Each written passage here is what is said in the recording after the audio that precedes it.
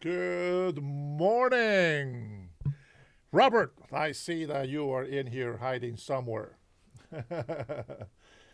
Happy Friday, everybody who is getting on this live here eventually.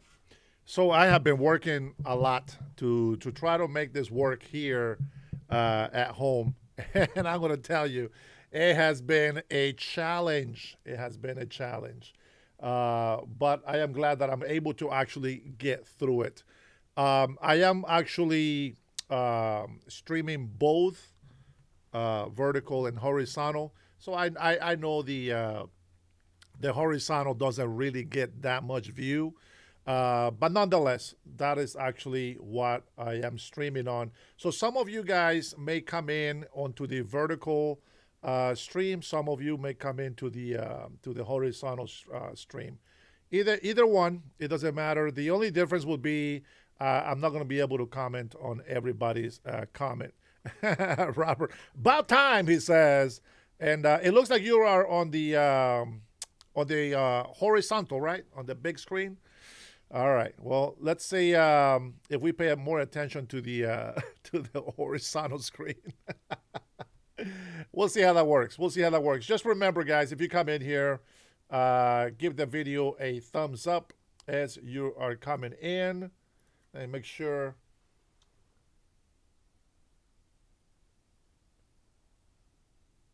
All right, cool. Happy Friday. Good morning. Welcome to the Dennis Herrera Show. You know what? As I've said before, I've been trying to do a lot of changes over here, and I'm using one of my old arms, which it's not. I don't like it because it doesn't let me tighten it in the position that I want. I have others, but you know what? Today I figure we didn't do a live yesterday all day. Been slacking. Everybody's complaining. Where are you at? No, I'm just kidding. All of you guys are very supportive, and I appreciate you. Let me just try to get in here so that I can chat with you guys here. Let's see if this works. Woo, man, it's been a long week. Let's see what I've been missing out on. I've been watching news, but there is always something that we're missing. Always something. Let's take a look. Let me get logged in here so that I can comment to you guys as I am chatting with you. Now, I do have a different setup on my software, so excuse me if things don't come out the way that I want them to be. I apologize. But so Robert, I guess most members are going to come in through. Let me see. As I am chatting with. Yeah, I think most people are going to come in through the vertical one. So some of you guys, whichever one you choose, I will be chatting more on the vertical one because that's where we're going to get most of our traffic. So I want to make sure that I'm responding to most, okay? So if you're watching me on the big screen on the computer, just remember that I am chatting on the vertical stream. All right, let me go ahead and say hello to some of you guys in here. Cray Miss, it's back in the house, 623. Welcome, good to see you again. No tie. Make sure that we are on mute. For sure, that is actually a good question. Let me see here. I want to know, man, my software, guys, I apologize. For some reason, after I hit live, my software just changed format for me. But I think everything is on mute as far as I can see. Oh, man, this crew that I have here, skittish, very skittish. Why did this image go all the way up here? What happened here? Let's see, make sure everything is locked in. I don't know what the hell happened. All right, hopefully you guys are seeing everything okay. It looks like, yeah, the one on the vertical, the screen was way too high, I think. Yeah, I want it right there in the middle. Boom. Okay, cool. So one of the things that you'll notice is like if I do change something manually, when I stream on both modes, you'll be able to see me moving everything instead of just seeing something already moved. That's the difference. That's why I don't like it. But hopefully, I set up the scenes correctly. Hopefully, Robert, I'm telling you, this skeleton crew that I run here, very skittish, very skittish. Scott, good to see you in the morning. Good to see you. How are you, my friend? Derek in the house. All right, I gotta missing party. Let's see if we actually if we get some traffic through here. I still have to change some stuff on the actual page. So bear with me here. You know, I thought I had everything already ready, but again, I've lied. We just want to make sure that everybody gets the feeds. Let me just change a couple of settings here real quick, please, guys. Hang in there. Be patient with me. I'll appreciate it. And let's see. Well, I hope you guys are having a good Friday. I hope you guys were doing good yesterday. I have been rearranging here. You guys probably don't even know the difference yet. But believe me, I was rearranging everything. I had to rewire everything. That's why I didn't come on live, not even at the nighttime, because I was still working on it. I just wasn't going to be able to do the live, period. So a lot of you guys are very understanding, and I appreciate it. Thank you so much for that. You know, and the other thing is like, you know, I feel bad for our haters. You know, sometimes they just need to take a break. They need to take a break so that that they can continue to come in here and give us their utmost constructive criticism. I'll tell you what, I made some white coffee. I've actually changed some stuff, so I actually have my coffee on side of my desk so that I can look at it whenever I need to get it.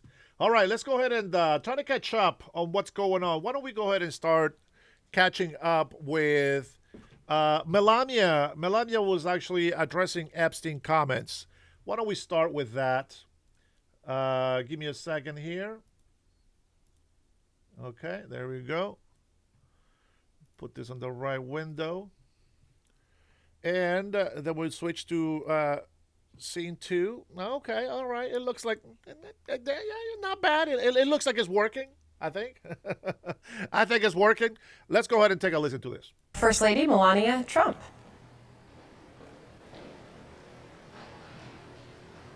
With the disgraceful Jeffrey Epstein need to end today. The individuals lying about me are devoid of ethical standards, humility, and respect. I do not object to their ignorance, but rather I reject their mean-spirited attempts to defame my reputation. I never been friends with Epstein. Donald and I were invited to the same parties as Epstein from time to time, since overlapping in social circles is common in New York City and Palm Beach. To be clear, I never had a relationship with Epstein or his accomplice, Maxwell. My email reply to Maxwell cannot be categorized as anything more than casual correspondence. My polite reply to her email doesn't amount to anything more than a trivial note. I am not Epstein's victim. Epstein did not introduce me to Donald Trump. I met my husband by chance at a New York City party in 1998. This initial encounter with my husband is documented in detail in my book, Melania. The first time I crossed paths with Epstein was in the year 2000 at an event Donald and I attended together. At the time, I had never met Epstein and had no knowledge of his criminal undertakings. Numerous fake images and statements about Epstein and me have been circulating on social media for years now. Be cautious about what you believe. These images and stories are completely false. I'm not a witness or a named witness in connection with any of Epstein's crimes. My name has never appeared in court documents, depositions, victim statements, or FBI in interviews surrounding the Epstein matter. I have never had any knowledge of Epstein abuse of his victims. I was never involved in any capacity. I was not a participant, was never on Epstein's plane, and never visited his private island. I have never been legally accused or convinced of a crime in connection with Epstein's sex trafficking, abuse of minors, and other repulsive behavior. The false smears about me from mean-spirited and politically motivated individuals and entities looking to cause damage to my good name, to gain financially and climb politically, must stop. My attorneys and I have fought these unfounded and baseless lies with success and will continue to maintain my sound reputation without hesitation. To date, several individuals and companies have been legally obligated to publicly apologize and retract their lies about me, such as Daily Beast, James Carville, and HarperCollins, UK. Now is the time for Congress to act. Epstein was not alone. Several prominent male executives resigned from their powerful positions after this matter became widely politicized. Of course, this doesn't amount to guilt, but we still must work openly and transparently to uncover the truth. I call on Congress to provide the women who have been victimized by Epstein with a public hearing specifically centered around the survivors.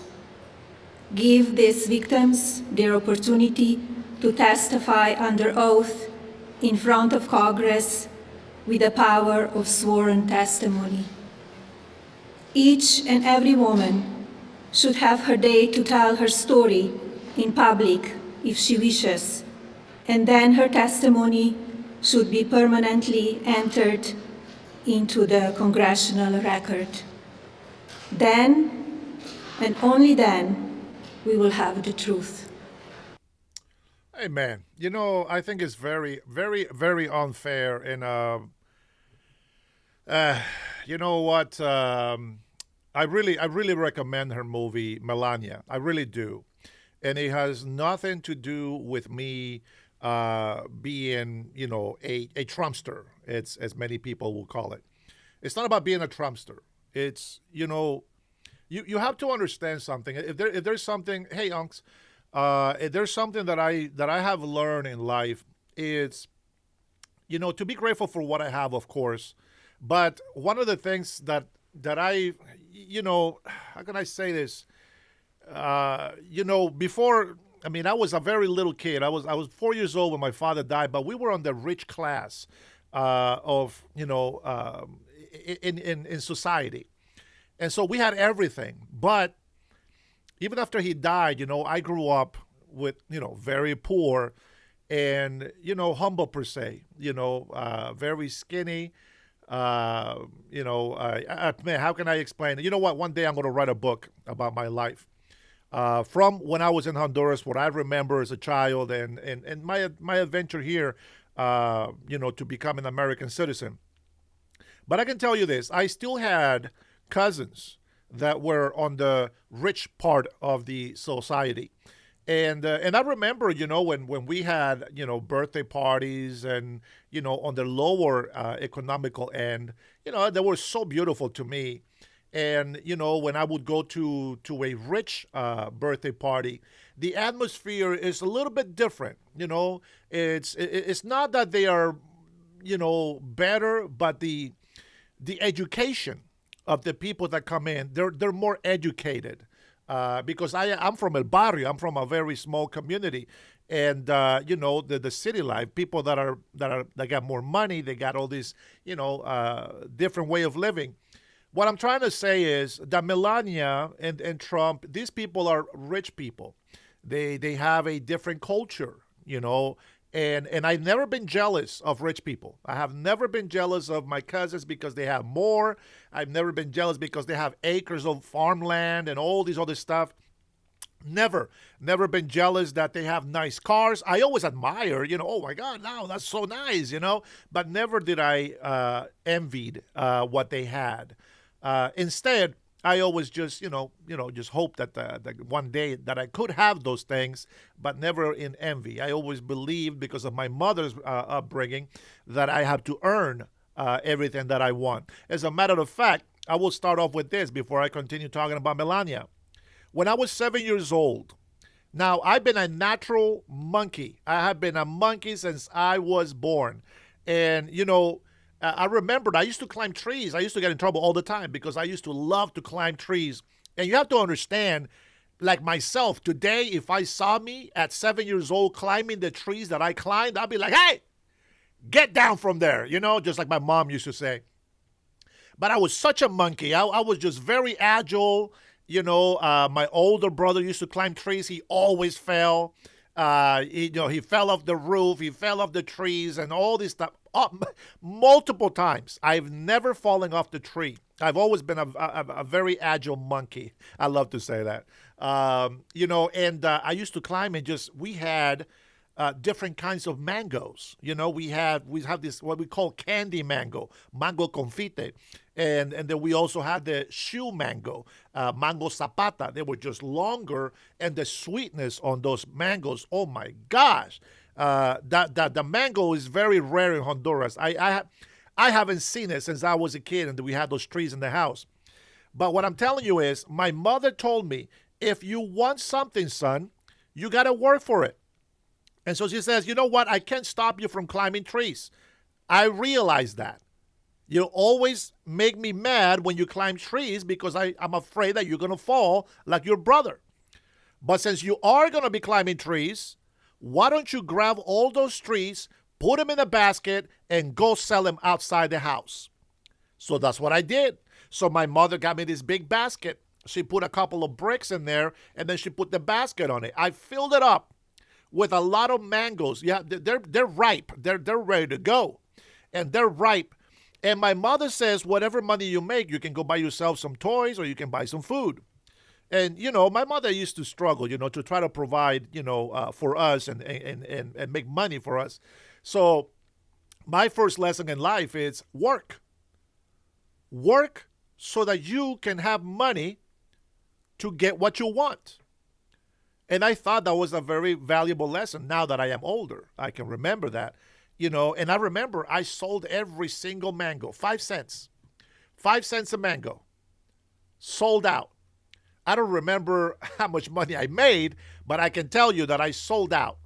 And I don't remember, honestly, if I went and bought a toy. Most likely I went and bought some food. I always told my mom that I will help her. So I really don't remember what the hell I did with the money, but I do remember the lesson about working. And you know what? That comes from parents. If the parents are not willing to teach their children that they have to earn their keep, this is what the problem we have today, And so with that being said, it's like I know what it's like to have responsibility, to go and work so that I can get food, so that I can pay bills. 100%. Listen, if I win the lotto, because I bought the lotto, if I win the lotto, fantastic. I will be a millionaire. But I can tell you this. I know what I want as a business. Obviously, you see me doing this here, and I wish I can show you more, but we're not there yet. You guys already know, really, well, some of you, I have shared my whole dream and aspirations that I want in life. But, if I won the lotto, those things would just come to me faster, and I will be thankful, and I'll be very privileged of that. It wouldn't change who I am. You have to understand, if I go to a very poor or a very humble party, I love everybody. I don't care how they're dressed, as long as they're showered, they brush their hair and got some sort of hygiene. I'm good. But I can be on a very luxurious party, with tuxedos, so to speak, and I'm fine. And it's no big deal. I'm educated, in every way.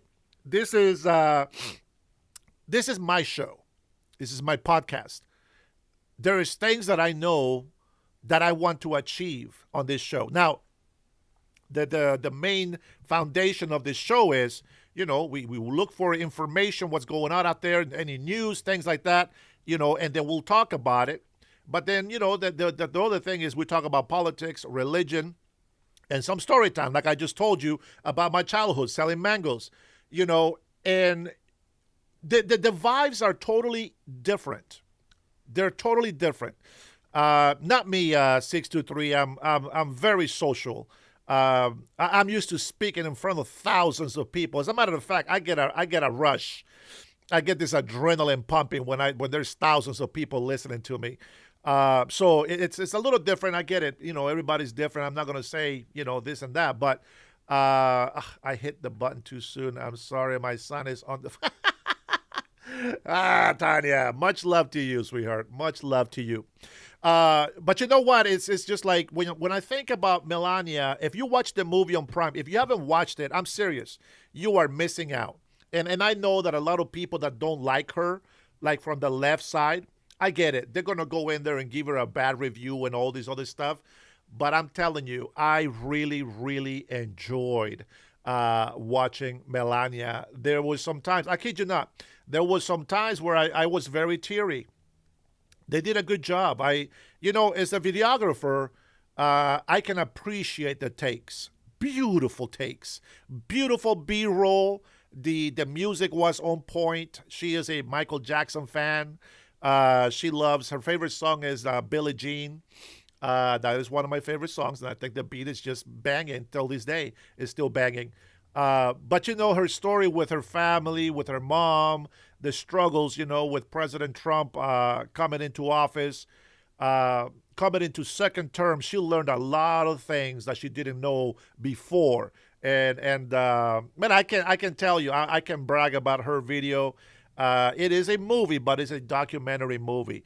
And I think all women will love that movie. If you learn, listen, if you learn to appreciate other people's values and the way of life, you might just learn something.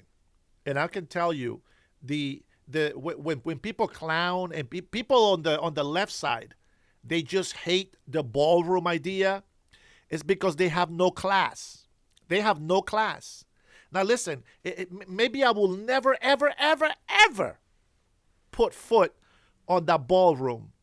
But I take pride enough to know that those who do come into our country, those who do come into the ballroom, I can take pride to say I'm an American, even though I'm not in there. I know that is a luxury. Let them enjoy it. Let them enjoy it. One day, it'll be our day. They don't enjoy some of the things that we enjoy. If billionaires, let me tell you this, Rick. Billionaires can have a lot of money. I kid you not. Listen. You can have a big mansion. You can have the hottest wife, the hottest wife. You can have all this money. And I can tell you, one way or another, you will not be happy. Maybe you will. Maybe you won't. But the odds of these are the same when it comes to rich people and poor people. Let me tell you something. When my mother left me for 5 years so that we can come to this country. I'm going to tell you something. If I was the oldest, if I knew then what I know today, and I was the oldest, I would tell my mom, Mom, stay in Honduras. Stay in Honduras. I got you. You need to be with my little brother. He needs you. We already had you. He needs you. I can tell you every single time, if you will ever ask me, would I choose to have money sent from the United States of America to Honduras or my mother? Every single time my answer is 100% I want to have my mother instead of money. There's something, I don't know how to explain it, but even though we were poor, man, I was so happy to have my mother. She just loved me so much. Yeah, she whooped my ass a couple of times, but she loved me so much that I missed her, and her love meant more to me than any money in the world. No billionaire would have been as happy as I was at the poorest level of my life because I had my mother's love. It is crazy. It is crazy. And I know that a lot of the problems that we have, that a lot of the mental illness that we have and all these things that are happening from the left, it's a lot of family issues. I know there's no fathers, or the fathers fail. They beat them. They were alcoholics. They had all these problems in their homes. I get it. I was blessed. My grandmother was a saint. She whooped everybody. She whooped everybody. But she loved everybody. She didn't whoop us all the time. Only when we were doing something bad. And I will tell you, there is not one of her sons or daughters or nephews or grandkids, none of my cousins, nobody in our whole entire family loved anybody else, not even their moms or parents, more than they love our grandmother. Our grandmother, her name was Pastora, which means shepherd, for the female, of course. Female shepherd is what it means. We just loved her so much because she loved us so much. And we were rich because of that, not because of money. And so, when I see people, enjoying themselves, let them enjoy themselves. I don't get invited to the Southern meals with all these black folks that have all these, you know what I'm saying, like these old cultural foods, like gumbo. Gumbo, oh my God, I love gumbo. But I don't have gumbo. I don't got black families here that make gumbo. But I'm not here just, saying something nasty about them. Let them enjoy it. Man, if I was invited, bro, I was so excited. I'll be just as excited to go into to the Southern home that I've never been to that invites me to go eat some gumbo with them as I would go into the White House, even if I was to eat some McDonald's. I would just be excited about either way. So, I think that people need to start, just get over yourself. Stop being selfish. Stop being selfish. You got to be honest with yourself. What is it that will make you happy? Find out what that is. But I'm going to tell you this. Number one, you will never find out what will truly make you happy until you know who you are. Let me tell you today, do you know who you are? Because if you're trying to figure out who you are, it's because you don't know God.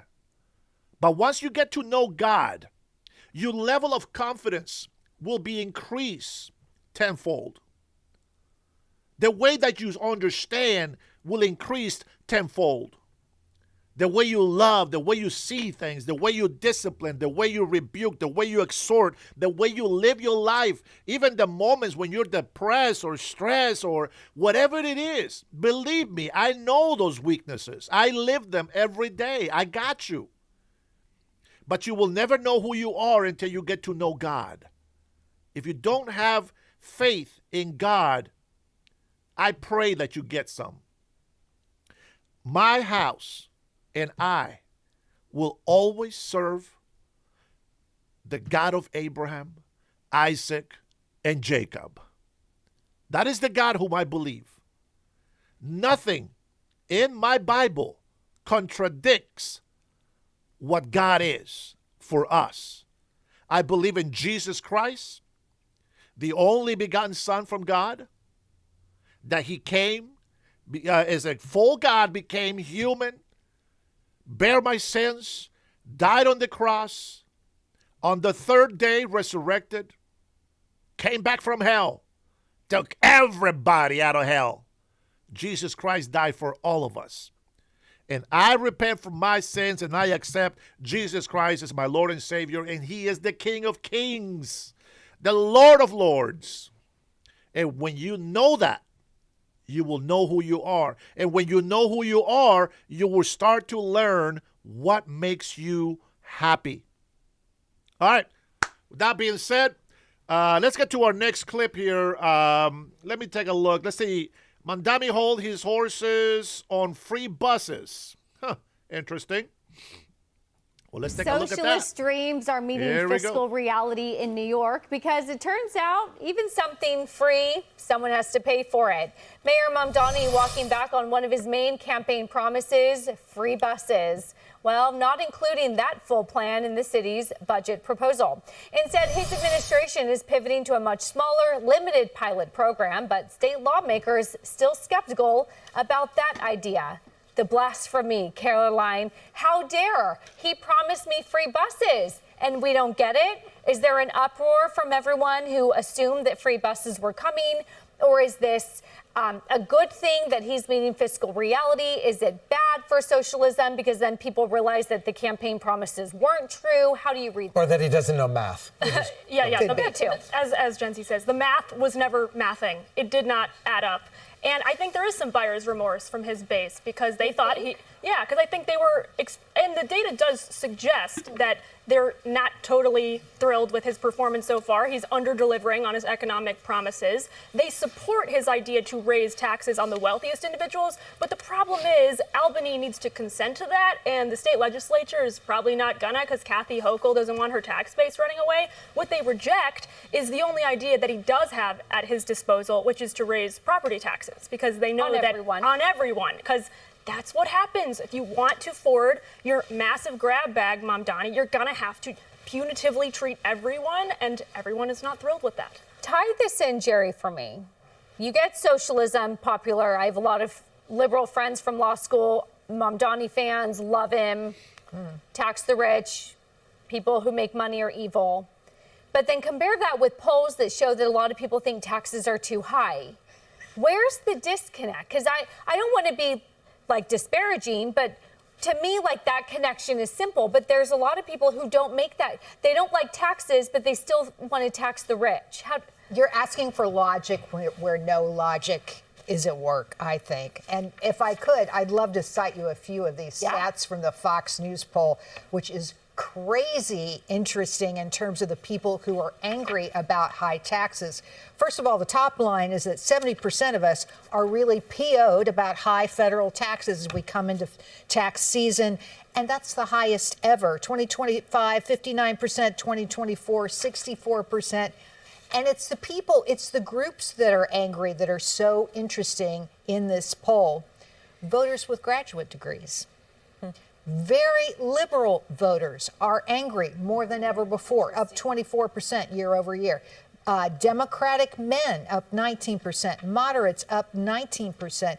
So there's anger bubbling over with people who you'd be surprised to hear what they think about this. They're also saying, and you will think this is, maybe this will actually get you angry. You've been in such a good mood the whole show. Okay, well, let's go. I'm gonna buzzkill you. We got 20 minutes. What bothers people most in this poll about federal income taxes is that the wealthy are not paying enough. Ooh, the fair share. Well, there may be truth to that in some cases. There are people that skirt the system. I think people are upset with taxes, not because they don't want to contribute, because they see the money not being spent properly. Yes. And the acceleration from 59 to 75 is not a function of I'm now paying more, my tax rate's higher. It's like I'm paying taxes and I'm watching all this fraud and I'm seeing all this waste. So if you're going to tax me, at least do something with the money. And that is what is, I think, infuriating more educated people, regardless of their party leanings. Take my money, do something with it. Right, and that's the number 2 concern, is how government spends their money. Nobody's happy about that either. I think, Caroline, you're right about, it's tax time, so everybody's a fiscal conservative, I guess. Until they don't get their stimmy checks in July, right? And then I'm all of a sudden a liberal again. Jackie, yesterday I was talking about the Texas Wall Street exchange, the Texas, what's it called? Stock exchange, sorry. Yall Street, not Wall Street. And they divided the country into quadrants. No, Fox Business made it up. I stole awesome. it. You should get a t-shirt. Yeah. The Boom Belt, Texas to Florida, Northeast, Midwest, West. GDP contribution, annual growth rate, revenue. In the last 5 years on average, the Boom Belt is crushing it. Of all the quadrants, the 4 quadrants that I laid out. So to me, I guess maybe my worry is this sort of exasperates the divide between what we see as like a failing Northeast and a booming, Plains or Southwest region. And then I don't want to say civil war, but you sort of break those up enough and then there's, I don't know, it makes me nervous. But is that good? Capital goes where it's treated best and eventually people are going to just overcrowd the boom belt until the Northeast and California wake up? How does that work? I'm not really sure, but I just know that the two sides, this is like Iran and the United States trying to negotiate right now. The two sides are very far apart. And sadly, for the folks that are left in the blue states that don't have the right policies for economic growth, the folks that are left are the ones that can't leave, that don't have the means to leave. And so they're going to suffer as a result of these politicians, whereas the rich ones were able to go to the belt that you're talking about from Texas to Florida. So ultimately, I think this plays out, has terribly negative consequences, but you end up seeing what capitalist states look like and then what socialist states look like. And just if we have 1 second for me to take buses for 500, because I just want to address this. We talked about unintended consequences before, and I love the CEO of the MTA, although I'm not a huge fan of the MTA, but I like what he had to say about this. He said, if a lot more people are riding the bus, are we going to need more buses? Are we going to need more bus drivers? He goes on to say, well, we need extra depots. What will the impact on the subway be, or subway fare revenue be if everyone moves to, or some people move to the bus, right? Those things need to be studied. And so they just highball and throw out these ideas, free buses for everybody, without, forget what it's going to cost, but forget how it's going to impact the whole system and what that's going to cost. Maybe they'll do a $300 million feasibility study. When you build a building or you're going to do some development, you do a traffic study, and I think this cash flow study is what you're asking. What's the collateral damage or consequences of all of it? Can we go back to your boom, I want to too. Boom versus whatever. In business, I think about capability and eliminating the waste if you don't bring a capability. And I think you're going to get people in certain states looking at other states saying, what are you bringing to the table? What are you bringing, whatever state it may be? Yeah. I don't want to say a state because I think they all bring something, but what are you bringing? And if you're not bringing something, then why do I have to disproportionately subsidize? I'm generating all this income, I'm generating all this portion of the GDP, and now I'm giving it to you. That's the Civil War discourse. It's the discourse. But it's not a civil war. Discourse. And I certainly hope it doesn't become one. But you have to give kudos to what is really the South.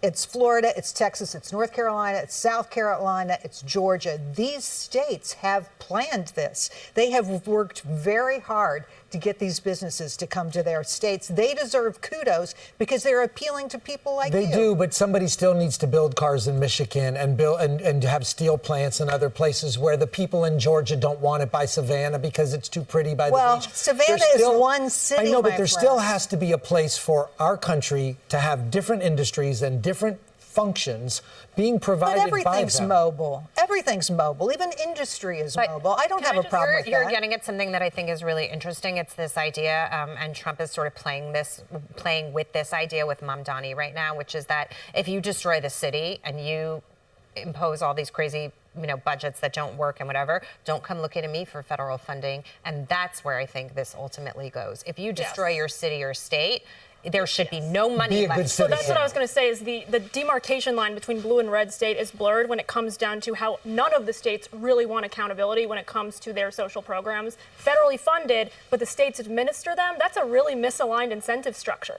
where the states accept the money from the feds and they don't care where it goes. Not my money. It's the federal taxpayers. And there are, with SNAP, okay, food stamps, there are 42 states that have refused to put chips on EBT cards, which would provide extra assurance that it's not going to improper recipients. 42 states, some of those are red. So just to say that, Very interesting how people see, they see the world through different eyes. The only thing that I know about the southern states is what I heard from Gavin Newsom's wife, that she thinks that the best way to teach them racism and poverty and all these other bad stuff that is important for them to learn in life is to go to southern states so they can see how bad they really have it compared to the way they have it in California. Well, I think what she needs to do is take them to South Central LA.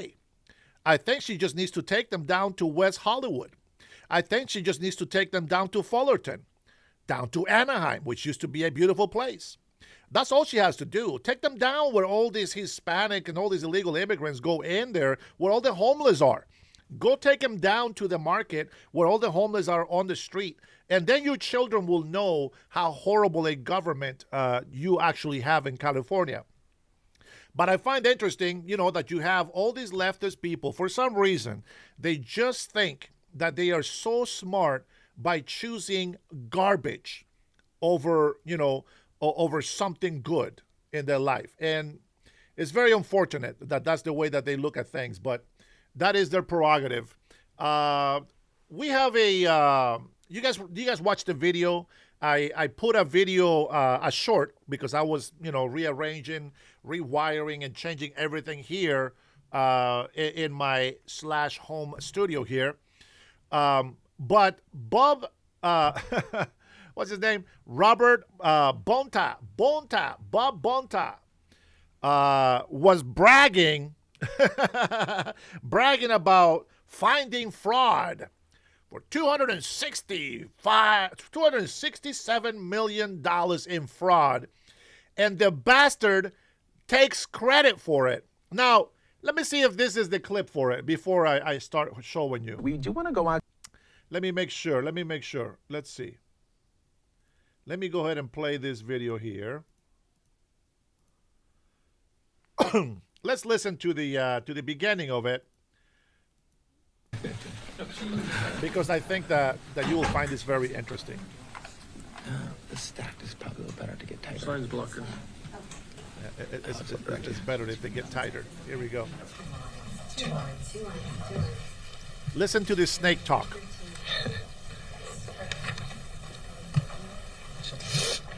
Excellent. Well, thanks, everyone. Appreciate you being here. Grateful for your presence, and good morning. I'm California Attorney General Rob Bonta. Welcome to our office here in Los Angeles.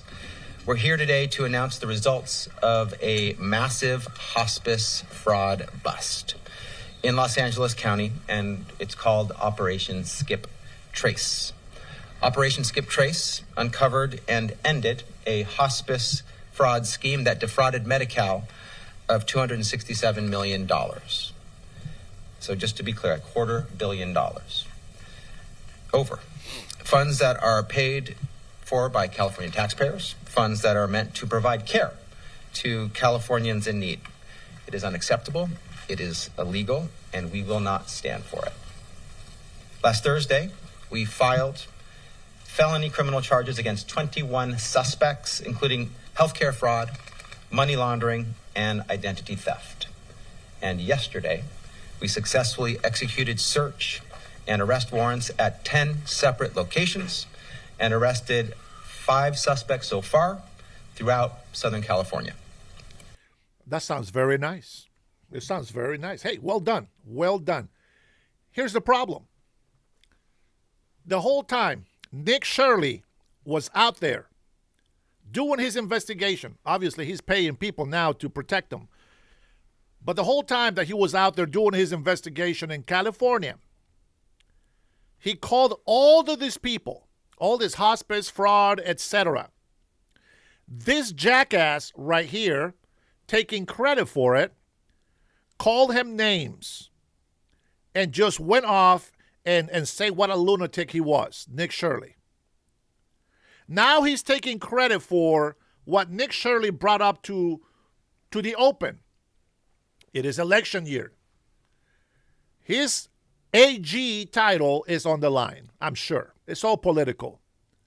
Now, I wish that he would have been like, hey, you know what? And I know you guys, Tanya, Man, Brian, Robert, all of you guys, 6 to 3, you guys already know that Nick Shirley has been around getting harassed. You know, he's been harassed by Gavin Newsom. But by the way, I think that Nick Shirley should sue the crap out of them. And I think that he would win. He would win, especially when you hear this jackass over here taking credit. They never talk about fraud, scams, or anything in California until now. Now that Nick Shirley has brought it out to everybody's attention through social media. He could have at least said, hey, you know what? We do this for many, many years. And thank you, Nick Shirley, for coming out here and pointing this out. That's it. That's all you got to do. Just give him a little bit of credit. You don't have to say he's the best reporter, the best journalist. It is what it is. But let's continue listening to him because the snake is just a snake.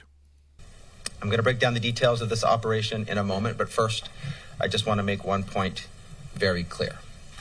This is just the latest example of the California DOJ's long-standing, ongoing, and successful efforts to combat hospice and Medi-Cal fraud.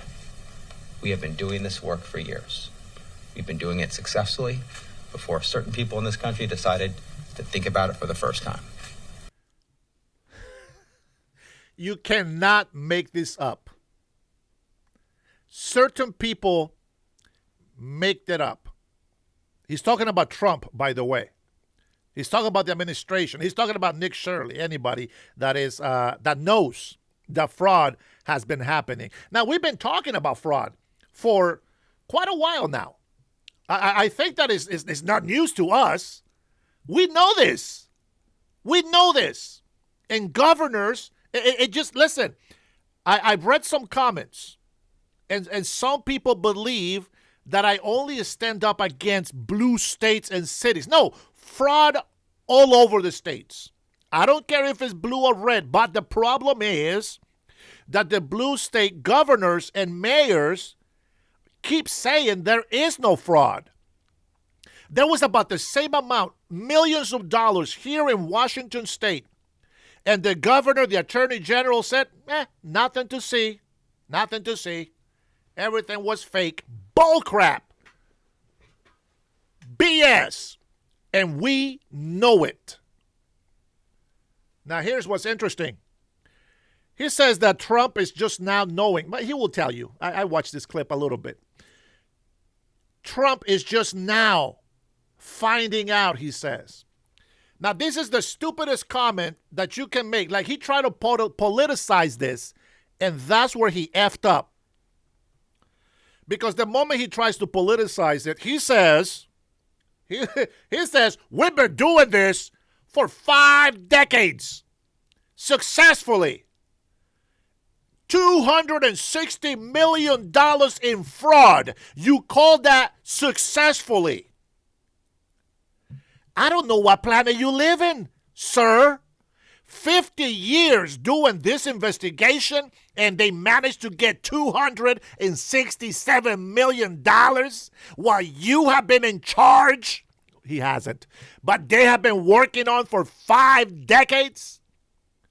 And now it just happened to be coincidence that Nick Shirley, some early 20s guy with a phone and a microphone, went and got together with the right people, pointed out all the expensive cars, all the locations in an apartment, in a motel.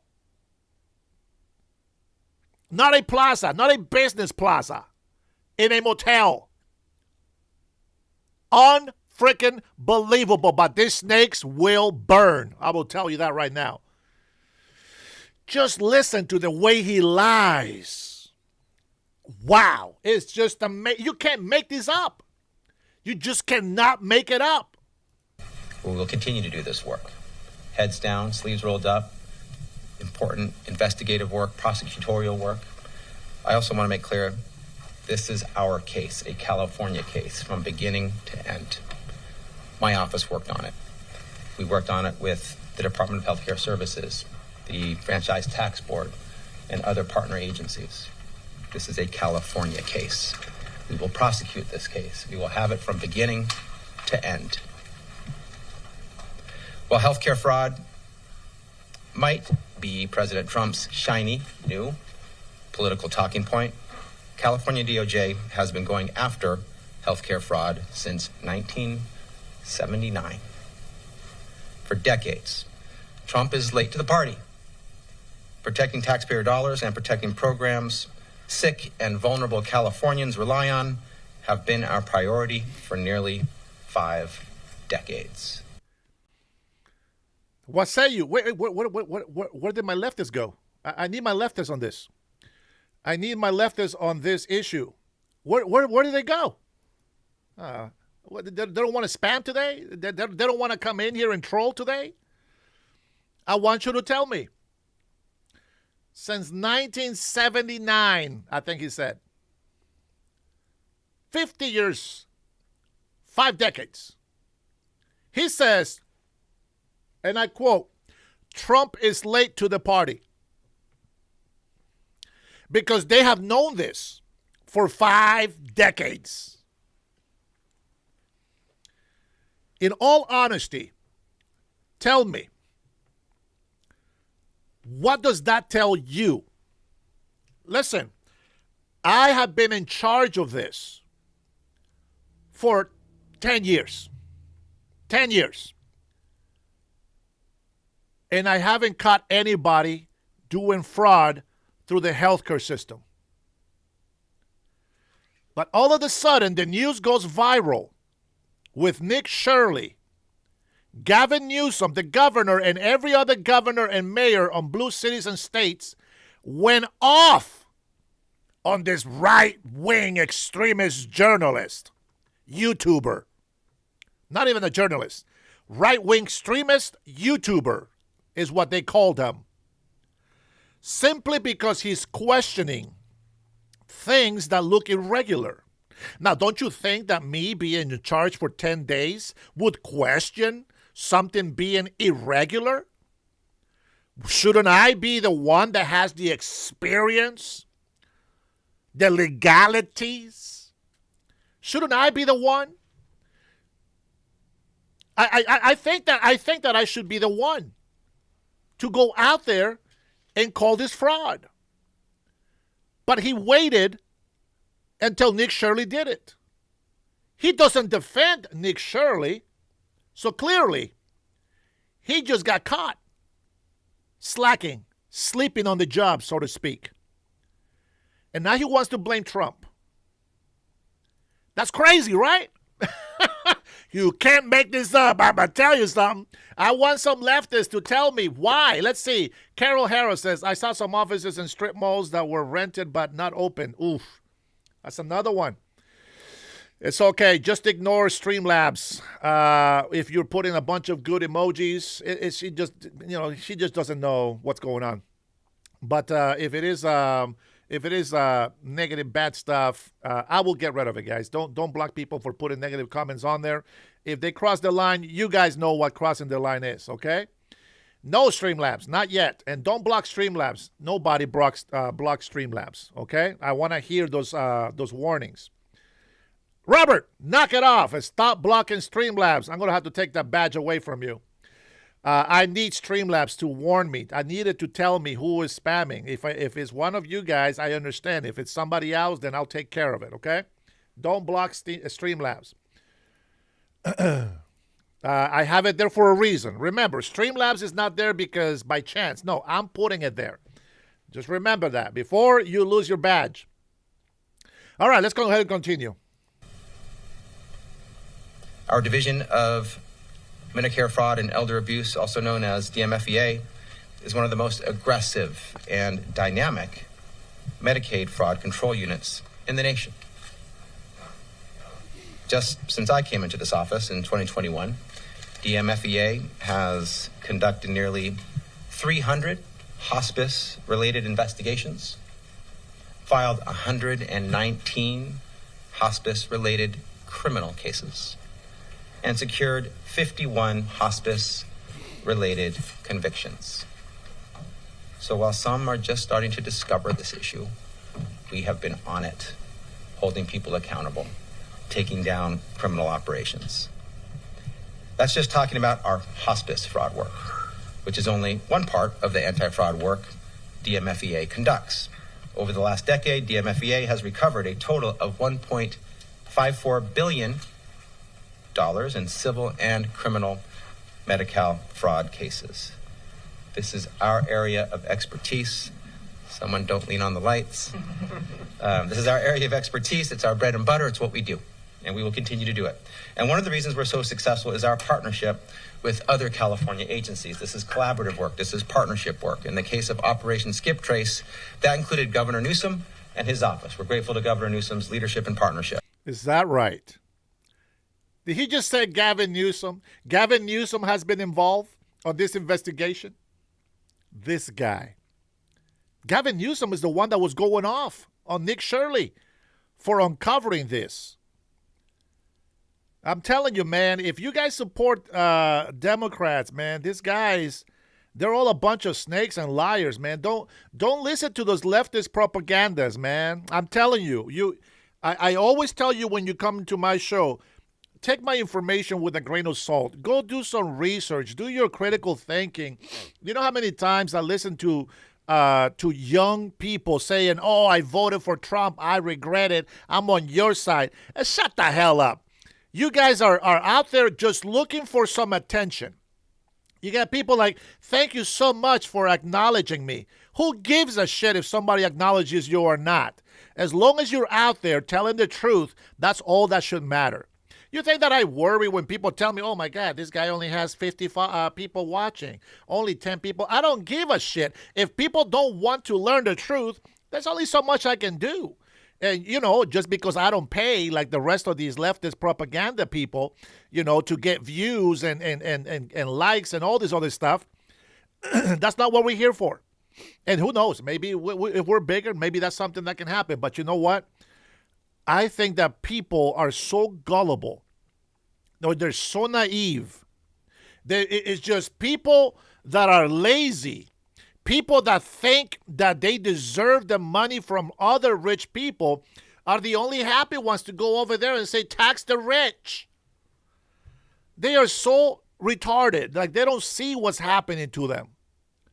They just go and listen to some crazy fake promises, and they go with it. It's easy to fall into a lie, but it's hard to actually find the truth in what everybody says. And when I tell you this, the fact that he didn't came on this little, press conference saying, "Hey, listen, we want to say thank you to Nick Shirley for bringing this up to our attention," I think is fantastic. But we somehow missed it. You know what? He can't say that because that would be admitting failure. So instead, they think that we don't know that they have been talking shit about Nick Shirley and all of these things. And then he takes credit and gives credit to the governor Newsom. Are you serious? You're going to give him credit when he went up there and podcast on the news channel and blasting Nick Shirley for what he's doing? Unfreaking believable. It included the California Department of Healthcare Services and the California Health and Human Services Agency, which is represented today by Secretary Kim Johnson, who you will hear from in a moment. I am grateful for all of their partnerships. We couldn't do this work without them. This is a collective, joint, collaborative effort. The success is because of the partnership. This was not only a great team effort, but it was really important law enforcement work on full display. And good law enforcement work is teamwork, is collaborative work. Let me tell you more about this scheme and the criminal operation here. Operation Skip Trace was initially kicked off by a tip from California DHCS, Department of Healthcare Services, of a tip of alleged hospice fraud at 14 companies. DOJ's DMFEA, the Division of Medical Fraud and Elder Abuse, my team, investigated those 14 companies, plus a billing company, and 8 individuals suspected of money laundering. We found that those involved in this fraud, in this scheme, would purchase personal identifying information for people who live outside of California on the dark web, and then enroll them into covered California, posing as California residents. Straw owners then bought up a number of hospitals. How many times have we been telling these guys? How many times have we been telling these guys that people are committing fraud, that they have a big scam? How many times have we said that they have too many people out there that are committing fraud into the system that are supposed to benefit the American citizens? And they ignore us all the way. Why? Because Make America Great Again, MAGA. They don't like Ronald Reagan, apparently. This is his motto. President Trump just brought it back. But we believe that making America great includes getting rid of fraudsters, getting rid of illegal immigrants. That's making America great again. To see police enforcing the law, to see ICE agents enforcing the law, to see actual governors and mayors trying to clean up our states. That is making America great again. And we got a long ways to go, but at least we are seeing it. We're seeing something is being done about it, and that's making America great again. But to see a government that just steals the money, ignores fraud, and lets a bunch of illegal immigrants come into this country, ignores the national security risks, and then don't care about the American citizens and put illegal immigrants before us, well, seeing something like that change with the new administration is making America great again. So if somebody asks you, when was America great again? Well, America is great right now. You know why? Because finally we are enforcing the laws that are put in place to protect American citizens and their rights and all the resources that are made available for the American citizens.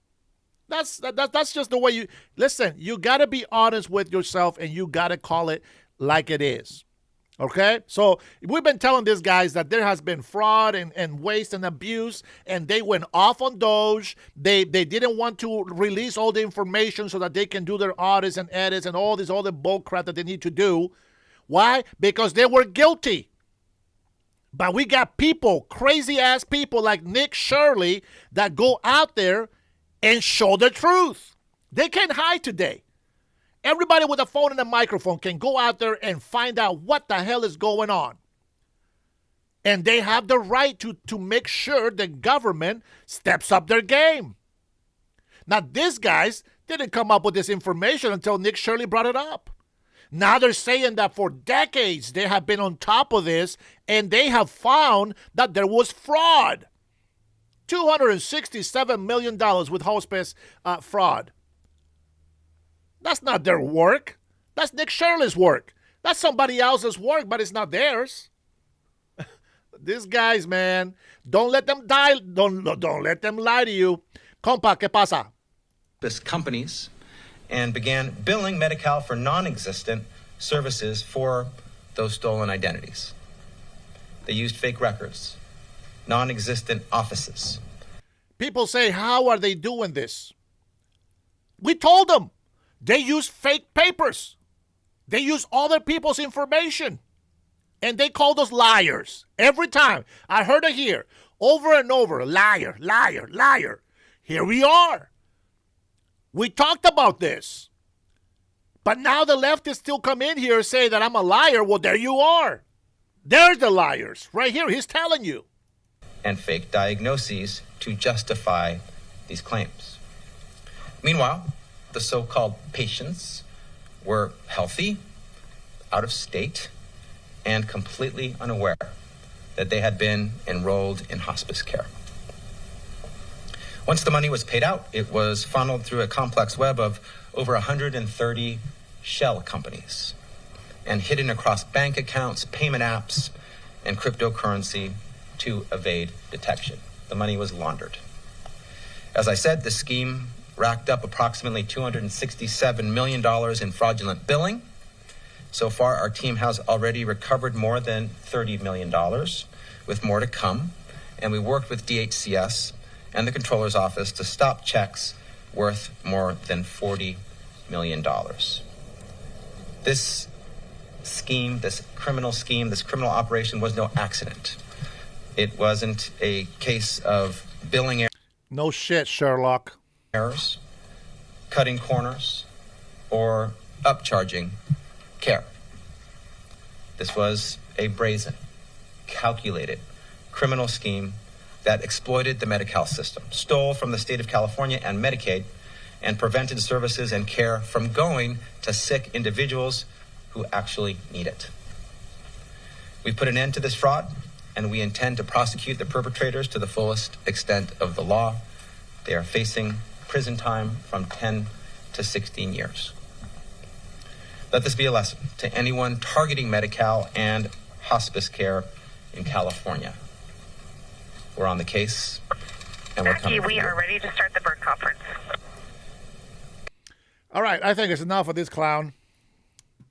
We can get rid of this news. I just wanted to point it out to you guys that when they lie to us, we got to say something. And I have been accused of everything you can think of. Now, my members in here in blue and green, most of you guys who have been with me from the beginning, you have known how many times people come in here, call me a liar, and say this and that. And it doesn't matter what proof I give them because of, for my opinion, that the truth that I believe is the truth. They always come in here and just give me shit. That's just what they do. I understand. They're leftists. Now, what I find very interesting is by my own option, I'm a Democrat. But I just don't vote for these Democrats because they're fake. They are not real Democrats.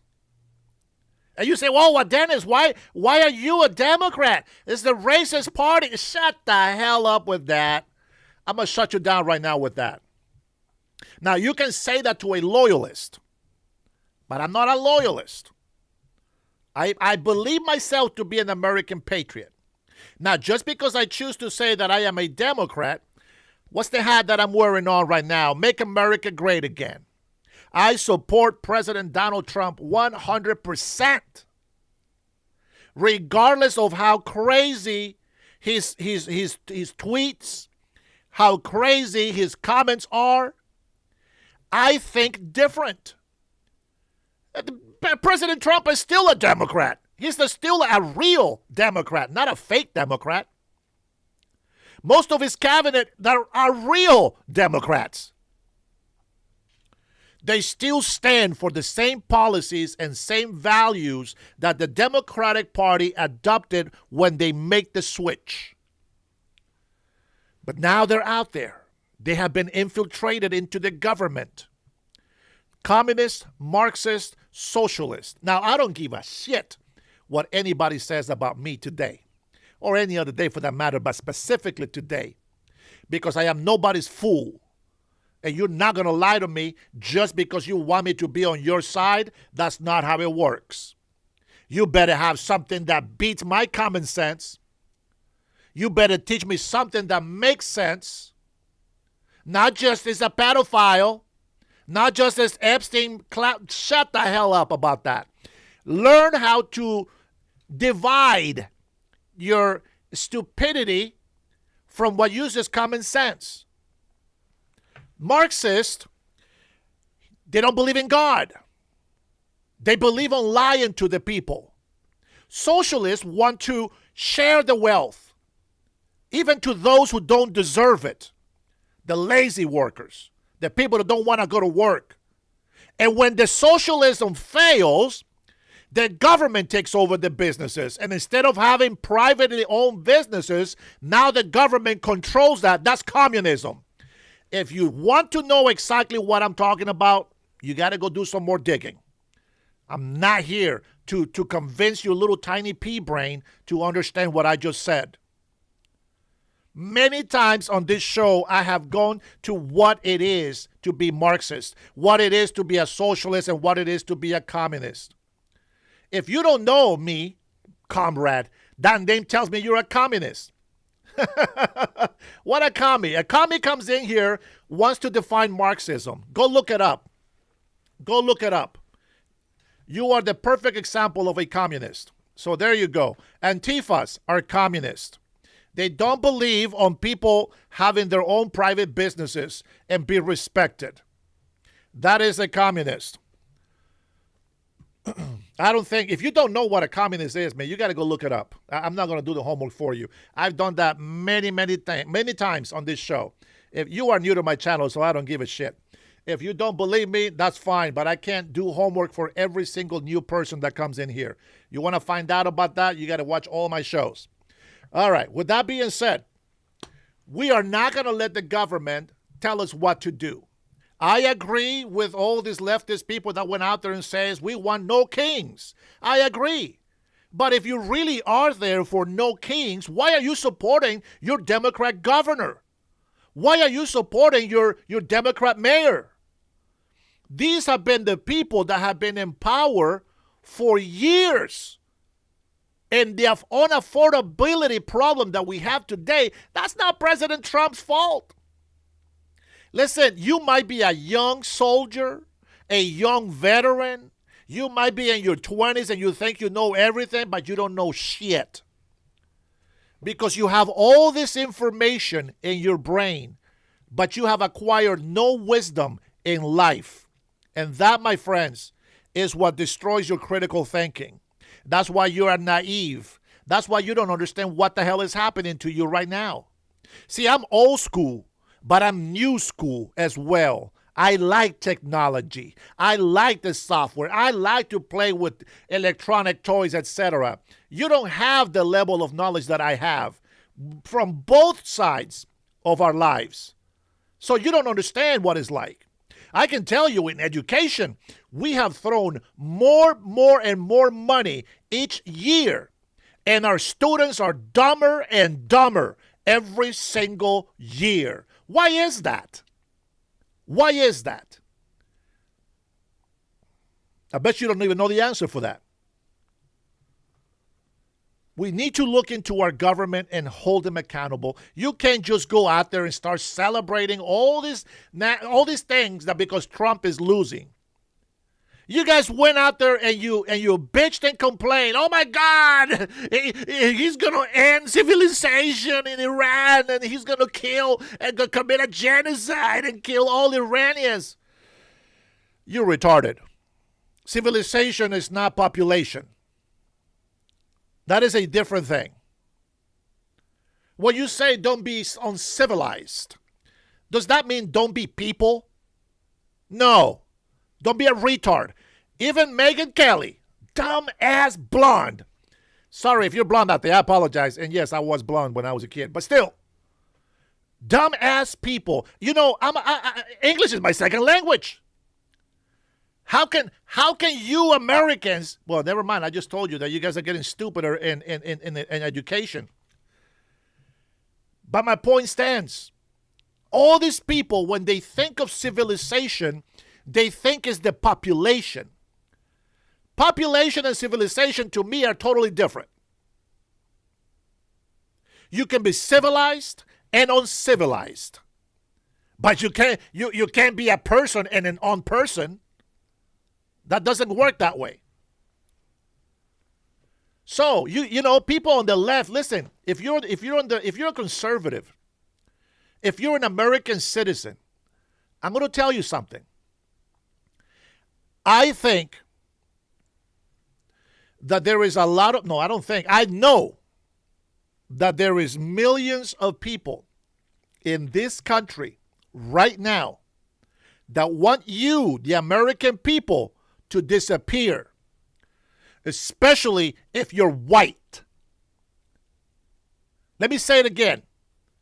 There is millions of people in this country that want to get rid of Americans and take over their land, especially if you're white.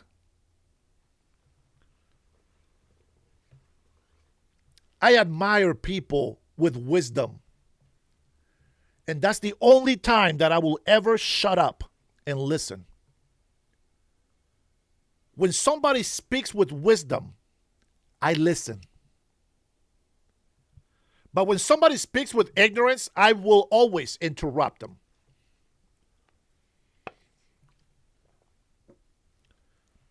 A lot of Americans appreciate that I tell the truth all the time. And I'm grateful for that. But you can no longer support Democrats. You understand this? They are all socialist Democrat. And I say this over and over. The new socialist is a 3-in-1 ideology. They are Marxist, communist, socialist. But the less evil sounding of the three is socialist. That's why they say, I'm a socialist Democrat, but they will never tell you, I'm a commie. I'm a communist. Yeah, vote for me. Never. Never. We have liberal judges that are Marxist. You know what happens when you have a judge that doesn't believe in God? They have no morals. The logic, it just doesn't compute in their brain. The logic doesn't make sense because if they don't believe in God, they don't know who they are. And if they don't know who they are, how can they tell you what you've done on who you are? That's crazy. Let's go ahead and get to the next clip. I have some victims from yesterday because I, didn't do my live yesterday. NATO Secretary General's speech at Ronald Reagan Institute. That was a good one. I heard it. I didn't watch it. I want to play this clip here. It's only 4 minutes. 4 minutes, 50 seconds. I want to play this clip just to switch gears a little bit. You know me. We'll always come back around. We'll come back around. You guys heard this news? UK deploys military in response to Russian aggression. I commented on this video, by the way, and I said, don't call us. Don't call the USA. With that being said, let's go ahead and play it.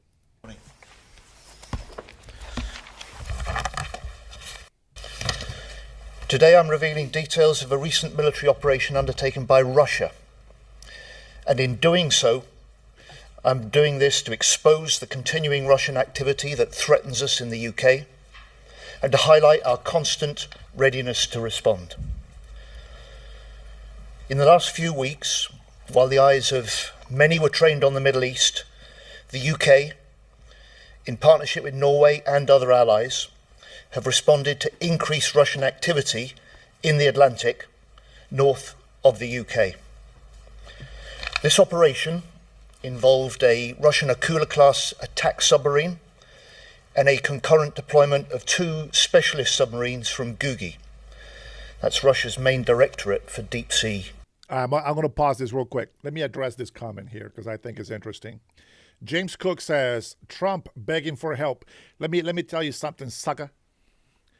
There is a difference between begging for help and telling people to be accountable and responsible to protect the shit that we are protecting. There's no asking them for help. This is for themselves. We don't benefit from this. They benefit from this. And let me let you in a little secret. Here's a theory for you. I think that President Trump, it's playing this way because I shouldn't tell you. Just keep believing what you believe. I'm going to leave you in the darkness. I'm going to leave you in the darkness. Let's just listen to the UK and see what they say about, going out there against Russia. Russia, by the way, will just eat the UK for breakfast if they wanted to. One nuke, done. That's all it takes. Just one nuke, done. So UK can do shit against Russia. Nobody. NATO can do nothing against Russia. Russia is allies with China. They will get effed up. And when President Trump says, hey, listen, we did the heavy lifting. Now come on in and protect your shit. Not protect your ship, I mean. That's it. That's all he said. Come and protect it. President Trump was right about Greenland. But don't worry. Stick around and you will hear it from a very wise person besides me. Let's go ahead and continue listening to this guy. Research. And last November, I outlined how these Googie units, including the spy ship Yantar, are vessels directed by President Putin. Wait a minute. I got something for you all.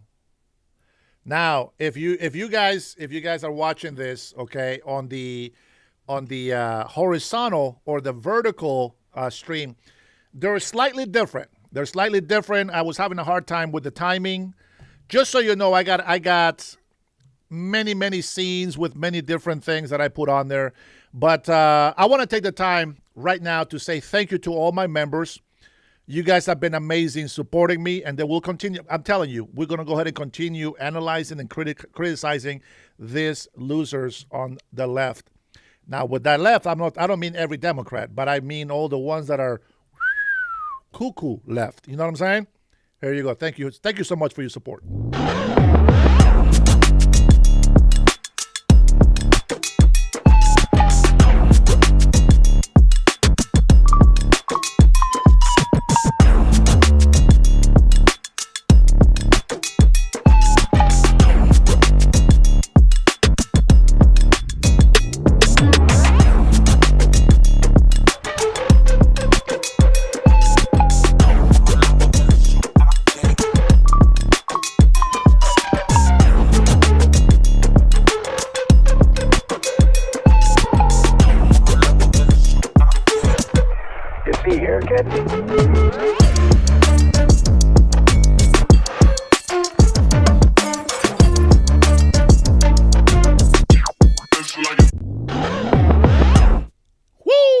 Thank you, guys. I appreciate you. Thank you for all your love, for all your support. It might be something that I haven't figured out on there, but I know that it shows on one of them. Let me see if I have it here. Oh man, my bad. I'm sorry. I believe the vertical one had no sound, but I think the horizontal one did have sound. So I guess the 10 people that I have on my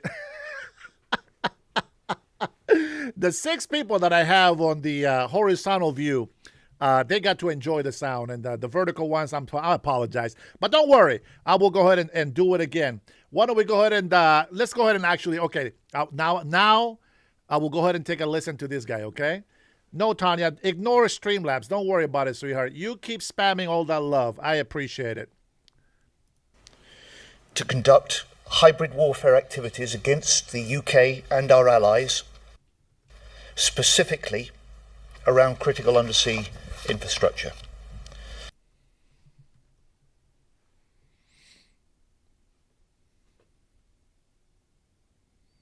In response to the Russian submarines, I can confirm that I deployed our armed forces to track and to deter any malign activity by these vessels. A Royal Navy warship and Royal Air Force P-8 aircraft, alongside allies, ensured that the Russian submarines were monitored 24/7. The Akula submarine subsequently retreated home, having been closely tracked throughout, and we continued to monitor the 2 Googie submarines in and around wider UK waters.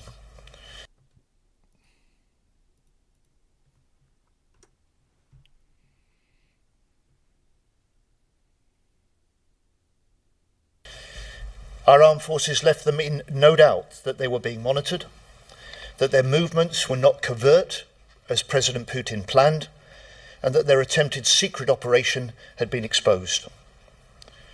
Those Googie submarines have now left UK waters and headed back north. And this operation, which lasted more than a month, has now concluded.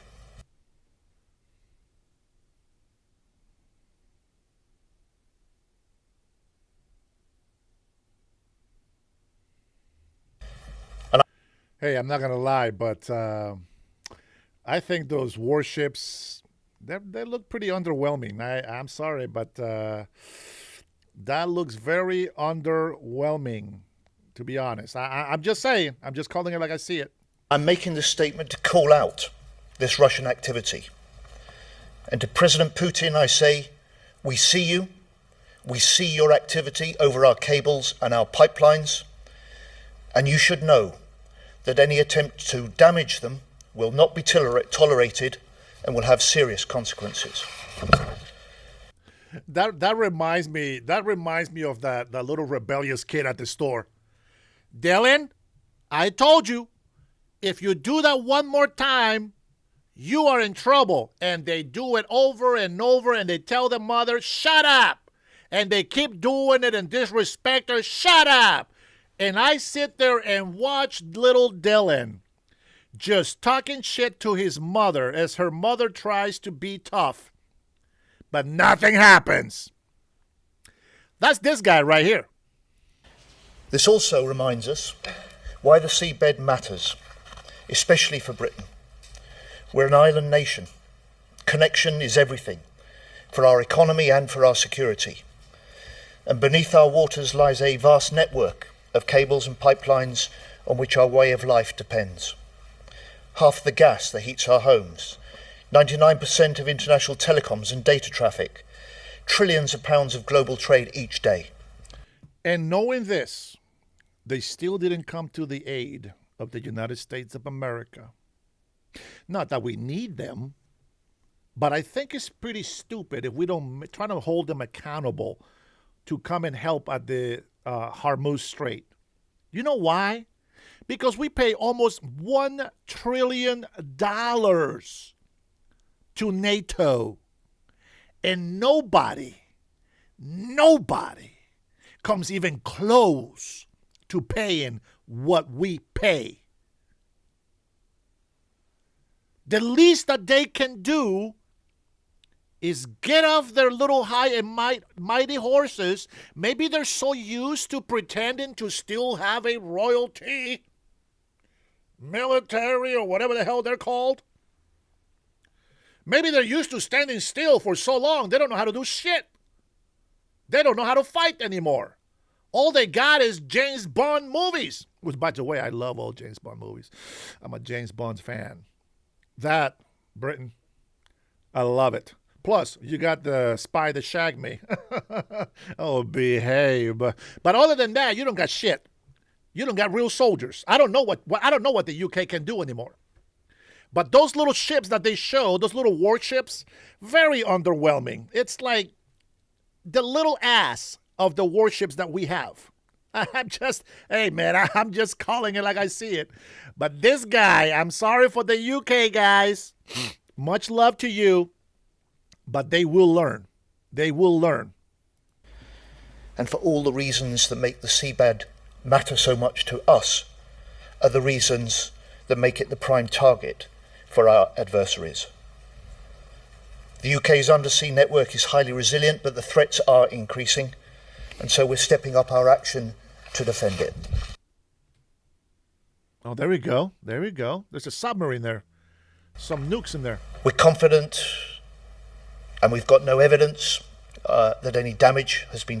By the way, have I told you that we have the best submarines in the world? Yes, we do. Done to the cables or pipelines. The UK has one of the most resilient undersea networks of any nation, with inbuilt contingencies if there are damage. But we will ensure that with allies that we will verify the state of our infrastructure now that the Russian submarines have been seen off and that they're heading north back to their base.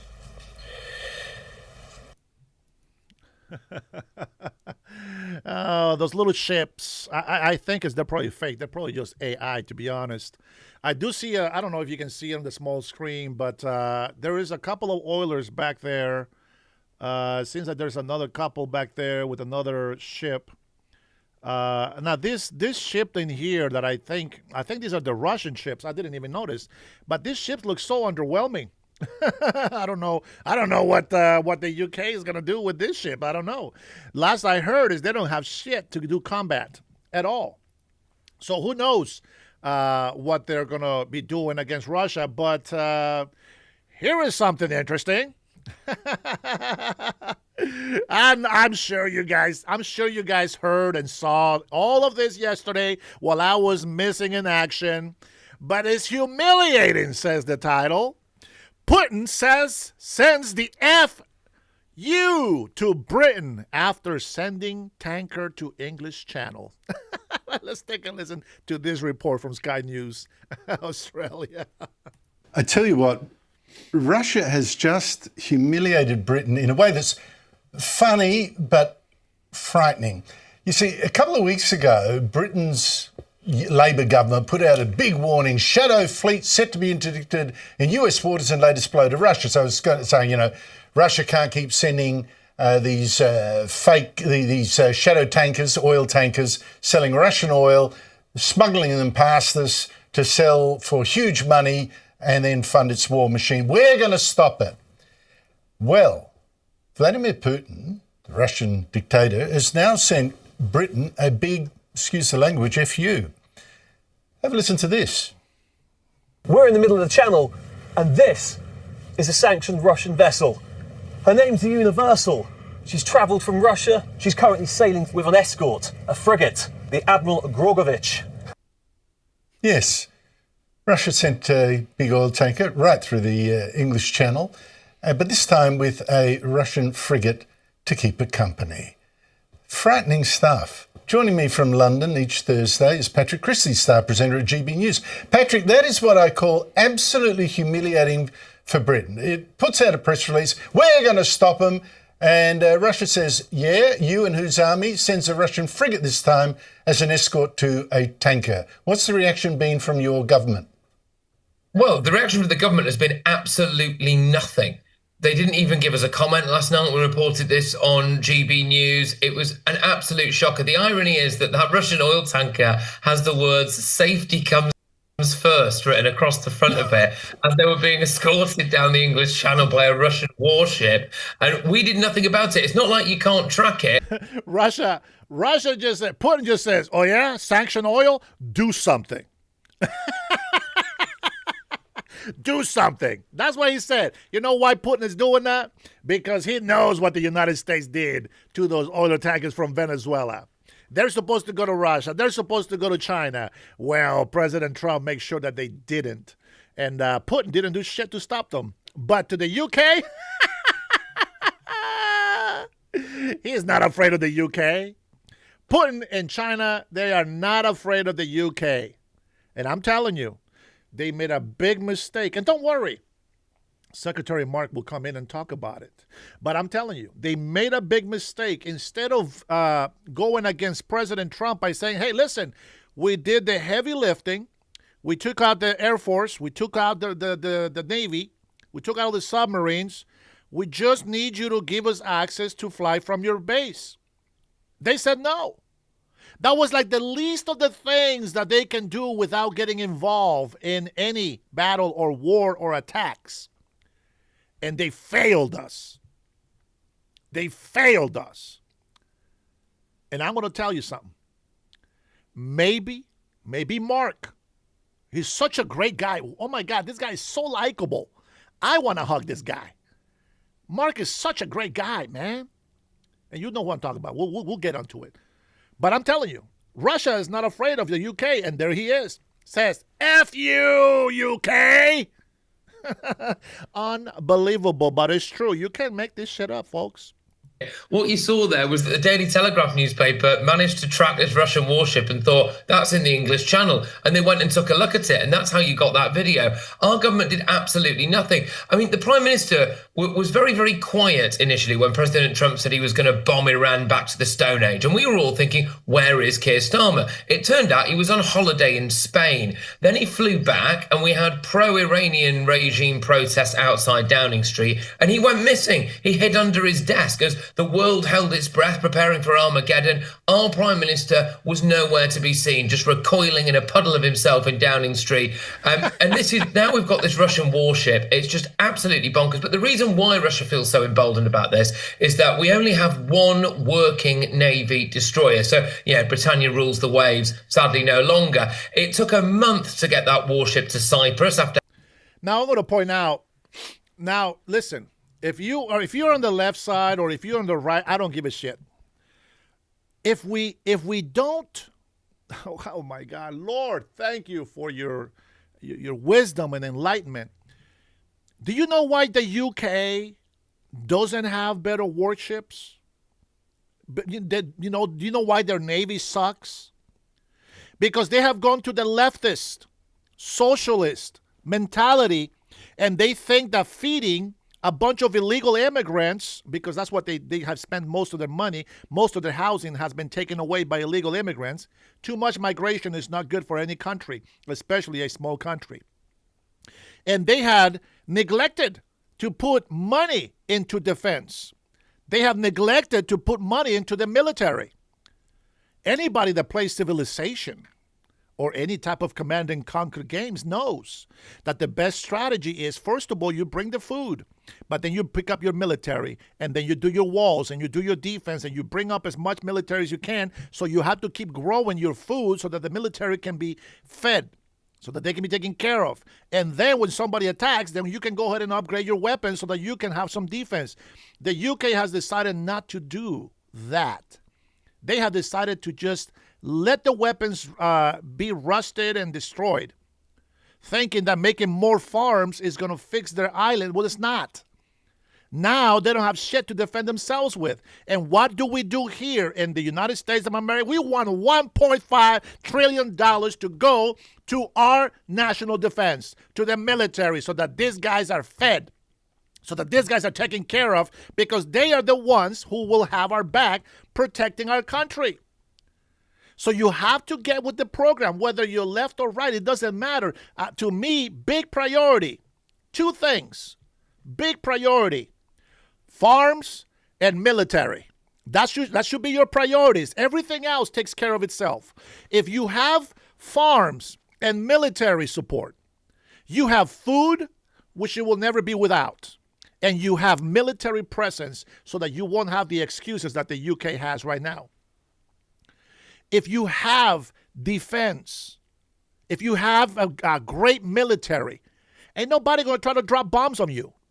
If they do, they're effed. They are effed. Faffle, right? Faffle. There is a lot of Democrats that they go out there, like yesterday. I was listening to SoCal talking with some other conservative black people, okay? Now, SoCal goes over there and pretends that he's a black guy, but he's a white dude from South Africa. You know, he goes out there and he says, well, I don't feel threatened by Iran because Iran hasn't done anything to me. Do you realize why Iran hasn't done anything to you? Do you realize that it's because we are so strong with mighty force military that you haven't been threatened, that you haven't been targeted? Have you ever realized that the reason why you are not feeling threat or because of the because of Iran's tyranny, you haven't been felt threat because of our military, because of our government has been working hard to protect this nation, and we cannot stop doing that. We need a lot more money. And listen to me. Whatever you think about Trump, it is irrelevant. Farmers, number one. Military, at the same level. It's not even 1 and 2. They have to go in hand. If we have those two things, Everything that President Trump and the administration is working towards, like with the AI, having all these data centers, having all this stuff, we're having manufacturers coming back to the United States of America. We got Michigan.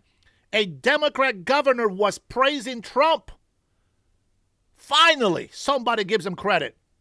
Why? Because Michigan is being blessed and having all this abundant help. Because they accepted. Because President Trump is looking after the people, and here is a governor that says, you know what, I don't like you, but let me give you a chance and see what happens. Oh, my God. Thank you, President Trump. You got to give him a chance.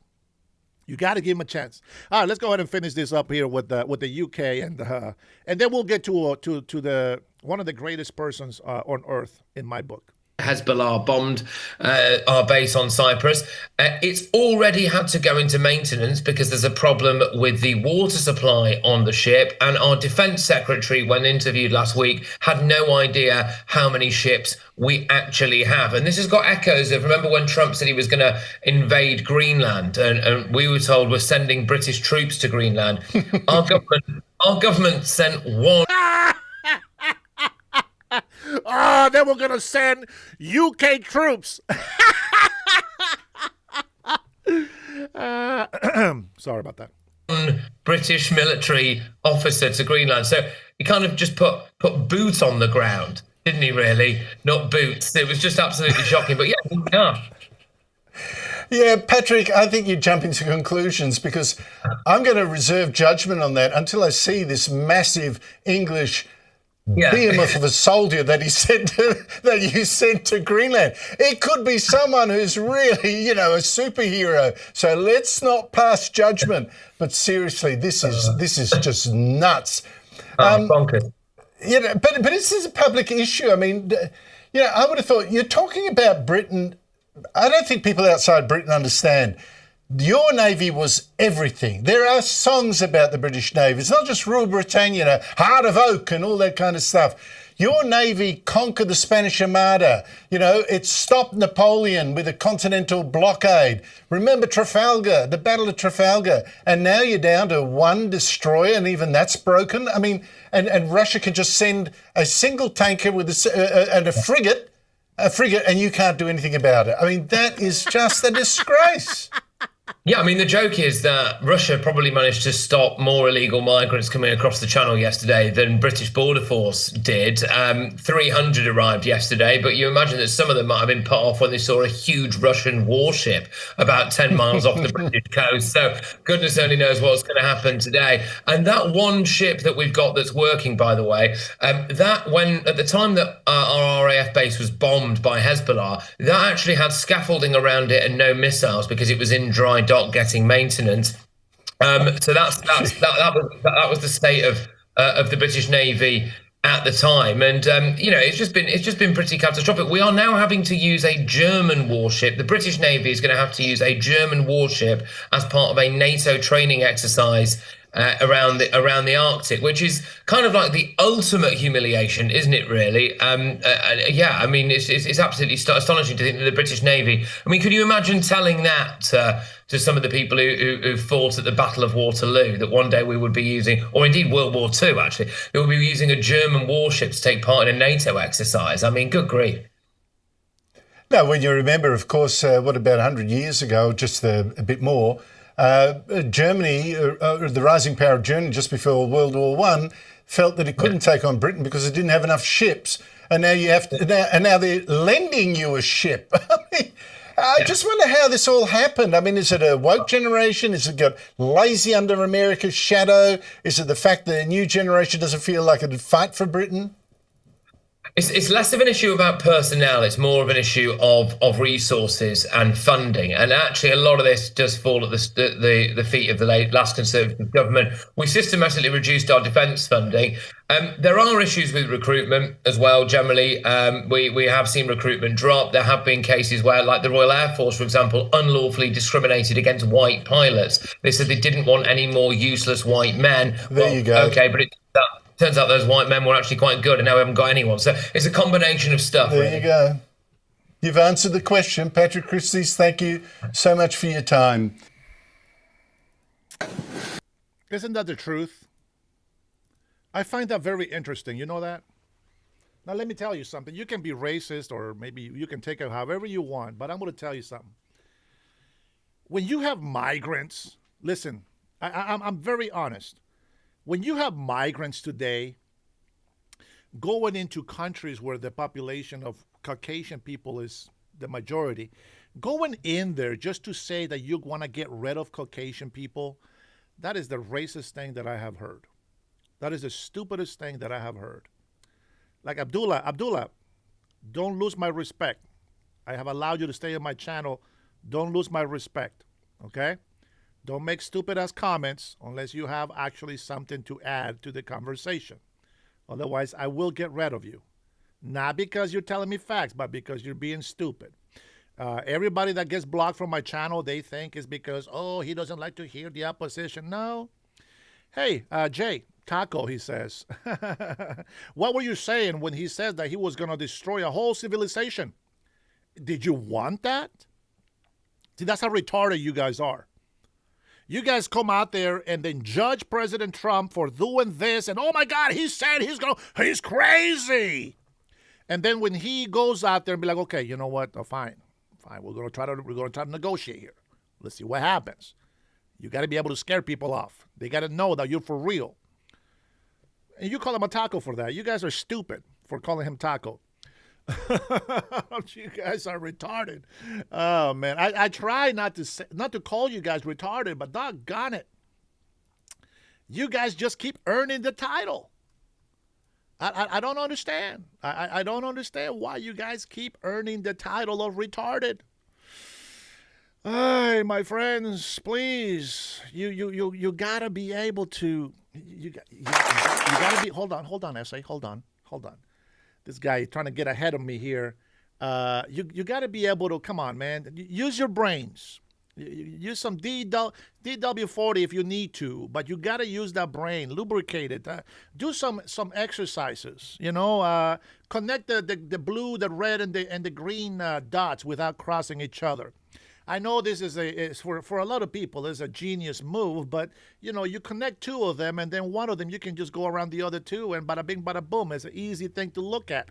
And I know the leftists can figure that one out, but maybe next time you play that game, then you can learn what I just told you. But this probably just went over your head anyway.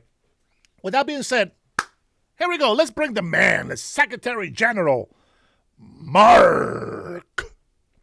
Which, by the way, he's going to go ahead and clarify what he meant by daddy. My daddy.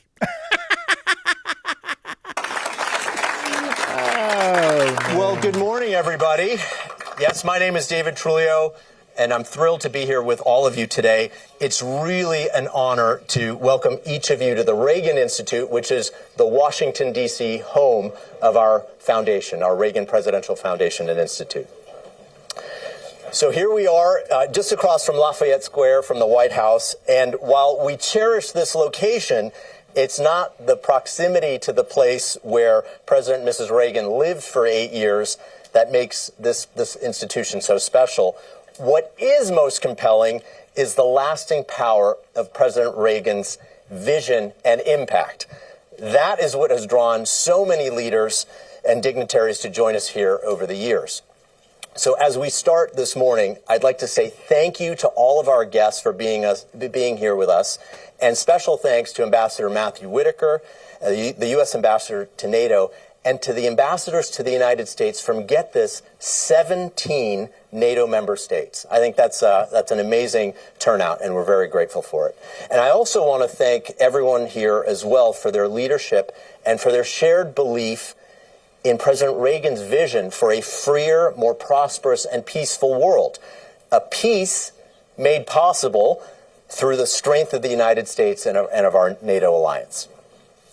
For President Reagan, NATO represented, quote, a living commitment of the nations of the West to the defense of democracy and individual liberty.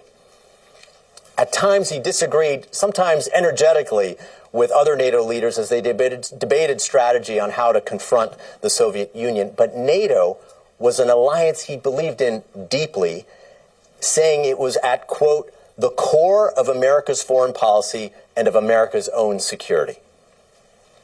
Now, today, we gather in troubled times. From Eastern Europe to the Middle East and beyond, the lives of millions upon millions of people are at risk. And obviously, there are tough questions about the future of the alliance that has so long protected our peace, freedom, and prosperity. And among those questions, those include: what is required of America and other countries in confronting the threats facing the alliance? What is the proper balance of security and burden sharing between the United States and our allies? And how can we, as President Reagan put it in an address to the citizens of Western Europe, quote, be strong enough, be determined enough so that no adversary would think even for a moment that war might pay? There are no simple answers, but the alliance is in good hands with Mark Rutte navigating it as the North Atlantic Treaty Organization's Secretary General. As the longest-serving Prime Minister of the Netherlands, who presided over 4 coalition governments, he developed a record and a reputation for pragmatism. A strong supporter of global and transatlantic cooperation, Secretary General Rutte also knows how to forge consensus without compromising on principle. So especially in this consequential moment, Mr. Secretary General, we look forward to your remarks, which will be followed by a conversation with the Reagan Institute's own policy director, Rachel Hoff. So ladies and gentlemen, please join me in giving a warm welcome to the 14th Secretary General of NATO, Mark Rutte.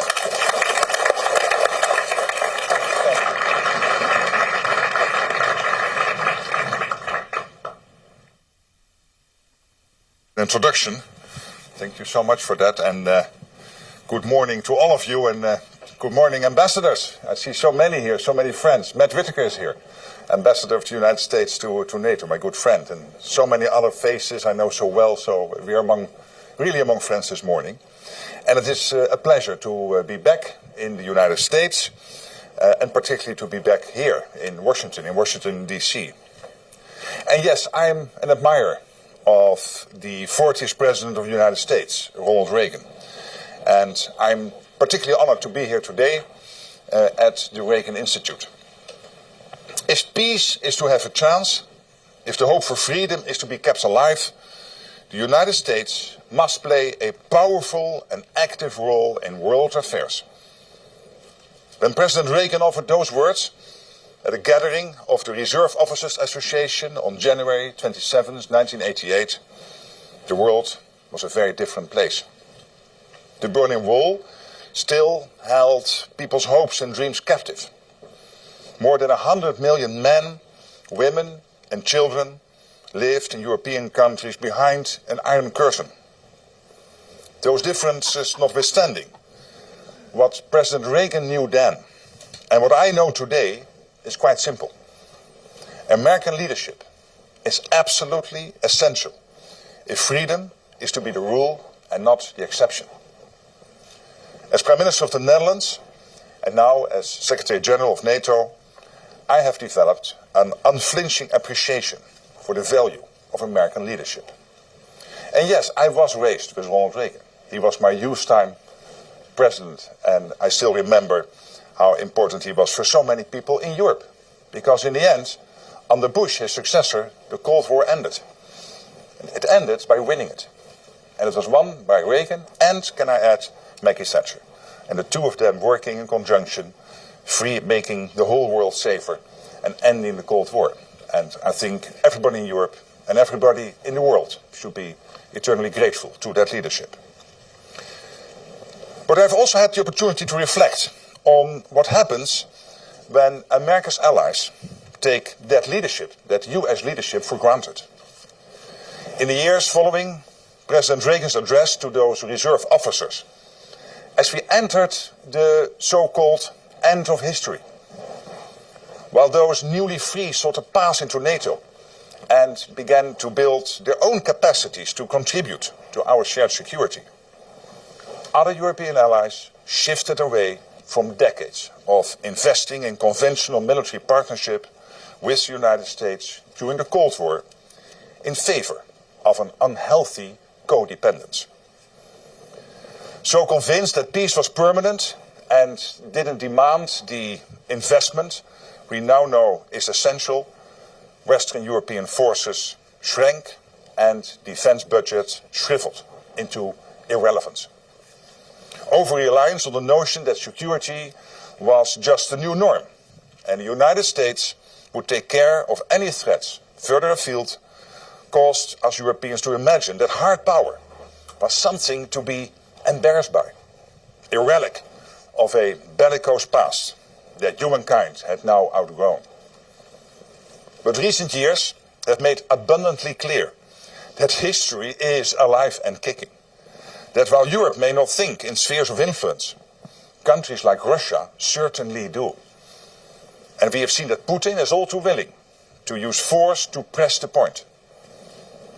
Thankfully, though, the same American leadership that set the conditions for staring down an evil empire has helped keep the alliance, an alliance that ensured freedom and security during the Cold War, that alliance going, retaining the foundations and tools we need, even while many of its allies underinvested.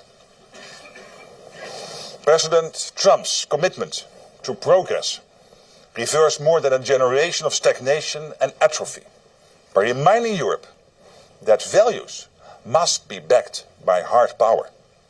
Hard power provided not only by the United States, but through the collective effort of countries who are part of the most successful military alliance ever built. The President drove allies toward a historic decision at NATO summit in The Hague last summer to invest 5% of GDP into defense. And this will help to ensure that the NATO of the future is not an alliance in which allies are unhealthily dependent on the United States, and in which the United States knows that it has capable partners who are ready, willing, and able to defend our freedom and security. Those investments are already laying the foundation for a stronger Europe in a stronger NATO, for a genuine partnership and a security that our freedom deserves. These investments are crucial. And allies are moving quickly to secure the budgets, grow their armed forces, and field the capabilities we know we need. But even with this progress, it is clear we will need more. More high-end, exquisite capabilities to defend against the modern missiles our adversaries are employing against Kiev and Tel Aviv. More scalable, adaptable drone interceptor technology. And here, Ukraine's hard-earned battlefield lessons are saving lives beyond its own borders. At this moment, allies on NATO's eastern flank and our dear friends in the Gulf are defending against Russian and Iranian drones, thanks in part to Ukrainian technology that did not exist even 1 year ago. So business as usual will not meet this moment. And allow me here to applaud President Trump for his bold leadership and vision. The United States, and this is just an example from last week, just announced a framework agreement to triple production of certain types of Patriot missiles. And this is absolutely crucial. And there's another example of American leadership. And it is essential to refilling our magazines and building the arsenal of freedom. As I look towards the Ankara summit, I'm confident NATO collectively and allies individually will similarly act to break down barriers and unleash the potential of defense industry on both sides of the Atlantic. So the money is flowing. Industry and government will cooperate to ensure that money translates into the capabilities we need. Why then does everyone in this room have a knot in their stomach about the future of the transatlantic alliance?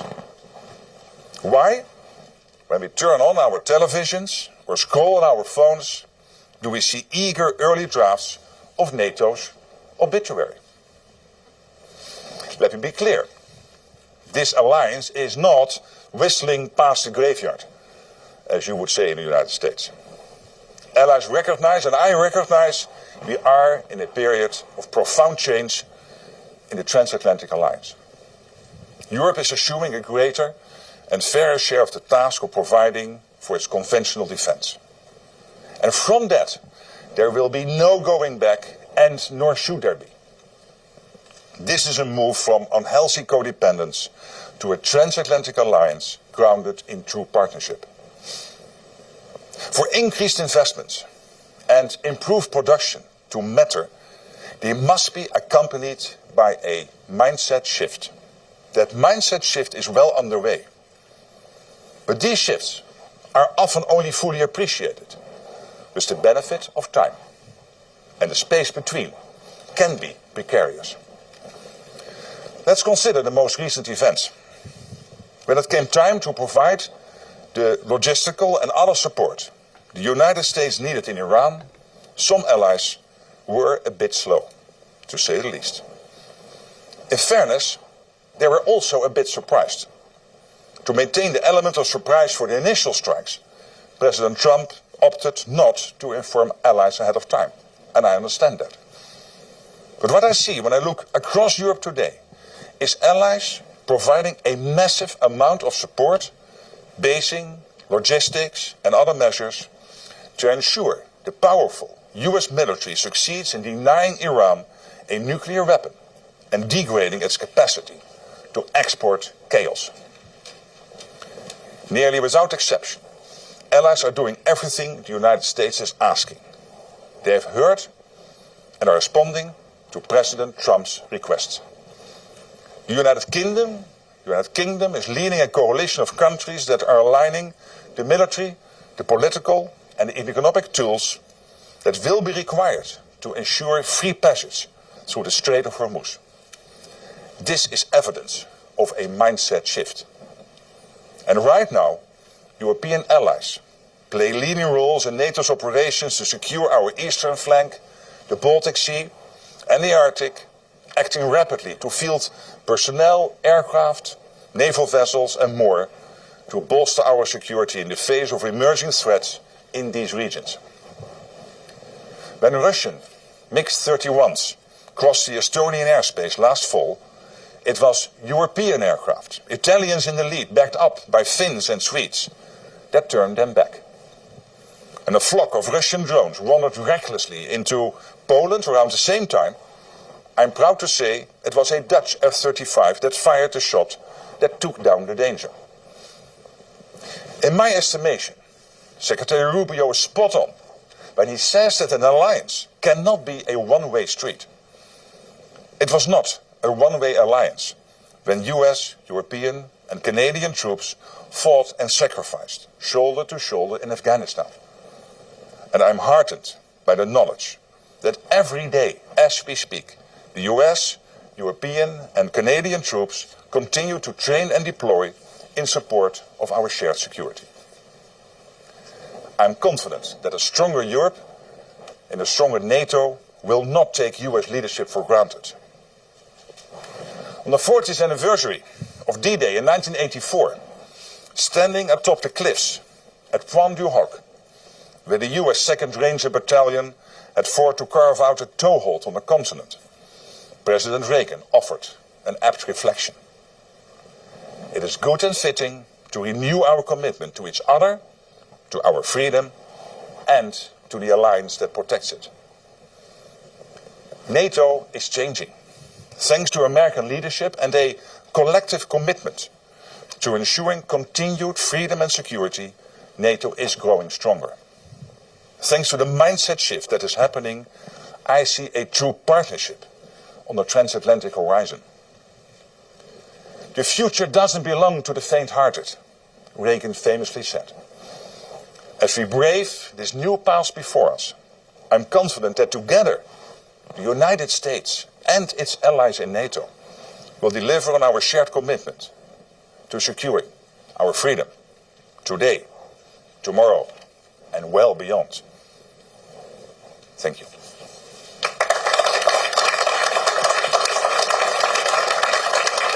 Please welcome to the stage Policy Director of the Ronald Reagan Institute, Miss Rachel Hoff.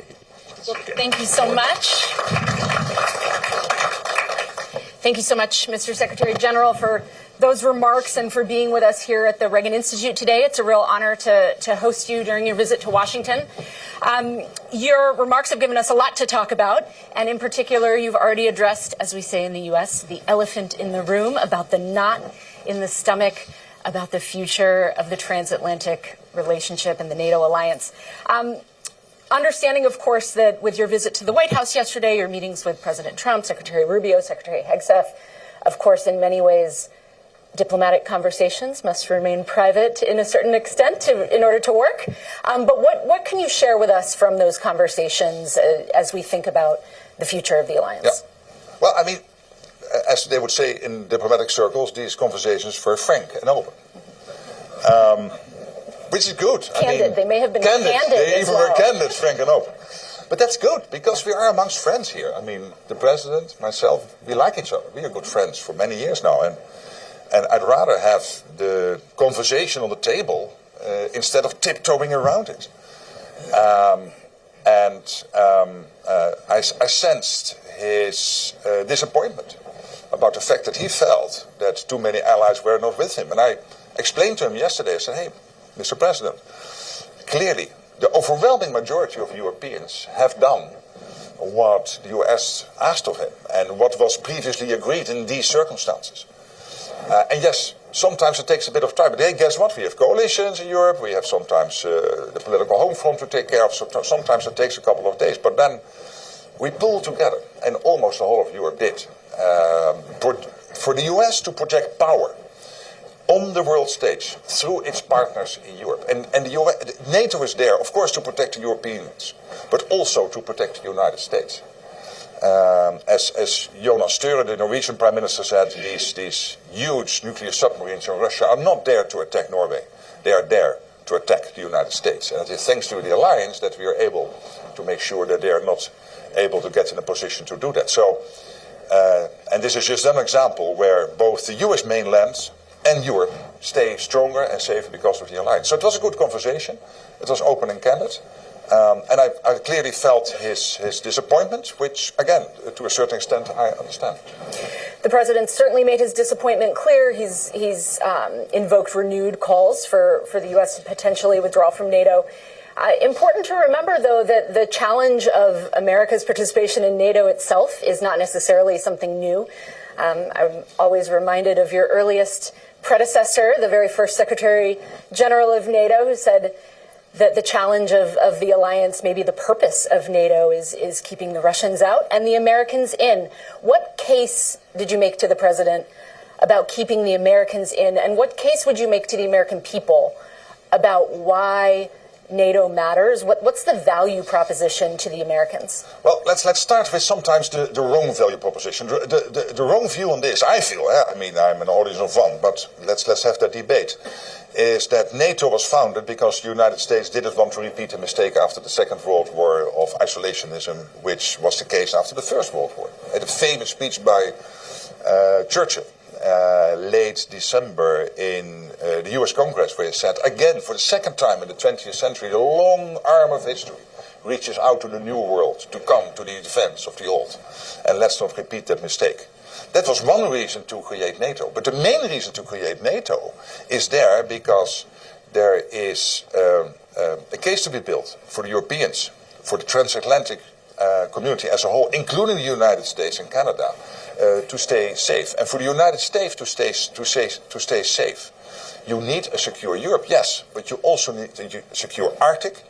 You need a secure Atlantic, because otherwise the Russians and others might pose a threat. And we know by now, hey, let's not be naive about this, that you cannot separate what happens in the Indo-Pacific from what happens in the Atlantic. It is China and North Korea and the Russians working together with Iran when it comes, for example, to the war effort, the unprovoked war of aggression of Russia against Ukraine.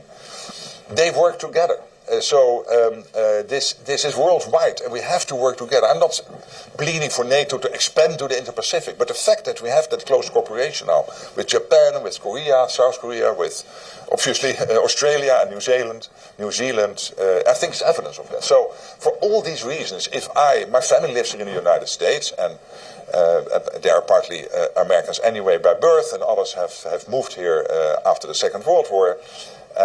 They deeply sense that for the US to stay safe, we have to stick together, and we need this transatlantic partnership. One of the things that we do at the Reagan Institute is public opinion polling among the American people, and our latest data before a couple months ago, before sort of the current moment with Iran, especially. But a majority of Americans have a favorable view of NATO, 70% in our latest poll, which is actually about 10 points above its usual number in the U.S. And a majority of Americans also oppose withdrawing the U.S. from NATO. And so some of those messages, I think, are resonating with the American people. Let's turn to Iran and talk about the state of play there. You said in your remarks that it's good that the Iranian nuclear capability has been degraded. Their ability to export chaos has been degraded. The president, of course, has been very critical of NATO allies in particular for failing to support efforts in Iran sufficiently. We're now 2 days into what hopes to be a 2-week ceasefire. The Strait of Hormuz activity remains very limited, even with the ceasefire.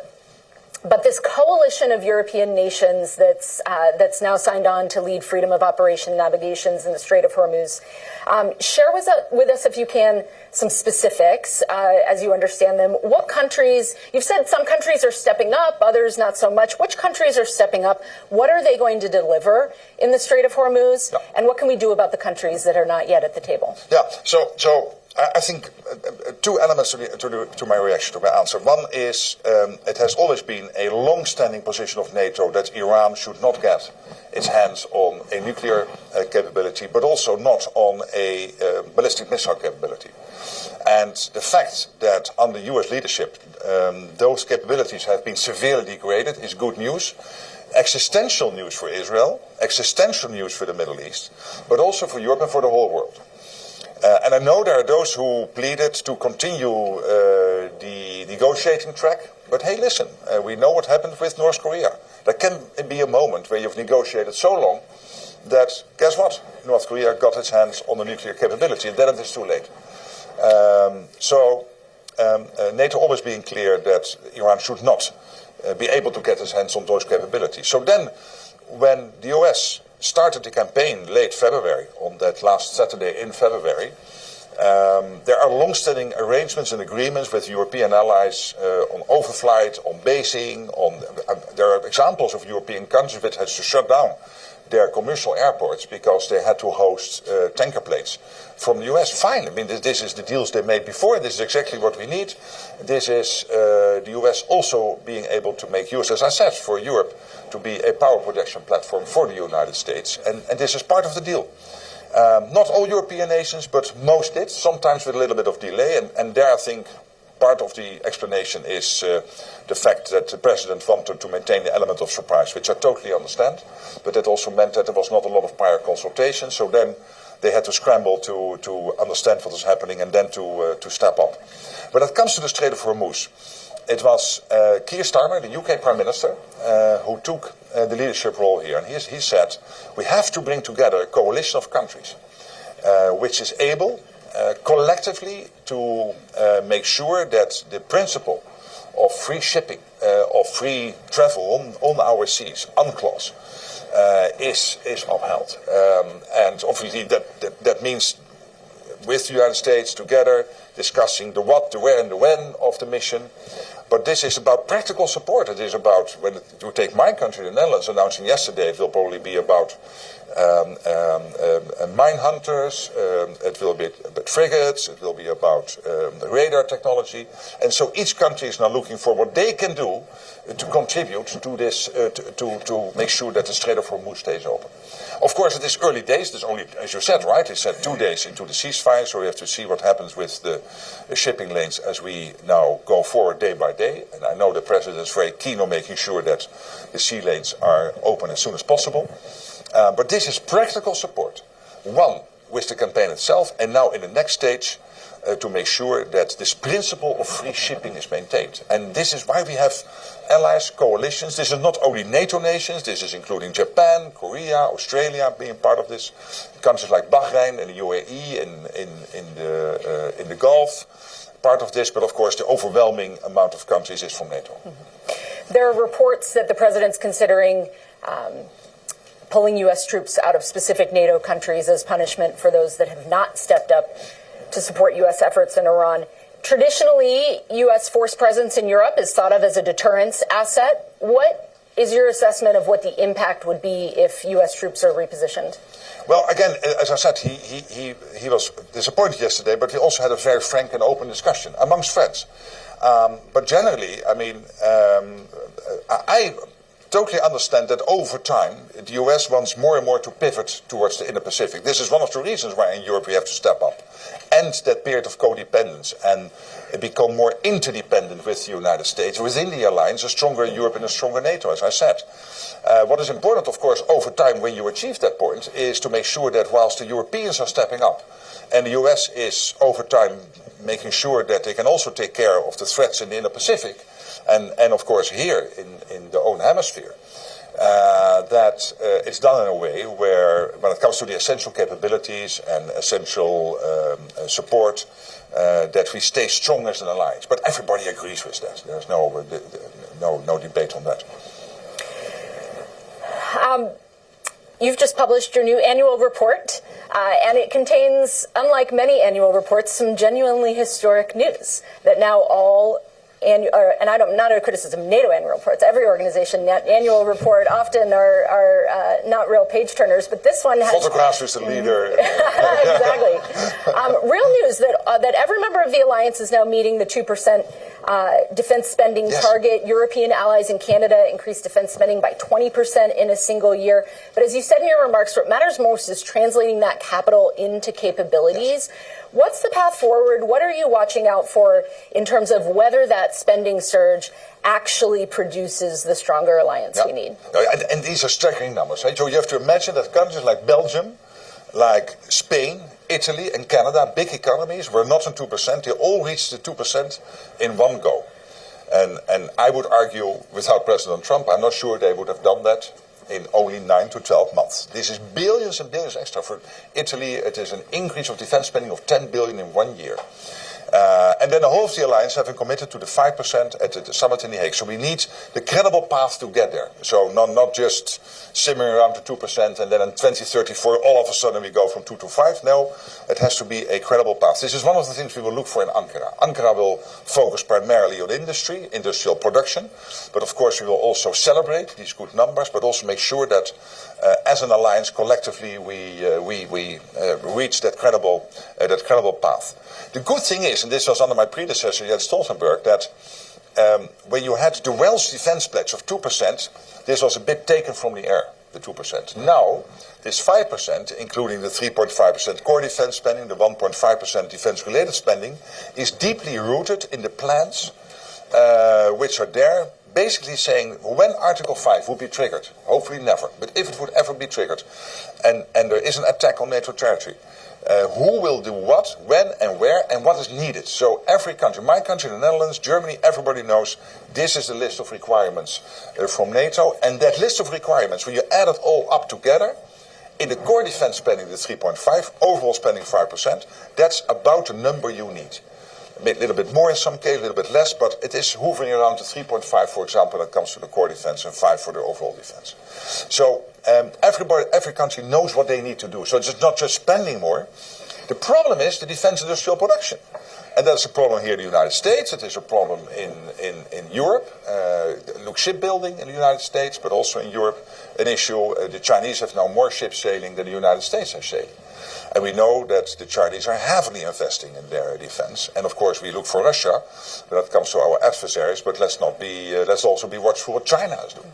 So for all these reasons, there is this big issue of the defense industrial production. And I predict that over time, you will see parts of our industry, maybe in the US, but maybe sooner even in Europe, will move into more of a wartime mindset.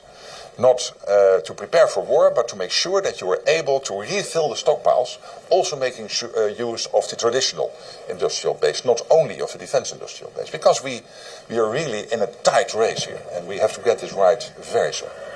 When it comes to that industrial cooperation across the transatlantic alliance, moving, as you said in your remarks, from unhealthy codependency to partnership, what does that look like? What in particular, speaking to an American audience, primarily we have lots of defense industry CEOs and executives in the room as well. What do you need to see from the American industrial base in order to build that healthy partnership that you're looking for, either from industry partners or from the U.S. government side? Well, first of all, produce more. Put in the extra shifts, put in the extra production lines, where necessary, build the new factories. Please don't talk about 10-year contracts, because in the US system you have a 1-year cycle, in the European system you have an election cycle of 3 or 4 years. But the money is there. I mean, you just mentioned the 20% increase. Look what Europeans are spending in the US. It was 10 billion in 2020. It was already 43 billion in 2024, buying from Europe into the US industrial base, and that will massively increase, let alone what the US will need for itself to buy, given the huge increase of the defense budget here in the United States under Trump's leadership. So do this, and then secondly, work together. And I know there are many examples of US companies investing in Europe, setting up factories, for example, factories in the southern part of Bavaria to produce interceptors. And there are many of these examples, but also European companies like Thales, like Leonardo, so many cases. I mean, many companies from Turkey, for example, investing in the US, working together. So there is this transatlantic defense industrial base. And there is no way you can separate that. There's absolutely no way, because the only one who will benefit from that is Russia in the short term and China in the longer term. And we cannot have that. I'm going to come to questions from our audience here in the next couple of minutes. But to round out my questions to start, let's turn to Ukraine. 2 questions on Ukraine. Number one, General Petraeus, retired U.S. General Petraeus, has said in an interview earlier this week that he thinks Russia no longer has the upper hand, that over the last several months the Ukrainians have made greater incremental gains than the Russians. Do you agree with that assessment? Is Ukraine winning the war? And number 2, you've been engaged with President Zelensky, President Trump, on the peace process in Ukraine. Again, without betraying confidences, what gives you hope, and where are you worried about the future of the war in Ukraine? Well, on the first question, I'm afraid my view will be a bit more nuanced. It's true that Russia is losing massive amounts of people each month, up to a month with 30,000 to 35,000 people dead or seriously wounded. Can you imagine? I mean, the Soviets in the 1980s lost under 20,000 in 10 years in Afghanistan, and now they're losing this in 3 weeks. So this is massive, and this cannot, and this has to reach somehow Moscow and St. Petersburg. You cannot try to contain this to the parts of Russia which will not be reached by the general media. So that will have an impact on Russia, no doubt. But on the other hand, still overall, the front line is moving in the wrong direction, extremely slowly, and again against extreme costs. And the Ukrainians are staunchly defending themselves, and they are using the latest technology. I mentioned in my introduction the drone technology, and this gives them immense power, of course. And also when it comes to drones and anti-drones, they really have the upper hand on that part.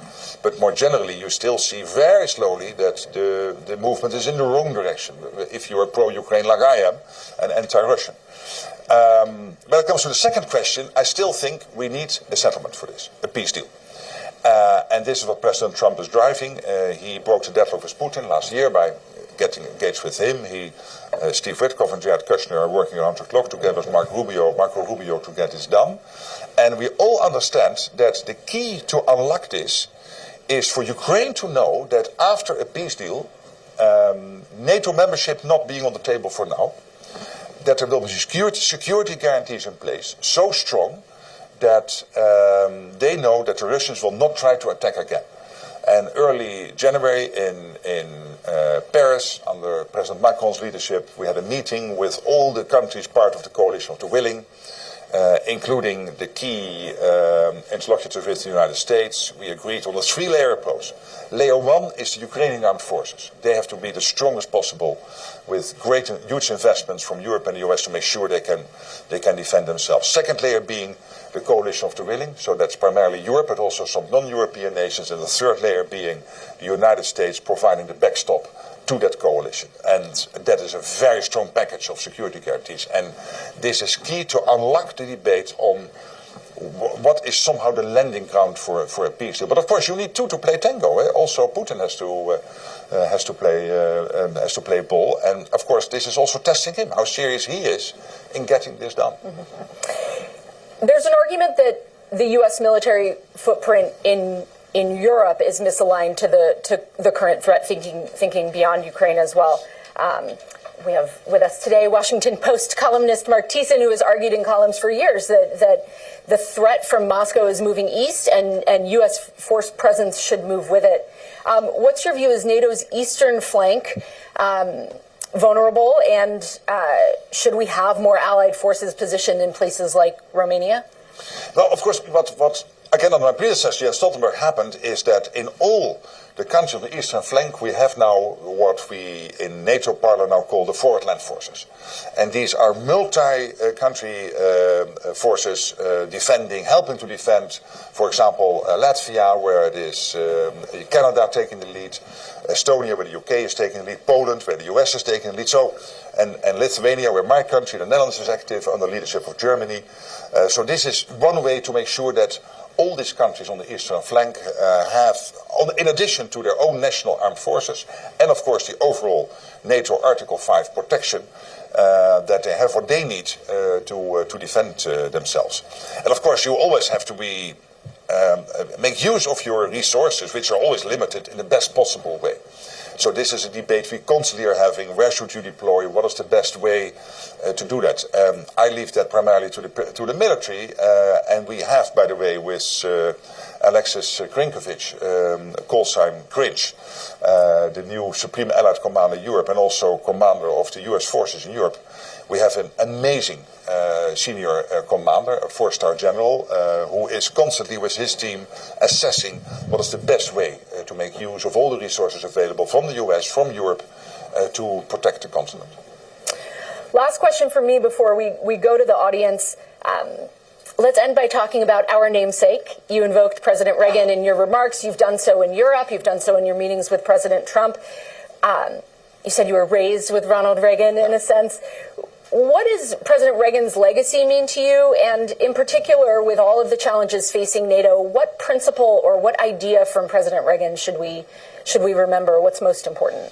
The total clarity of focus from the day he entered into office till he left the presidency in 1988 and handed over to Bush, to Herbert Walker Bush, who then took that legacy and in the end saw the Berlin Wall coming down.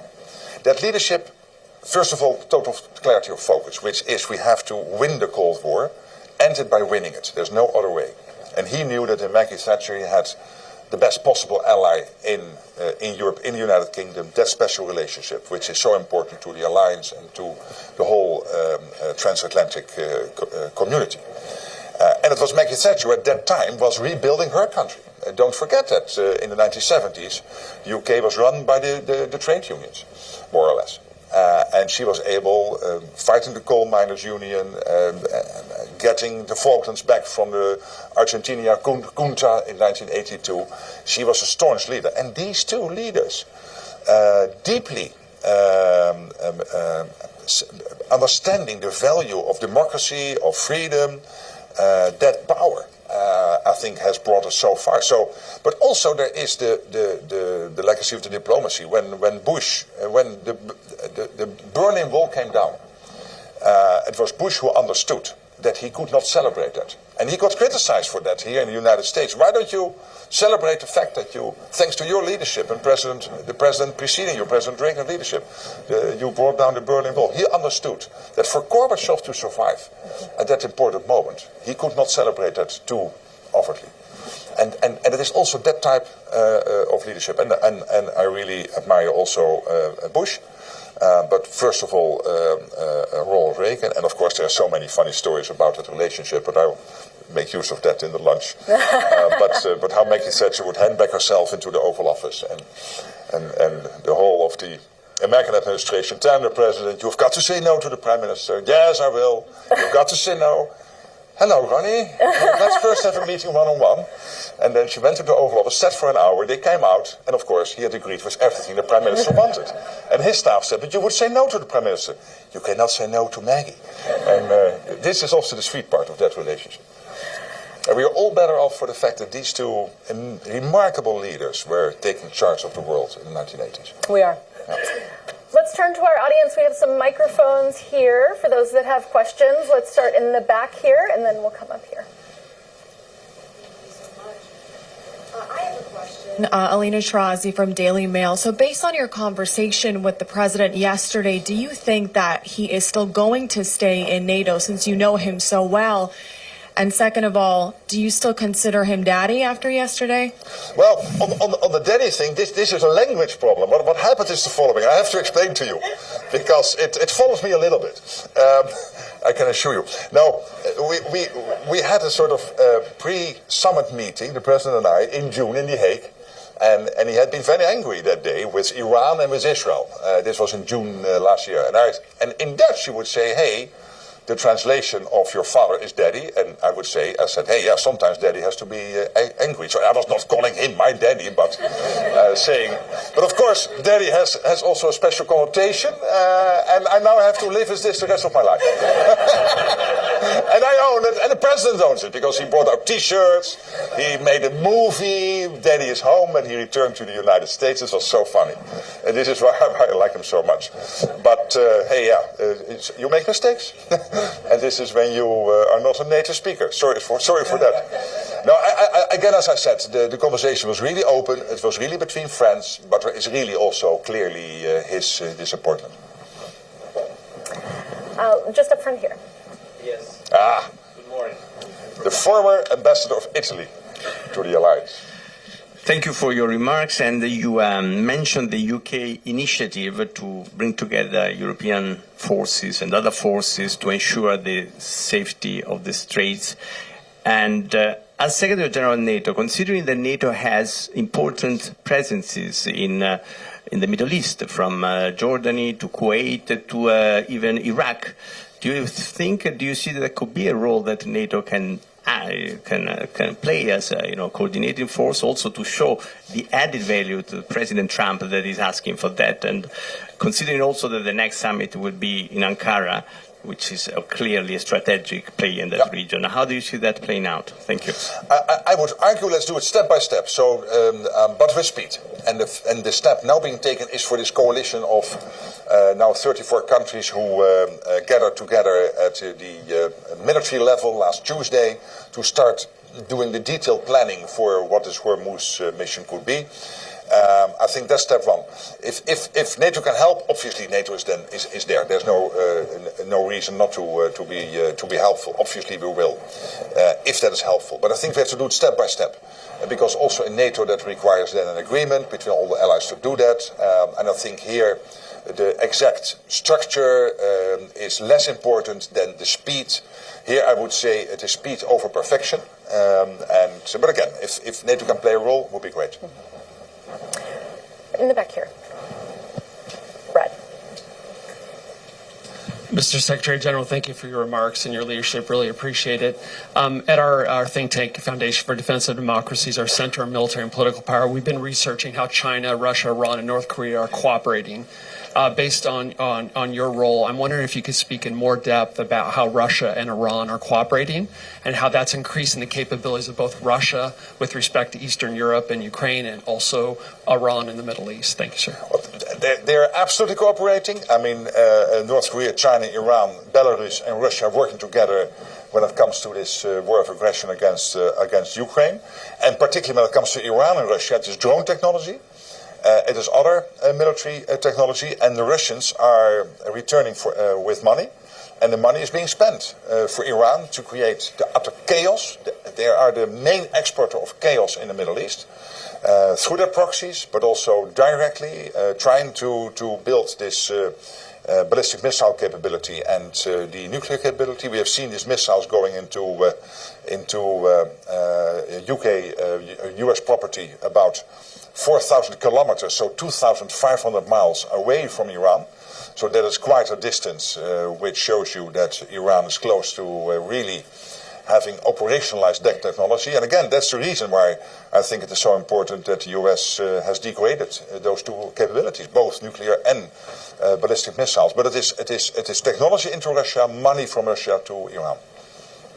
Ambassador Markarova.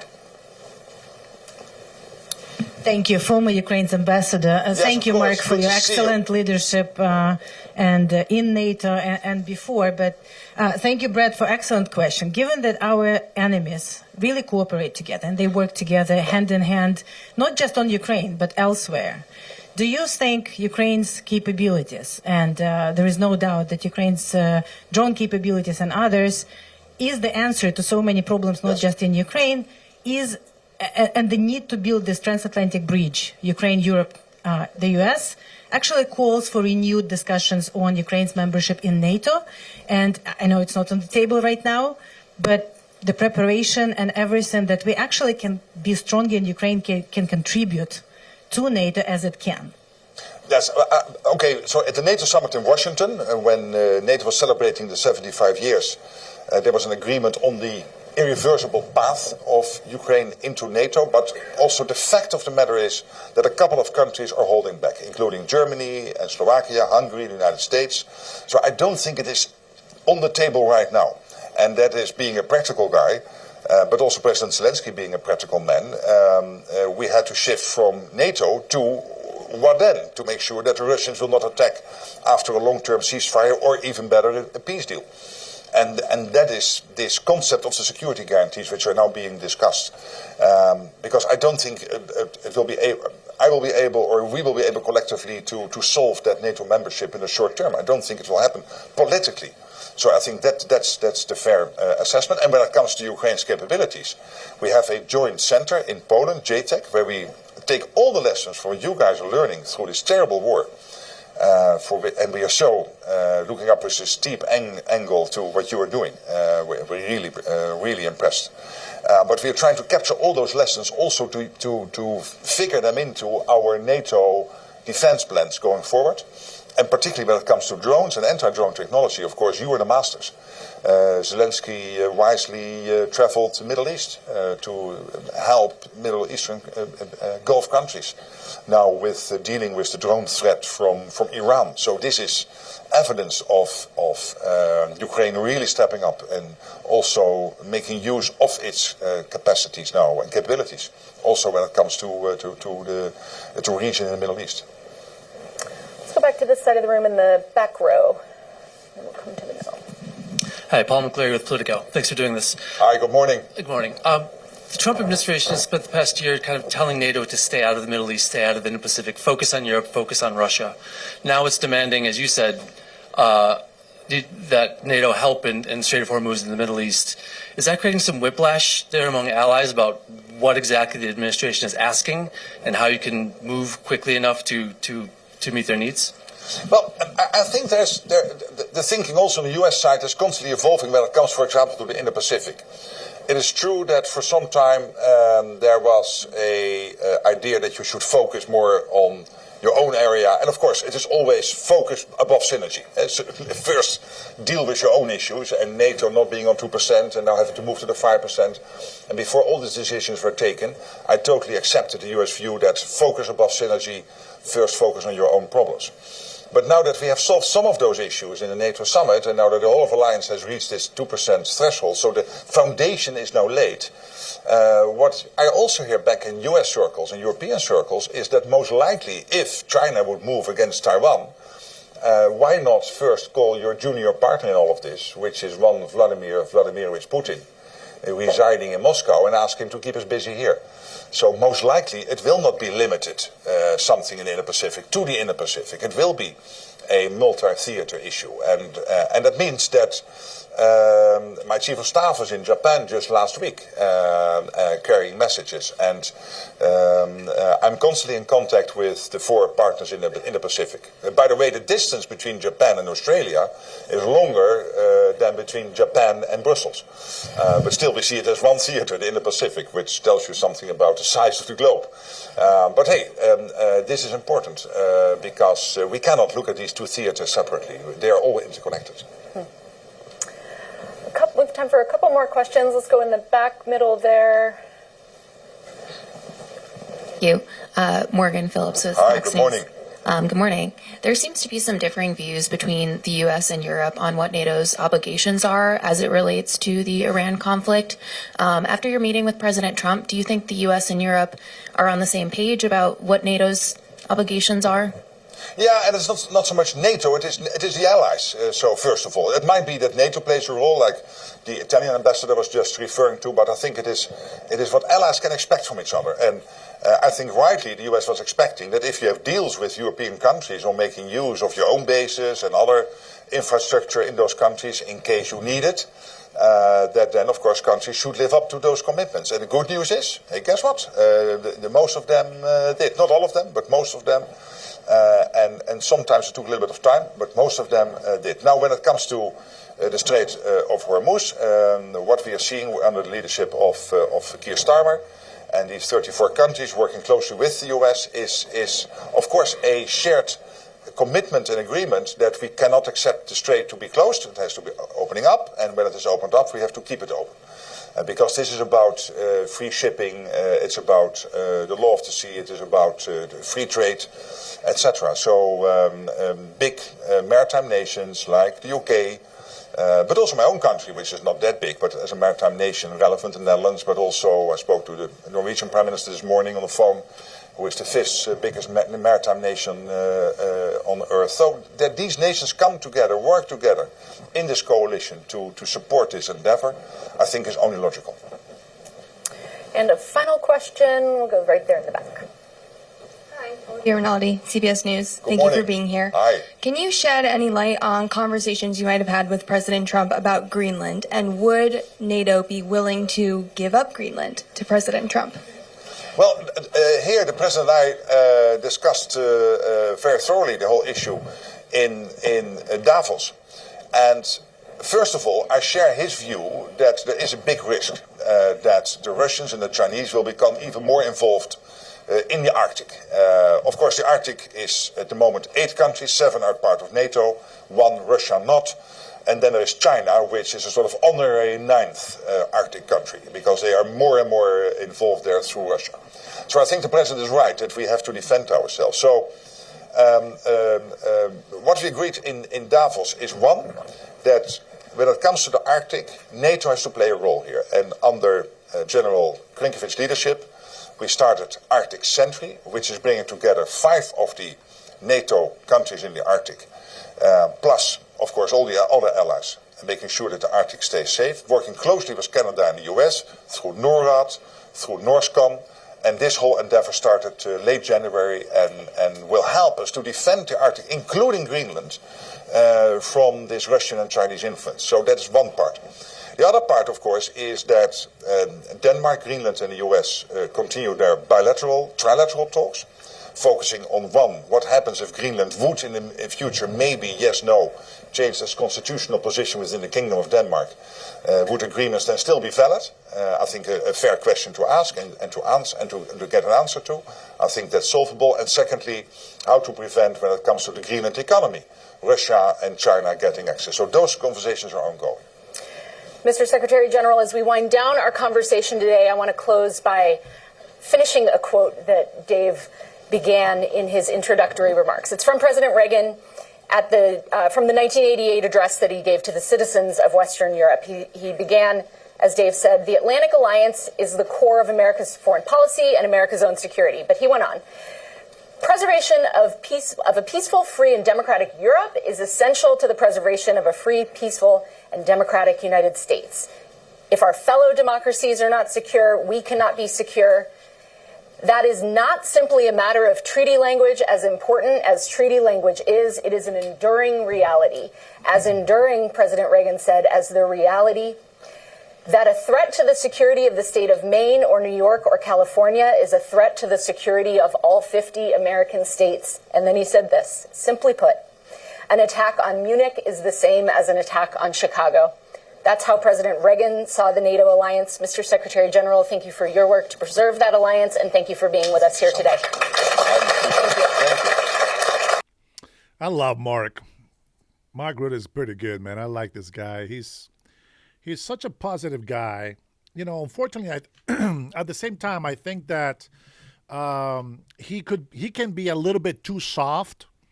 And so for you guys who are new to my channel in here, you just have to understand something. I don't mind people saying negative things back to me.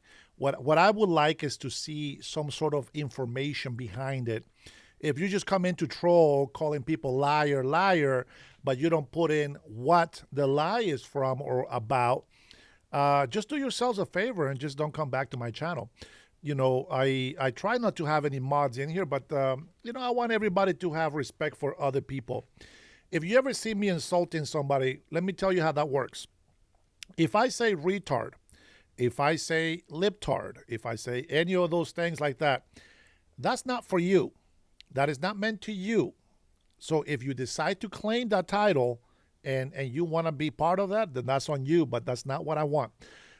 With that being said, does anybody have any questions right now before I play my next clip?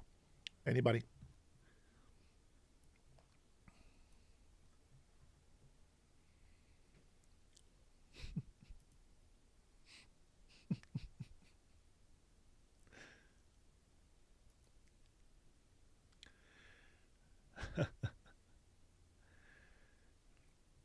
He lied a lot in the Netherlands, Florida blue. Right, sure. Heriberto Cruz has subscribed. Thank you for subscribing, Heriberto. I hope that you come here to join the channel of truth. Anybody else? Dennis, you're still running for? Absolutely, Lord. But you can't, we got to wait a couple of years. I will put my name on the ballot on May of 2028. You can't put your name before then. It has to be on the election year. So one of the things is we need to make sure that, number one, since you ask, I don't want to run as a Republican. I don't want to run as a Democrat. I reached out to both parties. Just so you know, I am a real Democrat, not like this fake socialist Democrats that we have today. I actually care about our country. And these people don't. So they give Democrats a bad name. But with that being said, I stand for American citizens first. Illegal immigrants, they got no rights to be here at all. I don't stand with abortion. I am pro-life. I am anti-abortion. I believe that we're supposed to respect the Constitution. And for too many years, many have abused the Constitution. And get this, it's not even the American people. Of course not. It's our enemies. Foreigners have been raping our Constitution. And for far too long, we've had these politicians that have been defending that. Imagine that. Somebody comes into this country, rapes the Constitution, and the Democrats don't want to say anything about it. Melania is an American citizen. She was also a green card holder before she married President Trump. I don't have a problem with migrants. I'm a migrant myself, but I've been here legally the whole time. My mother didn't want to bring me to this country until I had permission from the United States of America to be a person allowed in this country. And then I became a resident after a year or two of applying. We went for a final interview back to my country of birth, which is Honduras. If you see that flag right here to my right. And then after 2.5 decades, after I contemplated for a very long time if I wanted to be an American citizen, if I wanted to actually commit myself to the United States of America over Honduras, and I decided that, yes, that was the best thing to do. Because in one way or another, if we are able to make a difference here in the United States of America, Honduras will automatically benefit. as long as we have the right people in Honduras and that they want to work with us. See, there's a lot of commerce that we can have between the United States and Central America, not just Honduras, but the door can open up for all those countries, and we wouldn't need illegal migrants to come over here. If we are able to provide thousands and hundreds of thousands of jobs in Honduras or other countries like that, then they wouldn't have a reason to come to the United States of America. And the other thing is that also knowing that they get these free benefits and all these, human right, issues that we have here to help them and not the American people, I think that will also stop them from coming over here.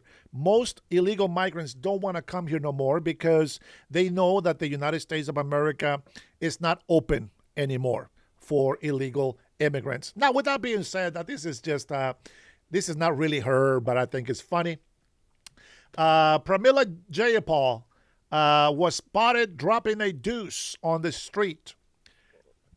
Just so you know, this is a crazy activist that got voted in somehow got voted in after being arrested as an activist. Imagine that, an activist against American citizen from Washington State. Well, here's a picture of her. Oh, man, that's funny, bro. That is funny. That is funny. Yes, the legal migrants, they still want to come here. Absolutely. Let me see. I do have something serious here. Let me see. Oh, damn. What is this? I think Let's see. Let's take a listen and see what this is. it's rude. Don't touch me. She says that people like to touch. Quiet, Piggy. Quiet, Piggy. Quiet, Piggy. She says that Trump likes to touch people in the bush, but she touches me and she touches Adam. Quiet, Piggy. 3 of you here and thousands of us here. Wake up. 3 of you here and thousands of us here. Wake up. Beautiful. Beautiful. So imagine this. When people call me a liar or whatever, listen, that's the kind of craziness that you support. If you are against Trump or against the Republicans right now, the conservative group, that's what you support. I want you to know that. So when you start bragging about this big blue tsunami and this big wave that you're talking about, blue wave, I want you to know that's who you're supporting. And if you want to have a preview of what happens when people support that type of craziness, I want you to go and take a look at Canadians right now. These guys literally hold up cards. This is my wife, my neutral gender privilege card, and it has been used inappropriately. What the hell? That's the kind of people you're supporting. You are supporting mentally ill people. That's what you're supporting. So I hope that you understand what you're doing to your country. I don't know. I don't understand why people don't see that problem. Very interesting. Let me see. I think I actually shared something. Let me go to my profile here. Oh, here's a new article that has been sent out from Fairfax. Biden era illegal immigrant convicted of groping teen girls. If you don't know what this means, this is a guy, I believe, from Venezuela. He looks young. He's not a teenager. He's an adult. He's in his early 20s. Pretended to be a high school student. And, well, I don't want to be too graphic with it.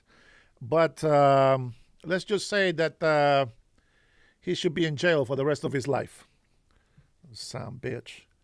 I hate it when people come into the United States of America. Listen, as a migrant, I'm going to tell you this. As a migrant, I am very, very grateful. Guess I really what? am. Hold on, S.A. I'm very grateful to be accepted in this country, and I'm very grateful of the opportunity to be an American citizen. I think is a great privilege. And just because I was a migrant doesn't mean that I'm going to support illegal immigrants. All Venezuelans are like this. No, XK. Don't be prejudiced. Don't be prejudiced. A lot of Venezuelan people are great people. We're talking about the criminals only. We're not talking about all Venezuelans. They are fantastic. Beautiful Venezuelan people. I know a lot of them that are into law and immigration. They fight for legal migrants, not illegal migrants. The Five Eyes, this is an intelligence agency created by City of London. This is happening since the creation of NATO. You know what's crazy, bro? And this is just a theory. I can't call this a fact. This is more of a theory, and then you guys in the chat, you can tell me if you have heard of this. But, you know, the theory out there was, besides COVID-19 being created to do population control in China, you know, it was meant to kill the weakest people, like the elder people. It wasn't meant to kill young children. It was meant to kill adults, senior citizens. The first 16 years of NATO, one of the officials of high ranks was a Nazi. Oh, boy. I don't know about this organization, brother. But you know what? But the theory is that the COVID-19 was created to kill senior citizens. They wanted to get rid of the old population, and they wanted to control the population in China. But, of course, that backfired, and somebody got paid big time to use that here. Now, the other theory is that what they were trying to do is this is just a theory, guys. It's not a fact. This is a theory. The other thing they were trying to do is they were trying to affect the brain, the human brain here in the States and throughout the world. And what that did was attack certain people with certain genes, and that this would cause them to think a certain way. And I'm going to tell you, I'm a big skeptic of this brainwashing thing, right? Drugs to brainwash people. But I'm going to tell you, man, the technology and the knowledge, the 666, the mark of the beast, is technology and knowledge. And I'm going to tell you that knowledge has increased greatly in humankind. And I think that these theories, bro, might be true. I can tell you, I have had so many problems catching my breath since I took the vaccine. I took the Pfizer vaccine and the boosters, all of them. And I have a hard time trying to catch my breath sometimes. But you know what? I pray for God's mercy and grace. And whatever life he gives me, I will accept. And if one day you guys hear that Dennis is gone all of a sudden, fantastic. Say, praise the Lord. Don't mourn my death, but celebrate. Celebrate that I will be in a better place, God willing. His grace is for me as well. So, again, this is just theories, right? It's just theories. And so I never will say a theory is a fact, but I think that technology like AI, did you guys know that there is actually a microorganism cell out there being used with computers? Did you guys know this? This is back in the 90s. This is crazy, and it's been hidden since then. But this is how you get all these AI chips and all this stuff that's going on today. And it is what it is, guys. Again, just a theory. Don't go crazy on me. Hey, Güero, good to see you, bro. Yes, I am back. Yesterday, I had to move around all kinds of stuff in here. Oh, my God. I ordered some stuff today. I still got to do a lot more work in here. Yes, guys, that is not a brick wall. That is a backdrop paper that I put on the wall. But it's just for decoration purposes. Calm down, all the people that come out there and want to come in here and clown on me. Shit, you know what I'm saying? I just got to do what I got to do, you know what I mean? I like things to be done the way I like them done. I don't do it for other people's, to be eye candy. I do it for myself. So with that being said, guys, those are just theories, right, that we have. And in China, by the way, mentioning China, well, China is pretty quiet. They don't want to talk too much shit about the United States right now, do they? You guys know what I'm talking about. Maybe I'll get to the next video for that. Here is a here's a mixed man. He's black and white. He's a mutt. I like the way this guy talks. Listen to this young man here. Hey, guess what? I'm a blue-blooded American, bro. I love the United States of America, and I stand with anything that makes America a better place. If you don't like America, then maybe you need to get the fuck on out of it. Guess what?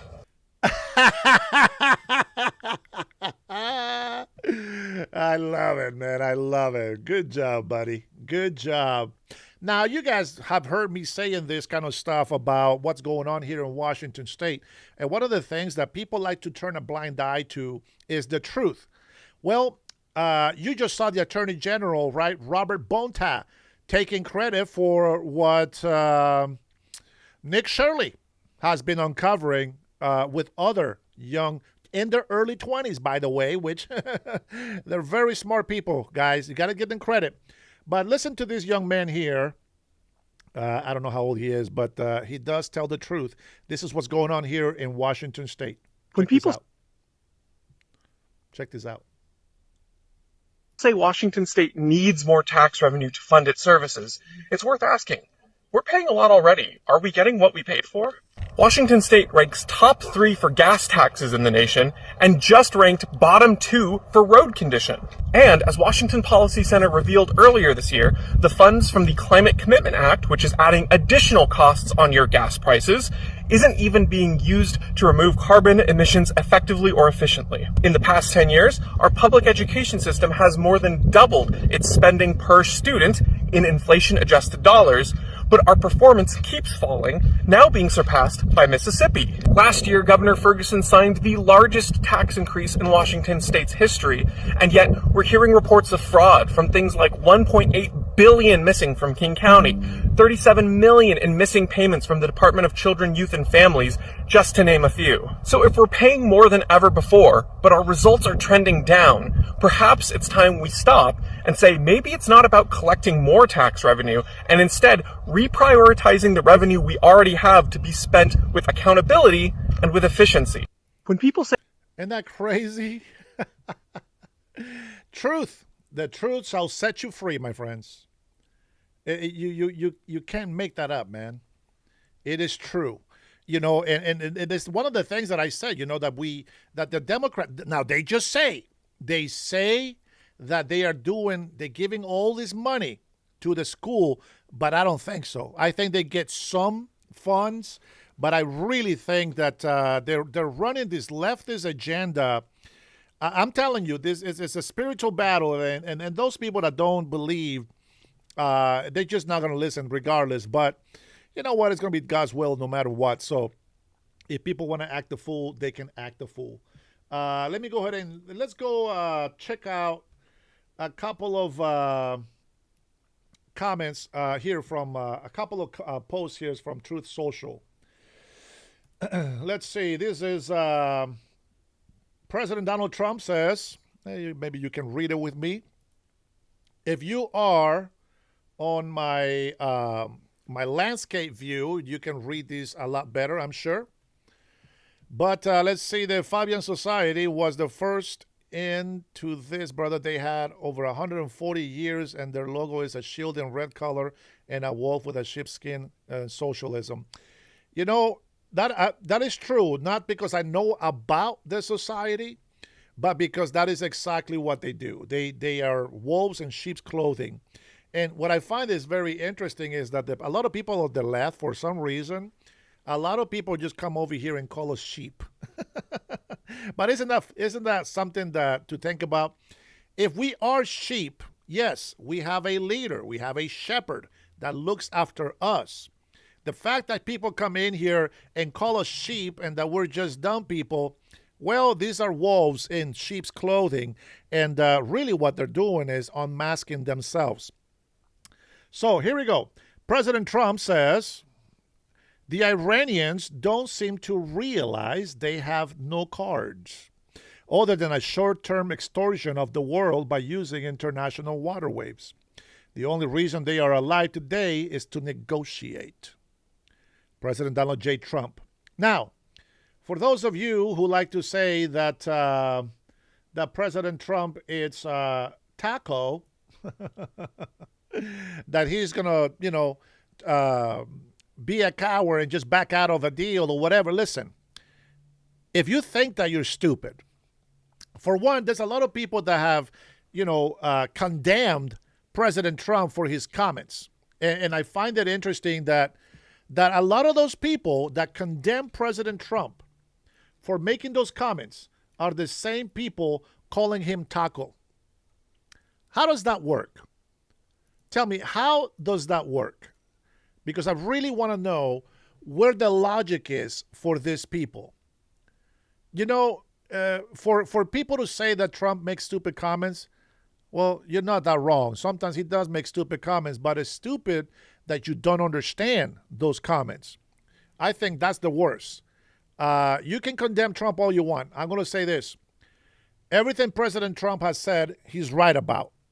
The only reason why people have come to negotiate when everybody else out there that didn't agree with me at the beginning of my show last year, everybody out there was saying that we were going to go into a great recession, that we were going to go bankrupt with these tariffs that President Trump was putting out on the world. And it turns out that it actually created agreements and deals with many nations that didn't want to come in and negotiate with us. So much for failing there. We were successful. I made $8,000 in my 401k because of that change with the tariffs. Funny enough, a lot of people that were investing aggressively lost a lot of their money. Well, you know what? I got blessed with money. I believe in the one big beautiful bill, and I got $4,000 in my tax return thanks to the tax cuts that we got on that big beautiful bill. So when people say that only the rich got to take advantage of that, I'm sorry, but maybe you don't know how to do your taxes. Maybe you are not even working. Maybe you're just one of those lazy people that depend on welfare. Hey, Joe Hale, quiet, piggy. All right, this is Nick Shirley here. Now, Nick Shirley says that fraudsters literally looted $250 to $500 billion a year from taxpayer dollars for years. Imagine this. Now, changes are being made to prevent this fraud. The Treasury is now going after the banks. Whistleblowers can make 30% of exposing fraud. A lot of people, guys. A lot of people going to make some good money. Auto dealers will be tracked down as well. Wow. Well, let's take a listen. System. Let's start this from the beginning. I'm going to share this with you. We think it could be a $250 to $500 billion, so roughly 10% of the total federal budget. Is it fair to say that for the past 4 years we were getting looted from fraudsters? That's 100% accurate. If you're receiving public assistance, how do you have a Mercedes? How do you have a BMW? So we will track that down. Today we're here at the Treasury of the United States. It's essentially the Bank of America, as over $6 trillion essentially leaves this building each and every single year. Right now, with the fraud that's taking place here in the United States, they came up with a new fraud task force, and the Treasury is doing stuff different that they haven't done before to make sure that fraud is not taking place. Today, we're going to be interviewing with the Secretary himself, Scott Bessent, and this will be super important for you guys to understand what's taking place here inside our country to prevent fraud from taking place. And right now, on the website, antifraudclub.com, we just released brand new hoodies right here asking, where did our tax dollars go? They actually kind of go inside this building. But now you can become an anti-fraud taxpayer club member. Just go to antifraudclub.com and you can go ahead, purchase a hoodie, and you can also sign up to get exclusive emails each and every single week as we report on the fraud that's taking place here inside of our country. Now let's get into the interview. You're over essentially the Bank of America here. You control the money and over the Treasury. Now with what you guys are doing with fraud, how are you guys going to be going about to tackle the fraud? And you guys just released a new whistleblower program as well. Great. Nick, good to have you here. And 20% of the GDP of the U.S. comes through Washington, D.C. every year. And we believe that between 250, 500 billion is lost to waste, fraud, and abuse. And we think that the best way to stop that from happening is to keep it from getting out. Because once you try to call it back, that's very difficult. So what we are doing, Treasury is leading an all-hands-on-deck effort. The Vice President has been tasked with the Fraud Commission. At Treasury, our lead effort is to integrate all the agencies and figure out where the money's going. We're setting up a do-not-pay system, which over time will allow us to follow the money. We will be able to follow whether it's HHS or HUD or anywhere else. Where is money going to? How do we find it? Are there unusual payments? Here at Treasury, we collect something that the banks give us called suspicious activity reports, SARS. So can we overlay the suspicious activity reports on top of these unusual payments, which we've been able to do in Minneapolis? And prior to this, what was the government doing to make sure that money wasn't going to fraudsters? Nick, unfortunately, it was the opposite. Under the Biden administration, to get money out during COVID, they took down all the guardrails and they never put them back. Bobby Kennedy said at the inaugural day of the anti-fraud task force that the vice president convened, he said at HHS they had 60 people charged with preventing fraud. The Biden administration, they have fired all of them. So again, the real thing is to keep the money from going out the door to the fraudsters. Very difficult to recover it. But one thing we are trying to do with recoveries is anyone wants to go to treasury.gov. We now have a site for whistleblowers. You can make up to 10%, 30% reward for the money the Treasury recovers. So nothing comes out of the pockets of the American taxpayer. It's if you help us bring money back to taxpayers, we will pay you a bounty in essence. It's kind of like when we started having all the problems with suitcases at airports, on trains, on buses. If you see something, say something. So what we're asking American citizens to do now is if you see something unusual, say something, and we can reward you for it. Is it fair to say that for the past 4 years we were getting looted from fraudsters as there wasn't really any guardrails to stop the fraud? That's 100% accurate. The American people are the most generous in the world, but American society, all societies and communities are based on trust. And if you lose trust at the very basic levels that the citizens... No. These people have been claiming false claims under other fake names, false names, stolen identities, and they have open claims. Now, some of the reason why it will be a welfare sort of system is because those are grants. That means that you don't have to pay them back. And that is something that they're catching on to. So before you continue to speak in nonsense, XK, before I ban you from my channel, stop putting dumbass comments. If you want to show me the difference, show me. But don't just be putting dumbass comments on the chat. Otherwise, you'll get kicked out. What we're talking about is that these people that are committing fraud, they are pretending to be a legit business. And they're using information, social security numbers. Yes, some people have been charged already, like we have seen in Minnesota. There has been the $257 million. Yes, somebody actually is being charged for that. And then they have 21 more people. The Attorney General, Robert Banto, said yesterday, and I started my live with that video. So if you're not sure, you need to go back to the beginning of my video of this live, and then you inform yourself, okay? If you want to be negative about something, you can, but you got to show me why you are negative to what I said. If you call me a liar, tell me why you think I'm lying. It's very simple. If you want to have a conversation, we can have a conversation, but you can't just accuse me of something and not give me something to prove that you're right about accusing me for that. So there's that. And then this interview, yeah, it's important, but not really, to watch the whole thing. 11 months of zero illegal aliens released at the southern border. Isn't that crazy? NATO chief says world is absolutely safer under President Trump. If you import the third world, you will become the third world. It's a common sense. It's like if you support. There's a lot of people out there that have a good heart. God bless you for that.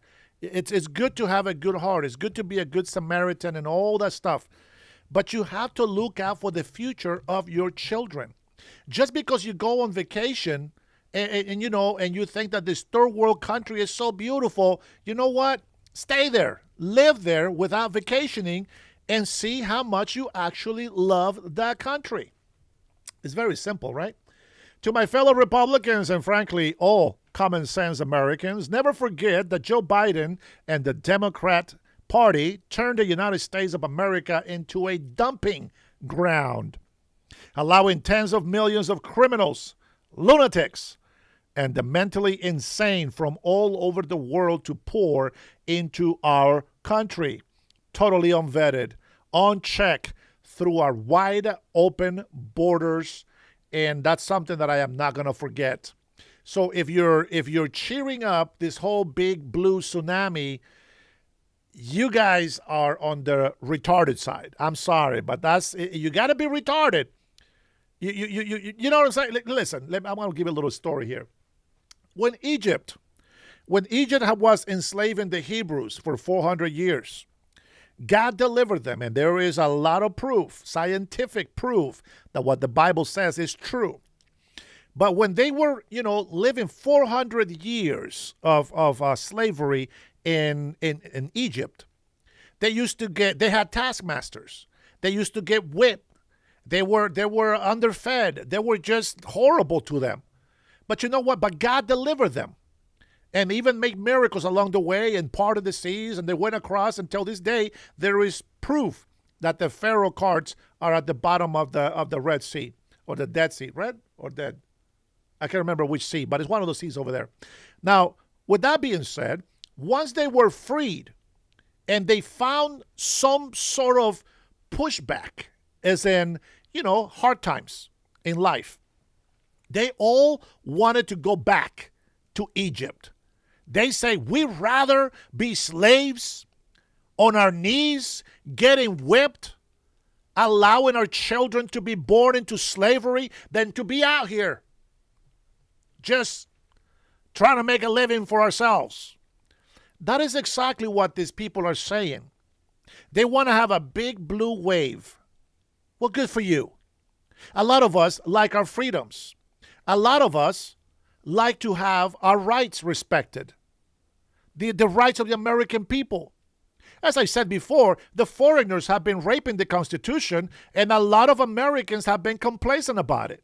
A lot of Americans have supported this idea that illegal immigrants can actually have citizenship, children in this country. Absolutely not. And I am going to reiterate right now the reason why that is. See, the Constitution was written for the American people. When we read the Constitution, if we're Americans, we say, we the people. Who is we the people? The people that have the vote, the voice to say who's going to be president, who's going to be in Congress. That's who the we the people is. If you don't have a right to vote, you don't get say. No, we the people, the Constitution of the United States of America was created for American citizens.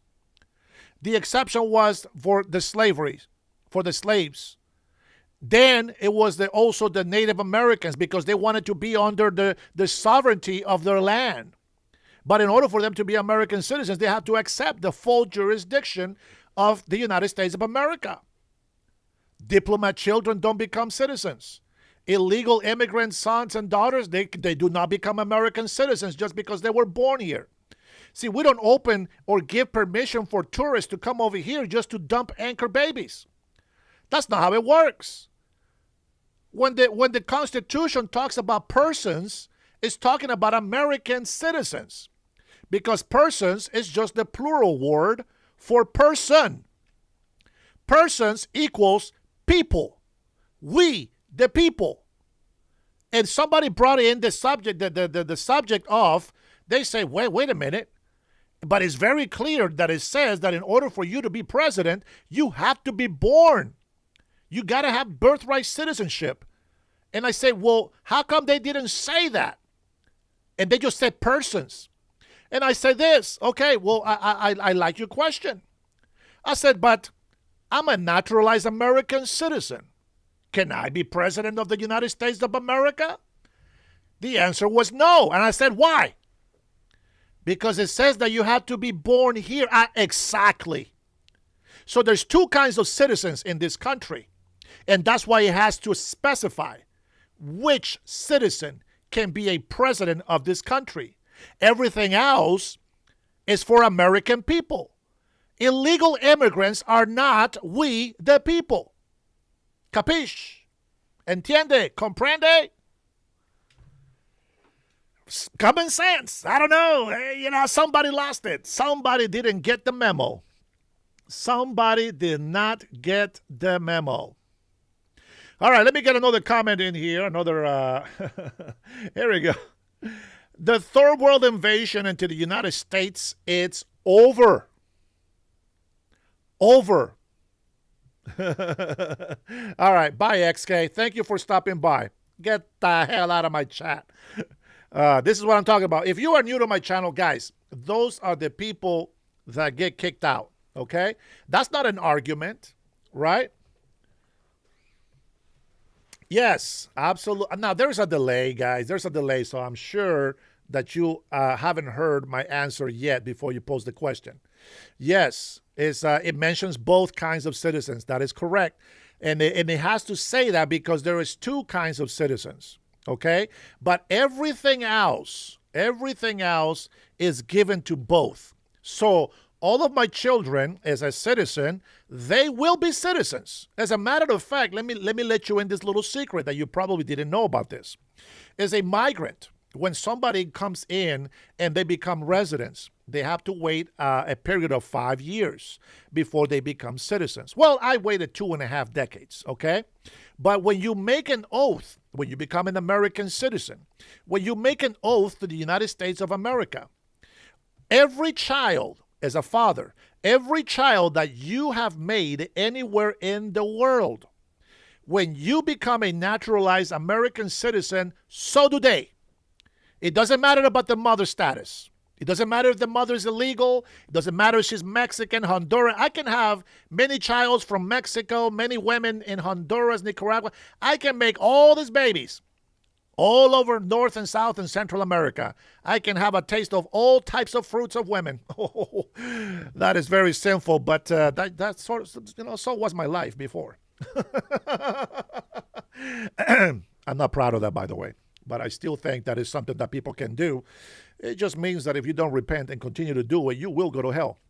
But that's the truth. And so, pending a paternity test, of course, it has to be proven that I'm the father.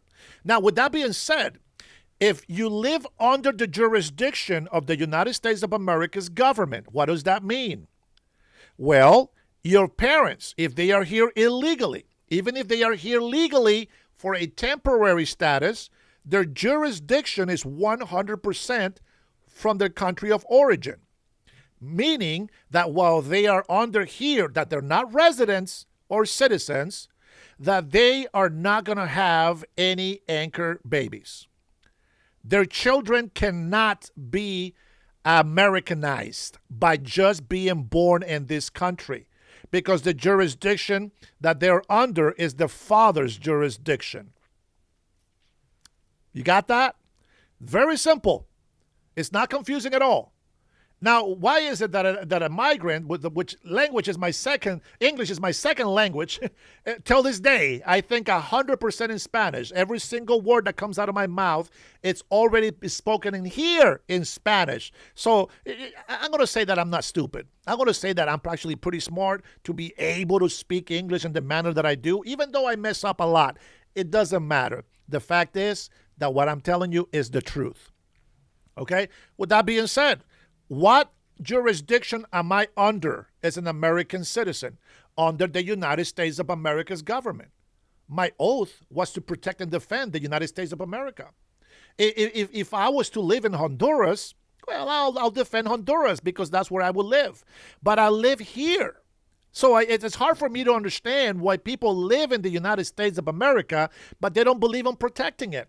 See, even if you came here illegally, and you got married and got papers and, you became an American citizen or a resident or whatever, you should always protect the border against illegal immigrants.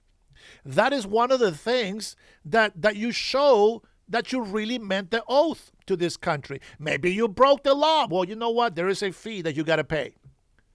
But now you're allowed to stay. So you got to be able to enforce, to tell the people to respect the law. You got to be able to protect the United States of America. If you don't protect the United States of America, well, ask yourself a question. What country do you want to protect? And when you have the answer, move to it and have fun. Here's another post from Truth Social here. The Iranians are better at handling the fake news media and public relations than they are at fighting. And that is true.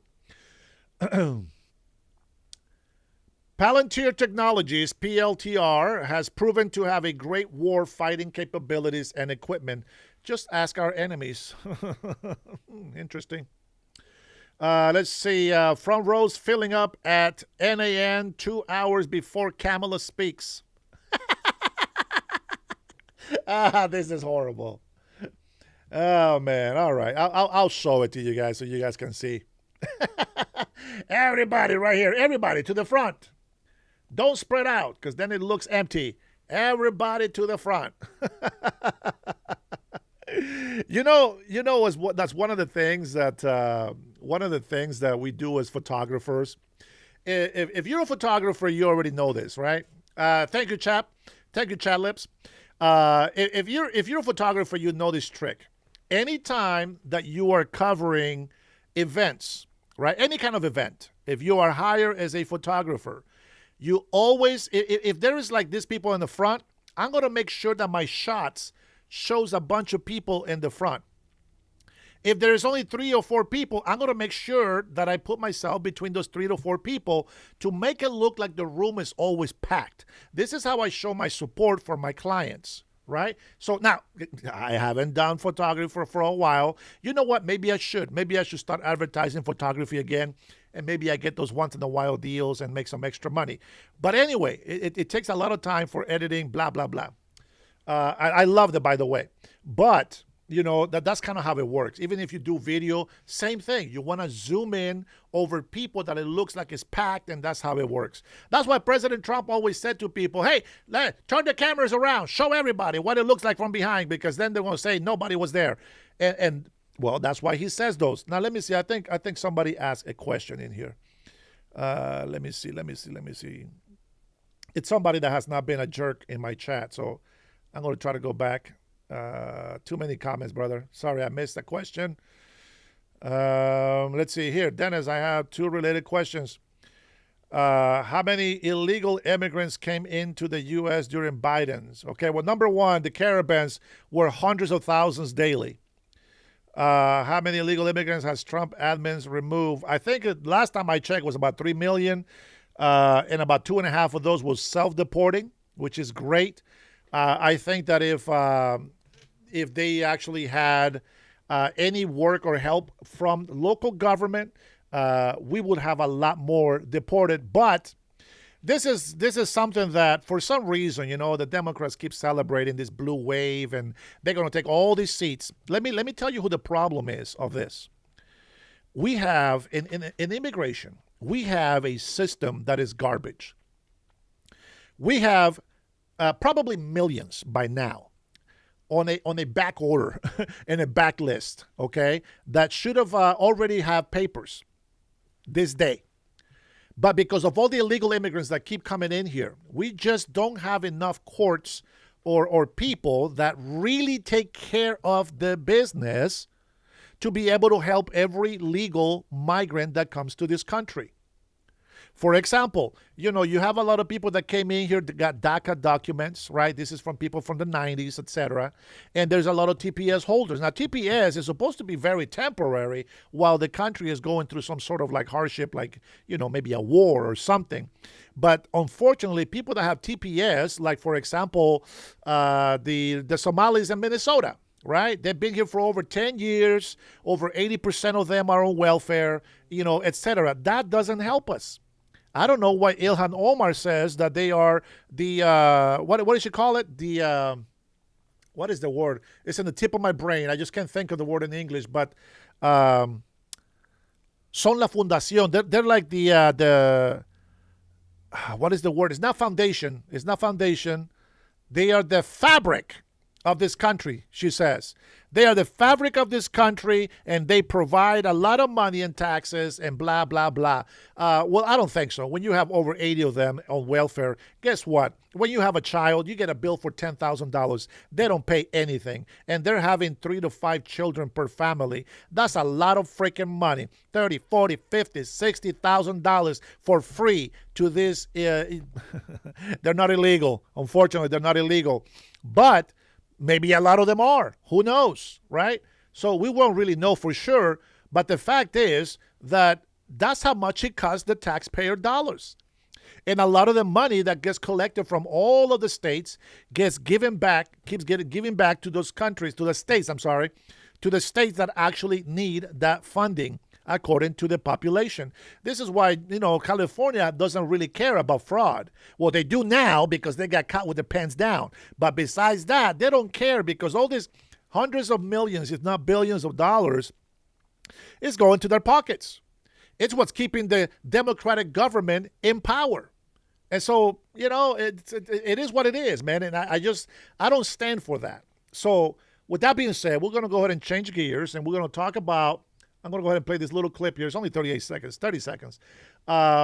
This is, if you remove the gold threat, says Kevin Hassett, then the world has to be better off for the long run. If we can get to a point where they're a calm and stable country, then of course the global economy down the horizon is going to be much stronger. People don't understand. It's not just the oil. We don't need oil from Iran. We already got oil from Venezuela, don't we? We got enough oil for ourselves in here. Now, oil is a commodity, which means that the oil price depends on what the oil price is around the world. But I think at some point, we are going to be able to take over that commodity. And I'm probably saying too much. I am probably telling you guys too much. I don't like to make predictions, but I can tell you this. If the Strait of Hormuz gets shut down permanently, guess who's going to be providing oil to all of these countries? That's right, the United States of America. And we might just take over the world by doing that. Yeah, this is just my own little thinking, but I don't want to say too much, because if you haven't read The Art of the Deal, you have to understand, when you play poker, sometimes you got to bluff. Sometimes you got to say you got this, even if you don't. I will tell you this. All of our enemies, make no mistake, we are the most powerful military force on earth.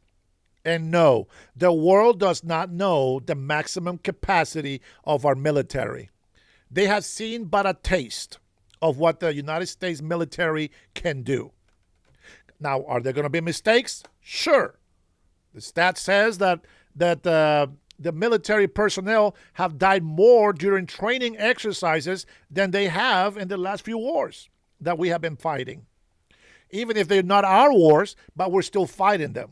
And that's how that works.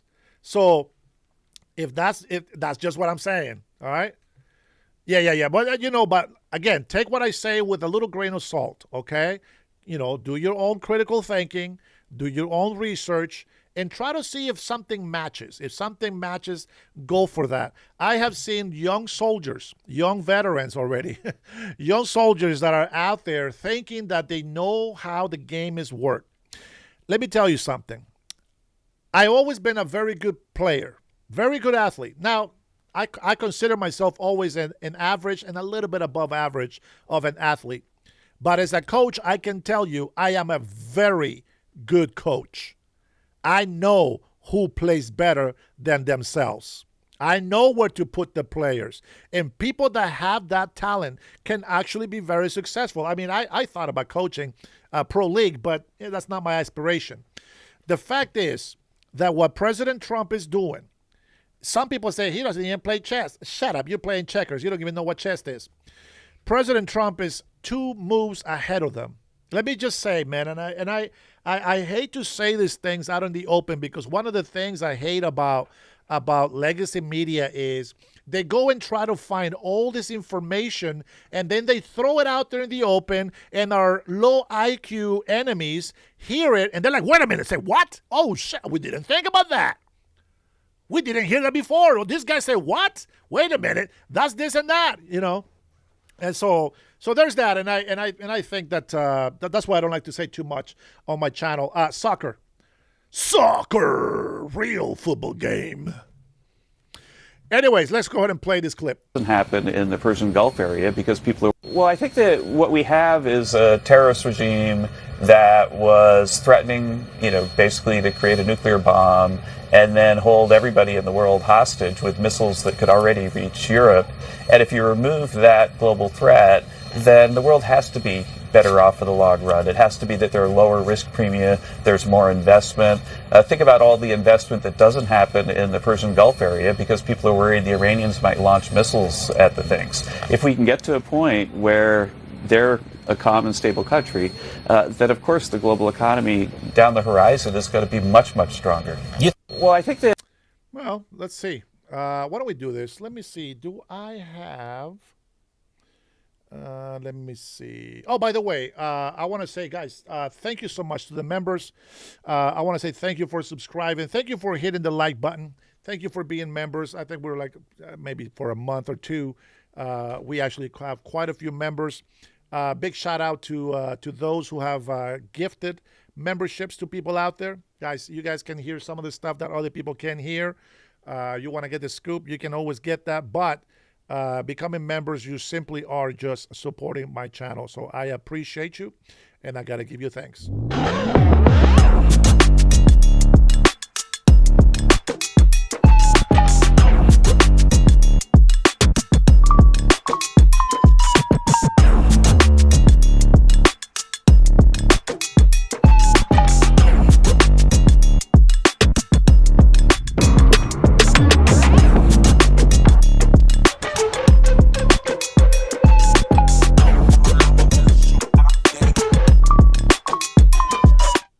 I'm sorry, guys. I don't know. Did you guys get to hear sound of that? Because I didn't hear sound. Let me see. 1, 2. Let me make sure that that the sound is actually working here real quick. Let's take a listen. If not, let's just do this. Let's do this. Let me see. It's not letting me move, but all right, let me see here. Let me see. Let me make sure I got some good music for you here. Let's see.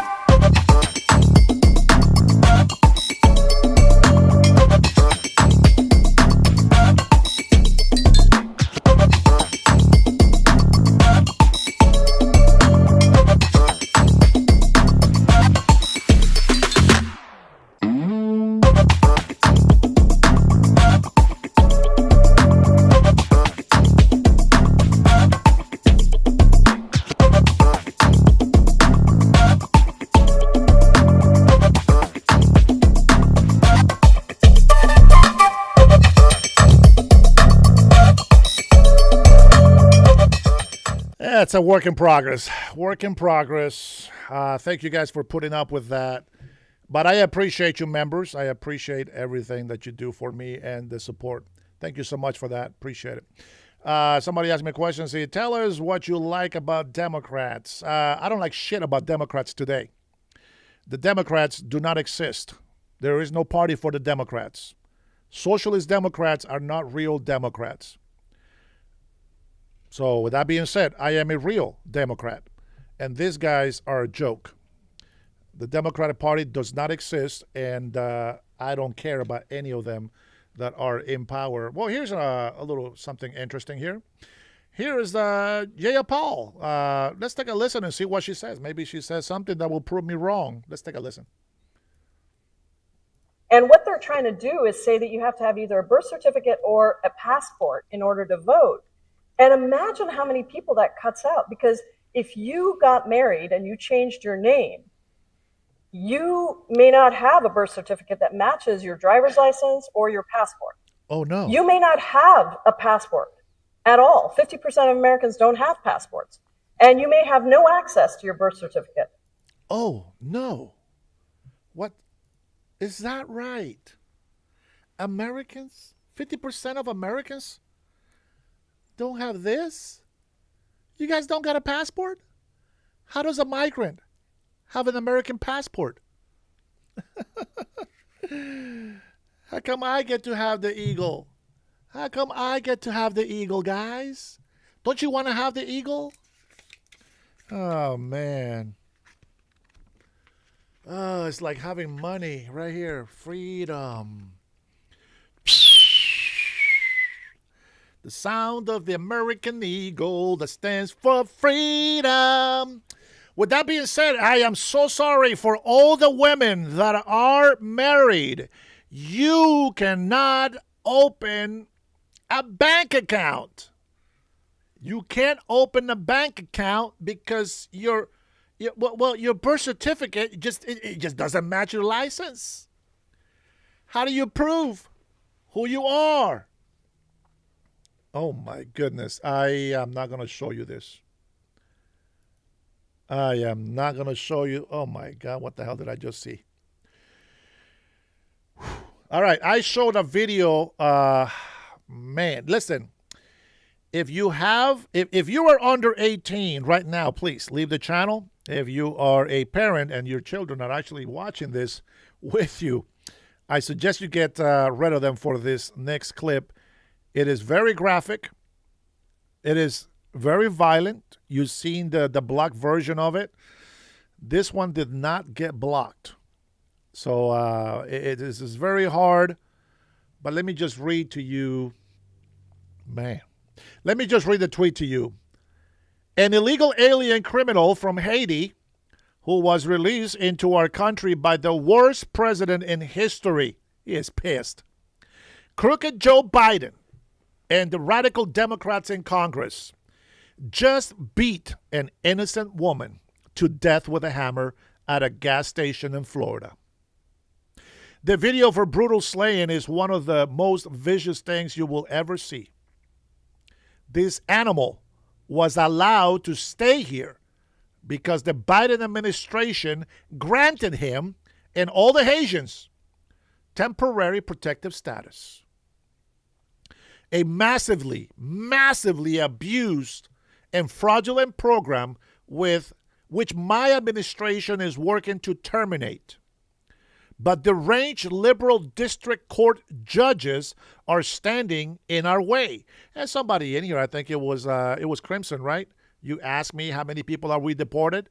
Well, here's your answer. You got all these judges and you got all these Democrat sanctuary cities protecting all these illegal immigrants from being deported. That's the biggest problem. And okay, let's just go ahead and continue. This one killing should be enough for these radical judges to stop impeding my administration's immigration policies and allow us to end this scam once and for all. To my fellow Republicans and frankly, all common sense Americans, never forget that Joe Biden and the Democratic Party turned the United States of America into a dumping ground, allowing tens of millions of criminals, lunatics, and the mentally insane from all over the world to pour into our country, totally unvetted and unchecked through our wide open borders. Good job, Kamala. She was the border czar. She was definitely on her job, and Democrats still believe that Kamala would have been our best president in our history, and that's crazy. We are rapidly trying to reverse this decline through deportations that if the Democrats are ever given another chance at power, they will immediately reopen the border, and that's a fact because we have seen them do it, and allow America to once again be a safe haven for criminals. Most illegal immigrants, they don't want to come here. Legal migrants still do, but illegal immigrants, they know that they will get deported, and specifically, they will have a hard time if they knew what was going to happen. Warhorse, I never said that I helped create this country. Don't put words in my mouth.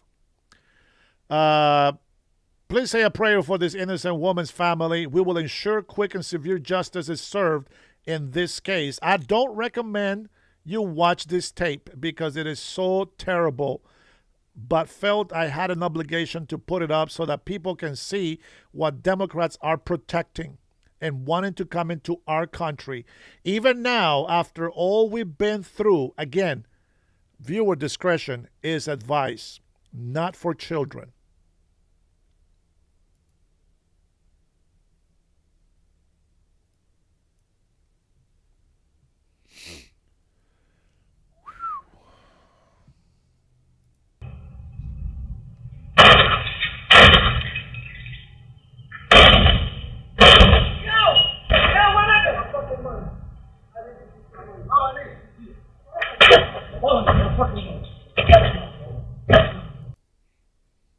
That's enough.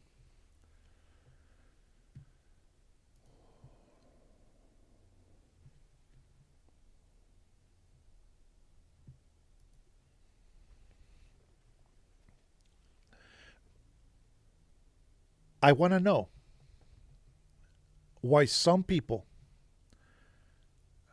are proud to say big blue wave is coming. If you voted for Trump and you say you regret voting for Trump, you don't know what's coming. But the Bible is very clear, and we can't change it. There will be people celebrating. There will be people getting married. There will be people getting hired for their first job. There will be people giving birth. There will be children having birthdays. There will be people in fornication and adultery in the middle of an affair. There will be people doing crimes. There will be war. There will be peace. But everything changes when Jesus Christ comes. I'm going to tell you something. All right, Warhorse, let me go ahead and address this monkey. Let's take a listen to this monkey's arguments. Okay, so here we go. Yeah, he thinks he belongs here more than me. That's right, Warhorse. You know why? Because you're a piece of shit to the security of this nation. The Native American that I am is more American Native than you will ever be. You shit horse. You're not a warhorse. Not a dumbass. See, nobody can come in here and tell me that they belong more than I do in this country. For I don't give a shit where you're from. Your tribe also migrated, dumbass. This is the Americas. The Americas is all the way from the north all the way to the south. So don't give me this shit that you're more American than I am. For my people also bled and died for America.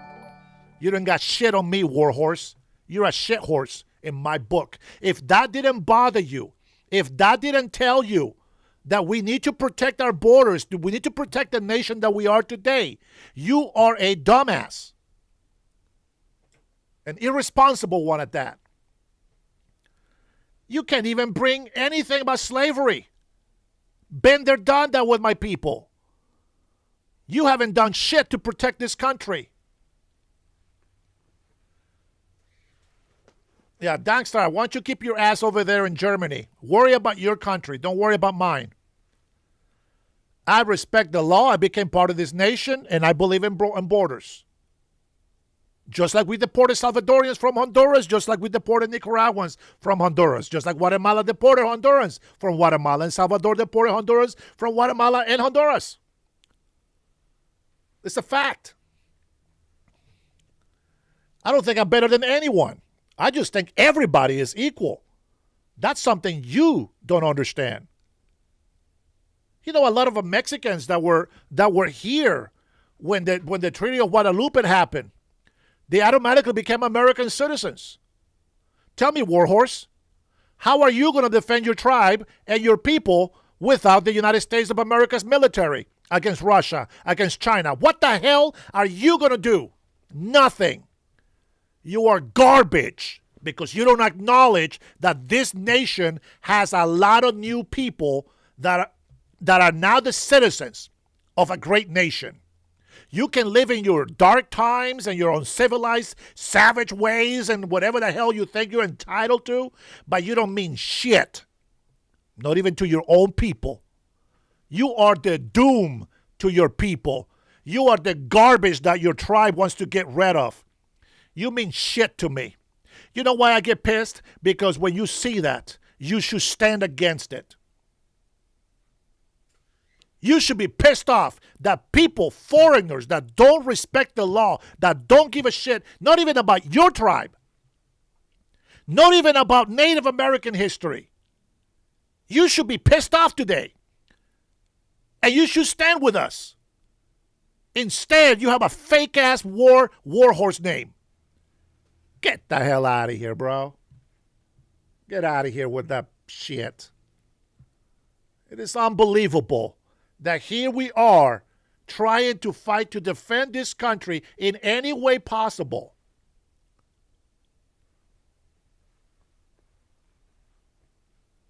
White people are not better than me. I'm not better than white people. Everybody's equal. How do we know that we're equal? We all got human rights. But not everybody has legal rights. The police officers cannot go into a reservation and enforce the law. That belongs to the reservation's jurisdiction. They come in here and illegal immigrants are putting our Native Americans in danger because they want to be here illegally. You should be trying to protect your country too, your land. If you are truly a native, you probably just watch a bunch of John Wayne's movies and you think you're Native American. You ain't shit if you don't stand for this country and the security of this country. I migrate all the way from Central America, but I respect the borders. I respect the laws. We're not living in ancient times. These are new times. These are new times. And you either get with the program or get the hell out. This is the United States of America, sir. Shout out to my Navajo Nation. For they are truly Americans. They believe on protecting this country. They even use the wind talkers. You didn't do shit, Warhorse. You didn't do anything but run into a little wooden horse when you were a kid. And you were probably pretending to be a cowboy. You're garbage, bro. You're garbage. If anybody comes into my channel and be like, oh my God, this guy is cursing out America. You know what? I am more Native American than this clown. You know who's truly American? Those citizens who stand up for America. Those who believe that the borders should be secure. Those who believe that national security is the number one priority. I'm telling you, man. I am telling you. These people get on my... Yeah, he's probably a Trojan horse. Jason, 100%, bro. 100%. Let me get to my next post here. This guy. Man, you came to the wrong chat, bro. You came to the wrong chat, man. I'm going to tell you, man, I know a lot of Latinos. A lot of Latinos, bro, that stand with us. A lot of Latinos that love white people, that love black people. Hey, listen, we respect each other's cultures, but you don't come over here and thinking that your shit don't stink. That's not me. That's not how it works. Please. Cherokee tribe, shout out to all patriots, man. I love my Cherokee nation as well. Listen, man, I love all the nations. Let me tell you something. I know I sound like I'm more biased because I love the Navajo people. They sponsor me for a year in this country, and I'm very grateful to them. You know, I didn't know some of the things that Native Americans did in this country, but they actually still have some of those cultural, the powwows and the way that they live off the ocean. It's crazy. I'm sorry, man. Ken DeCino just made me laugh, bro. That just made me laugh. And the guy's a moron. Don't worry about Horst. You know what? I have no respect for that idiot. The guy is lost. The guy's been watching too many damn cowboy movies. He don't even know what the hell he's talking about. Here we go. James Blair, my deputy chief of staff, is one of the brightest political minds in the country, who has done tremendous work to prepare Republicans to defy long-standing history and win the midterms. Just as he helped me do in 2024 by a landslide. James never wavered from the fight because he is a political warrior. That's something I'm not. I'm not a political warrior, I tell you that. Now, James will be taking a short leave of absence to lead the charge from the outside against the radical left, country-destroying Democrats. He will do a fantastic job, and then, after the election, return again to the White House so we can finish the job. Keep America great. The Dark King has a question here, I think. Let's see. How do you deal with actual white supremacists? Well, the answer is very simple. There is no such thing as white supremacists. I'm not trying to bait you, but they have popped up from time to time. Yeah, white supremacists don't exist. I don't know, Warhorse. Why don't you migrate back to Canada? Why don't you do that?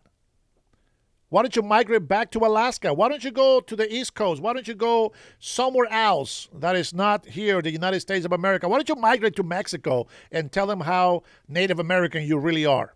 Good luck, clown. Your ass will get deported in a second. Anywho, that is my X account. And I do want to address some victims here that I want to change gears a little bit, okay? What time is it? What do we got? 2:28. Okay, we still got time. I'm going to address this. Trump says the U.S. warships being reloaded. That's 10 minutes too long. No income tax lawsuit in Washington State. Yes.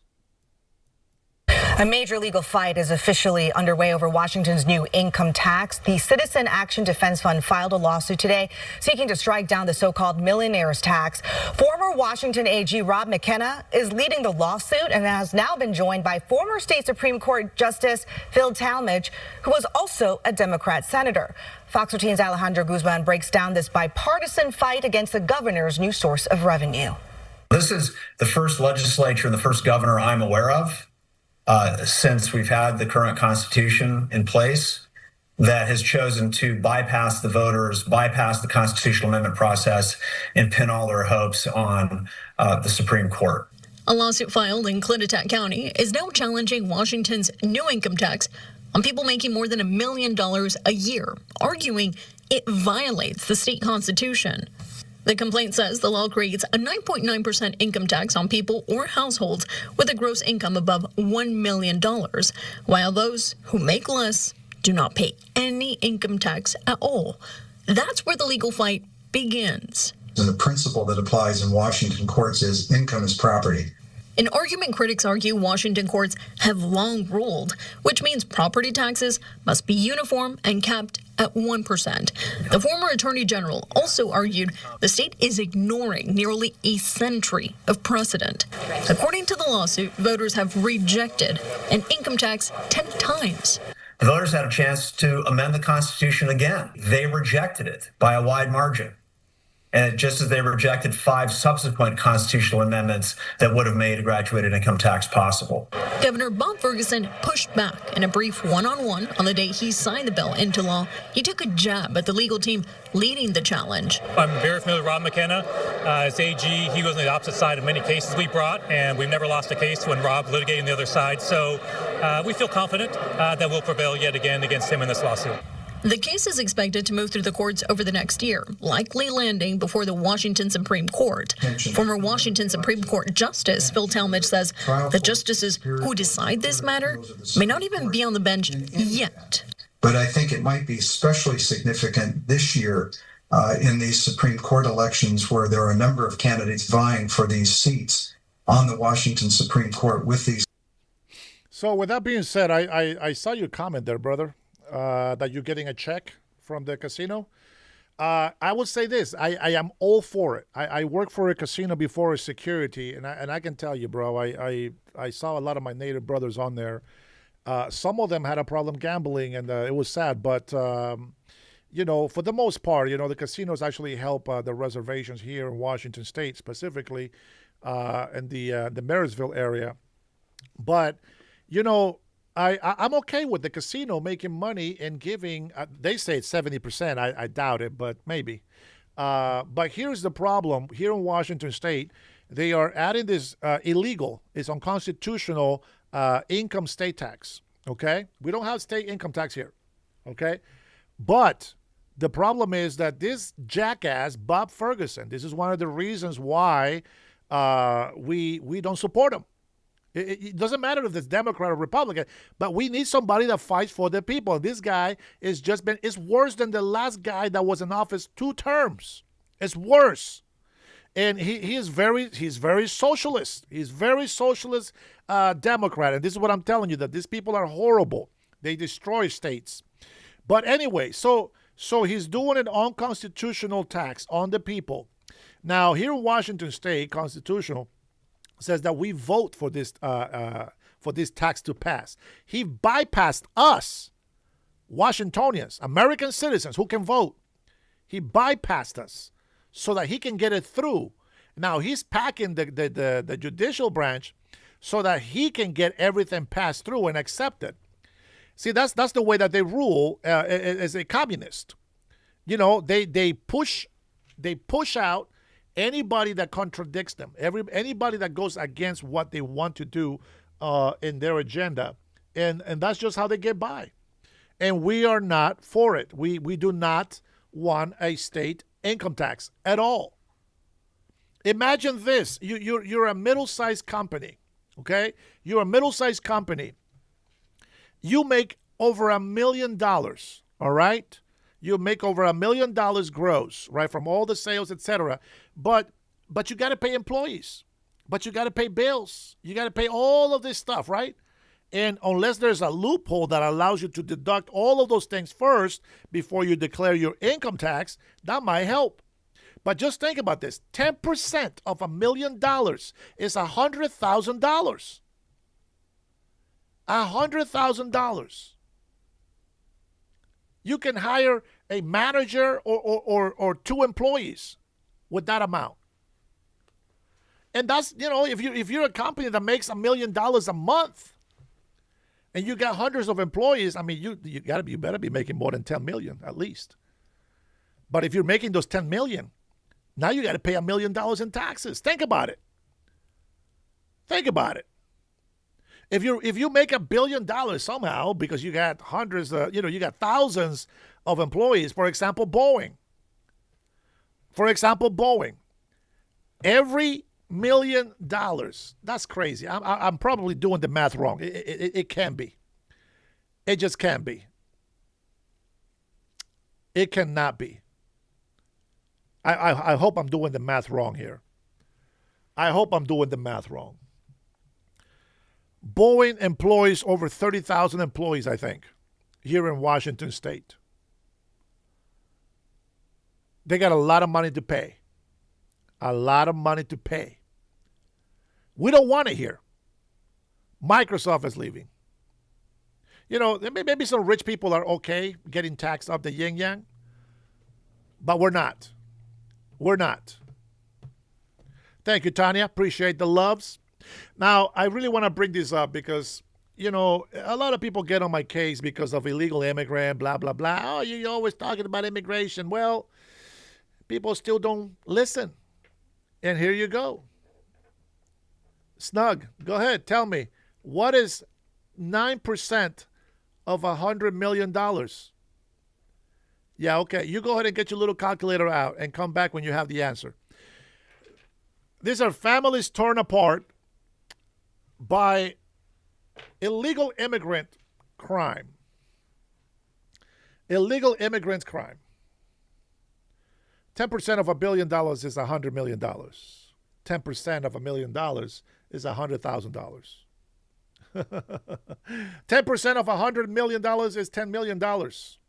It's very simple, bro. You know, I graduated from high school. Thank you very much. I actually got a high school diploma. Thank you very much. And I didn't have anybody to support me. I supported myself since I was 16 years old. I took 7 periods. I did sports, and I worked almost a full-time job all by myself for 2 years. I put myself through school in high school, and I graduated with a lot of chumps like you who probably had 2 parents, dropped out of school. Well, I didn't. I did my work, and I kicked ass. Eat your heart out, loser. All right, with that being said, let's go ahead and listen to some of the victims, some of the families that were torn by crime from illegal immigrants. Listen, we got enough crime as it is. We don't need illegal immigrants to do more. Carries a story no family should ever have to tell. Today, they are choosing to share these difficult stories because what they have to say matters. Before we take time with our angel families, I'd like to introduce ICE Director Todd M. Lyons to speak about the Voice Office and how it has helped people who would have otherwise had nowhere to turn over the last year. Director Lyons.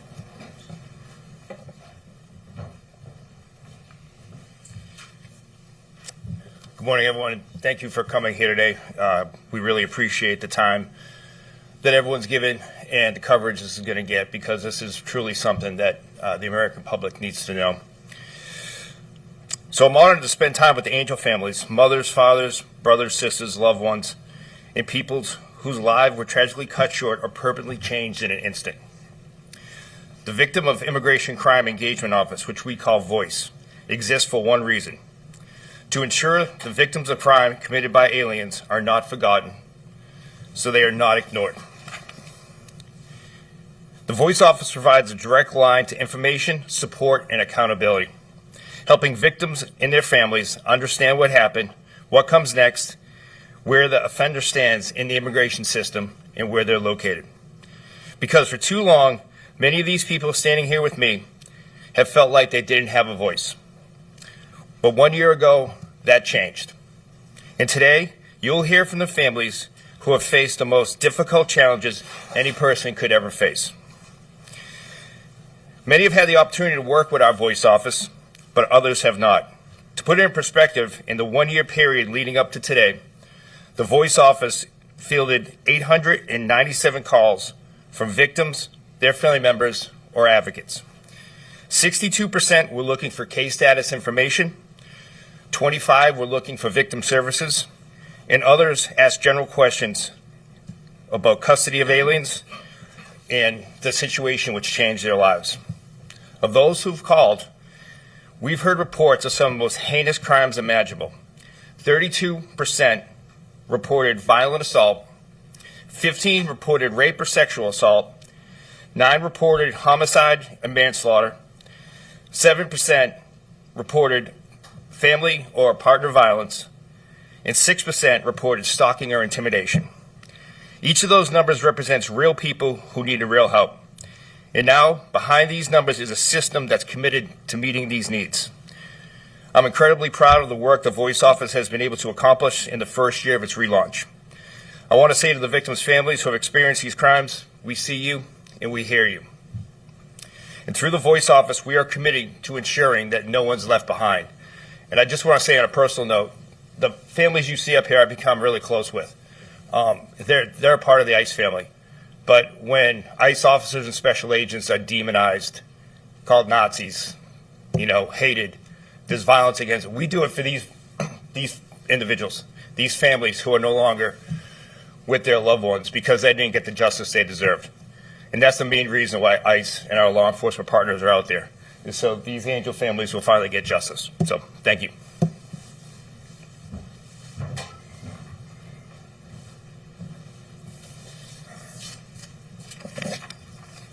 Thank you, Director Lyons.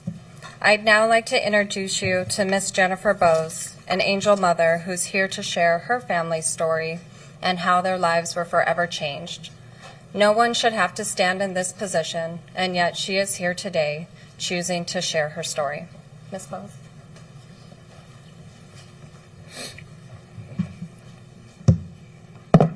Excuse me. My name is Jennifer Boss. This is my daughter Megan, and I came here to tell you about her. She was my firstborn child. She was my only daughter. And she was a mother, a beloved sister, an aunt, a fiercely loyal friend. Megan had been planning to return to college and start her own business. She was really bubbly and creative, and she always did the craziest things to make somebody laugh when they were starting to feel down. That's who she was. The mischievous sparkle in her eye, you can see it. The love that she generously gave to everybody, and the hope that she had for her future was erased by someone who had no right to be in this country. She went to his house and she never left. He had taken her body and stuffed it in a garbage can, keeping her doused in bleach for 51 days while we searched for her desperately. That's why we fight for her every day. This has been incredibly hard on our family, especially right now. Tomorrow marks 1 year since they found her. A tragedy like mine and the other families that are here, excuse me, could have been prevented, and that knowledge creates an agony for us like no other. For me, it was further compounded when I had to fight bureaucracy and ideological sanctuary policies trying to get him detained to await trial.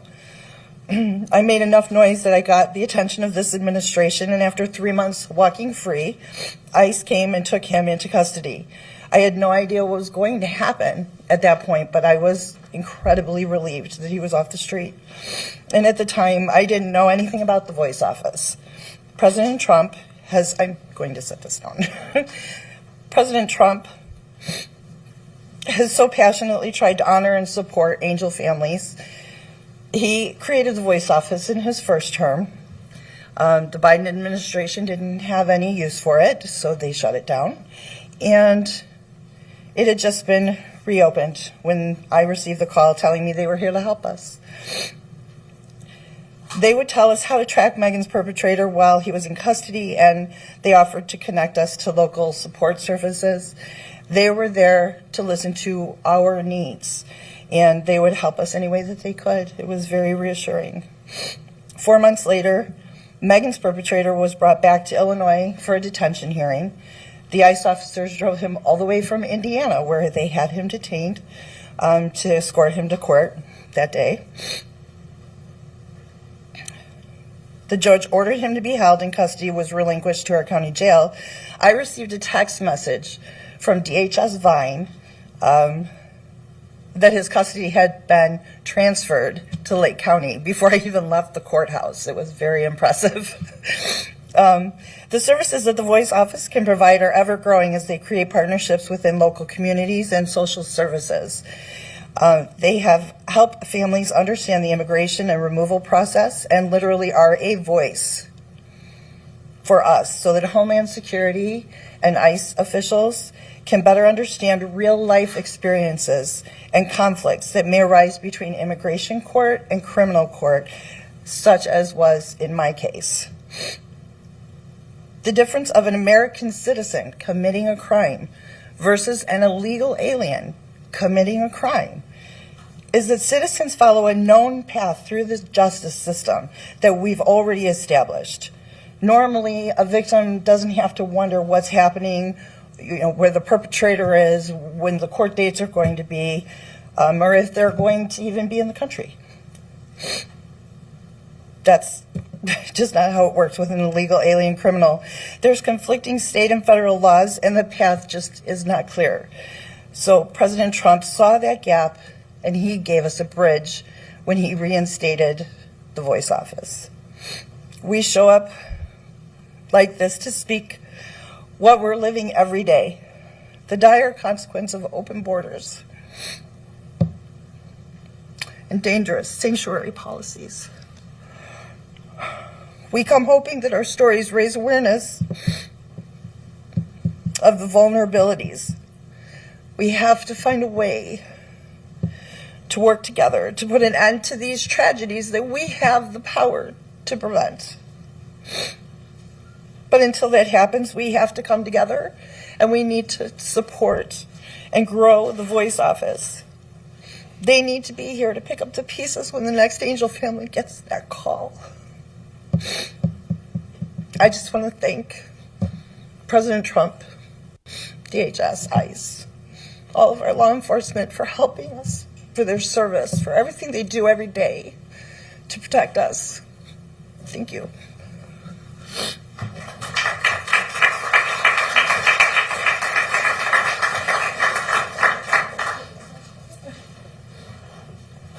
Thank you so much for coming here today to share your family's story. I know it was not easy to share, and we're grateful for your strength and your willingness to be here today. I would now like to invite Mr. John Fury to say a few words. Mr. Fury played an integral role in launching the original Voice Office in 2017 and remains a friend to many of these remarkable families standing here today. Mr. Fury. Well, first off, thank you all for being here today, and thank you to all the families for joining us once again. This is a very important office. It's a unique office.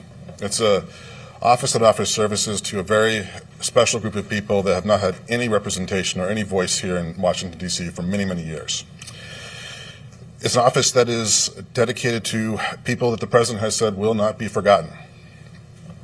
But the origins of this go way back in 2015, 2016.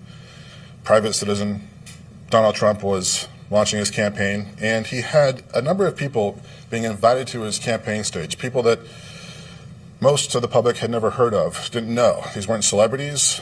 These weren't musical acts that were paying large sums of cash to go out to the stage. No, these were real people with real stories that had to be told. Now, I knew who some of them were from many years of being in this business, and I thought, wow, this is absolutely amazing that for the first time ever, these folks are being able to tell their story, and the public was finally listening. Sometimes the media would pull away, though, because they didn't know who they were looking at. They didn't know who this population was. Well, they do now, because these folks have been very outspoken, and they're telling a story that new people are hearing about every single day. Well, after Trump was elected, all of the future political appointees got together and started putting together the drafts of the executive orders and the DHS implementation memos. There was a call in there to have a victim's office, and we kept referring to it as the victim's office. And I said, guys, we need to put a name to this office. I said, how about Victims of Immigration Crime Office? It almost spells voice, V-O-I-C. Well, one of the other political appointees, who was an OPLA attorney, said, well, this is an engagement office. We're engaging with the public. There's your E. So we spelled out voice. We put it into the systems and waited a few weeks. And not too long after that, President Trump is giving his first address to Congress. He's announcing there will be a victim's office within DHS, within ICE. And he said this office is necessary because we are providing a voice to those who've been ignored by our media and silenced by special interests. That was an amazing thing to hear that, to see that actually happen. Of course, we also knew we had to get to work, and everyone here at ICE was pulling together to build out a new office, which we had no funding for. We had no staff. There was no infrastructure. There was no support for Congress at the time. But everybody in this building pulled together, which was so remarkable. Everyone, public engagement, public affairs, HSI, ERO, OPLA, everyone came together to provide resources to build out an office that was accessible to the public and to our victims of our porous borders. It was a lot of work, but we were able to do it by April 2017, which is quite remarkable. But we also had the help of our families. And we spoke with them before we launched it and said, look, what is it you want? What is it you would have needed when you went through what you did?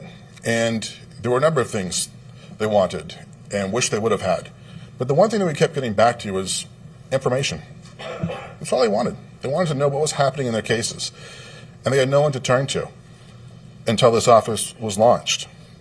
And I think people sometimes forget, the grieving process is difficult. It's particularly difficult when you're dealing with the criminal justice system. All of these people suddenly had to learn about prosecutions and hearings and a trial, and how does the DA function? What's our relationship with the city government?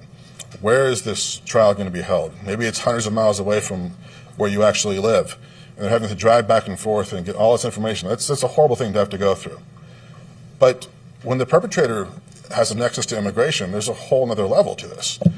And suddenly these victims who are trying to grieve are learning that perhaps the perpetrator is being transferred somewhere, different custody. Maybe some of their agencies involved. Maybe the federal government is involved. Suddenly they learn this person maybe is here illegally. They're turning to someone for answers. Local DAs don't understand the immigration issue at all. Local sheriffs maybe do, maybe don't. But they would ask these questions, and what would happen oftentimes is that the victims would be contacting other victims maybe they knew who had gone through this process, or they'd be contacting someone they know somewhere in the DOJ or maybe some local field office to try and get answers. That's not something they should have to go through. So the point of it all was that we knew we needed to have an easily accessible hotline they can call to get information about the case, to figure out what the next steps were, and how they could be prepared and how they could be involved in the decision-making process that would flow from that. Now, in the worst case scenario, this occurs in a sanctuary jurisdiction. And in those instances, our victims tell us that they think the DA is working for them, trying to prosecute the case, but suddenly they start asking about immigration, and some of these DAs suddenly clam up, nothing to say. Suddenly the resource they thought that was available to them just isn't available. Doesn't know the issue, doesn't want to know the issue. That's extremely troubling. Well, they didn't have a place to go, but they do now. And I've seen this agency use its resources in ways that probably wouldn't be occurring if this office didn't exist. So for example, HSI has a huge international footprint. And very often HSI is bringing people to justice who have fled the country to make sure that they're actually going to stand trial. We've seen that happen in some of these cases. All these perpetrators flee the country immediately. They don't understand that, guess what, we have a pretty big reach. And so HSI has brought some of these folks to justice, and they're standing trial. That's a great thing. ERO, OPA, they've been very active on the local level. We've had a number of cases. I recall one case where there was a young man who was killed, and it was a difficult situation because the way in which the evidence was collected sort of raised some questions on the local level as to how it was going to be prosecuted. Was the guy going to be released? Was he going to be in jail, pending trial? Well, it kind of depended on the evidence and the local rules, and the family reached out to us because they knew we could take custody. Now, if we take custody, the guy's going to be transferred out of the area.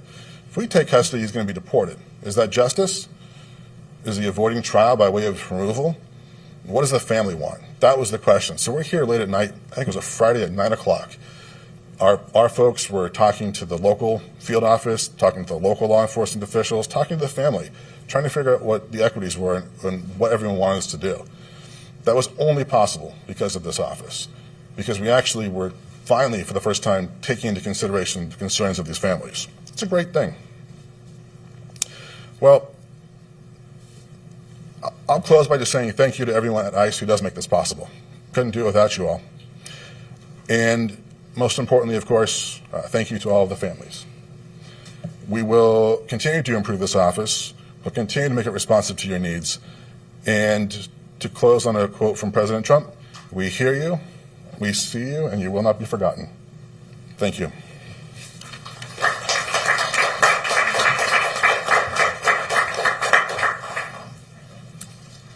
Thank you, Mr. Fury, and thank you for your tireless work to give victims and their families a voice. I'd like to now invite another angel mother, Ms. Patricia Fox, to share her story. She, like far too many angel families, has experienced an unimaginable loss, one that cannot be undone and one that she carries with her every single day. Ms. Fox? Hello.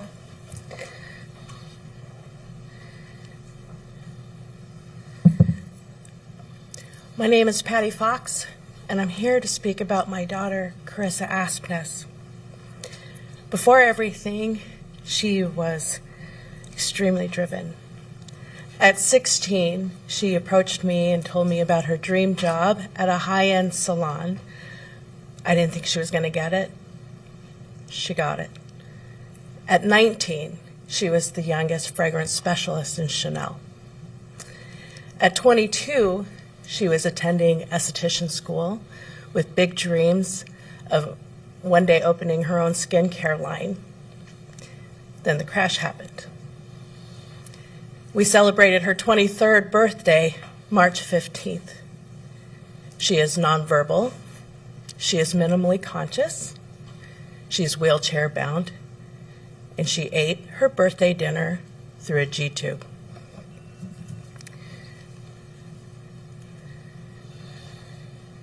Sorry, my hair isn't the only thing going gray. Every day is bittersweet for us.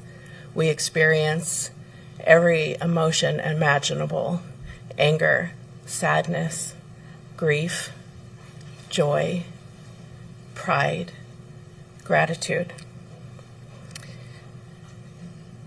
I miss her voice. I miss her laugh. And we work towards infusing joy into our lives and embracing who she is now.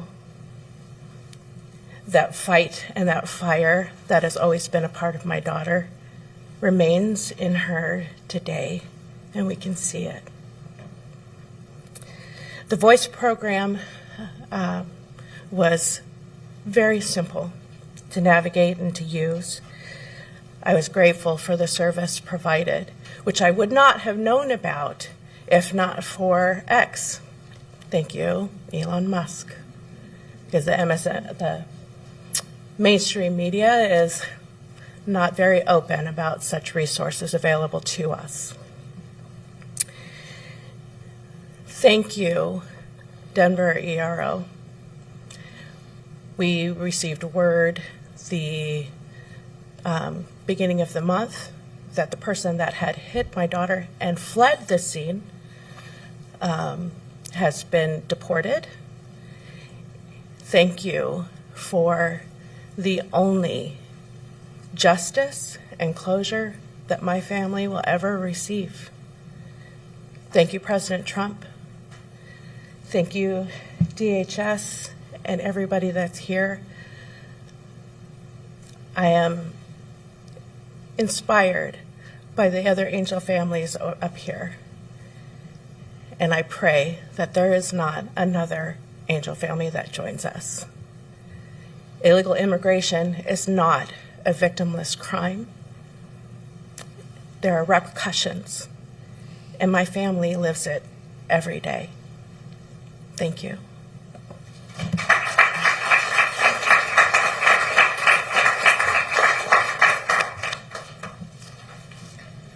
Thank you, Ms. Fox, for traveling here and sharing your story, which is a powerful reminder of the lasting impact that alien crime has on families, not just for a moment, but for a lifetime. Our final angel mom here today, Miss Agnes Gibney, comes from a family whose lives were changed in an instant.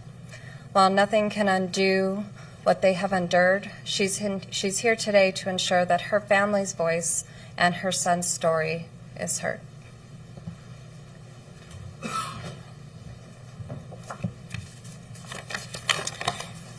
Thank you, everyone. Good morning. It is my honor and privilege to be here today. I was a part of Voice when they first started, and I am so honored to be here again. My name is Agnes Gibney. I am here to speak about my only son, Ronald da Silva. Ronald was 29 years old when he was murdered. He had a smile that would light up a room. He was caring, compassionate, and full of life. This is my son. He loved working on cars. He had a natural gift for it. He loved animals so much that one day he brought a baby crow to my house and said, "Please take care of it, don't let it die." He was funny, always playing pranks, and his laughter filled our home and gave the kind of bear hugs a mother never forgets. He was also a loving father to 2 young boys. Something that the media often forgets is the children left behind by those that were killed by illegal aliens, called true family separation. My family changed forever. My life changed forever on April in 2002. My son was standing on a friend's driveway when he was shot.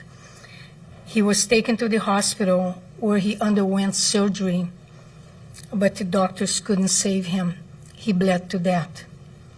When I arrived at the hospital, through a window to look at my son's lifeless body, I banged on that window, yelling out his name, "Ronald, please open your eyes.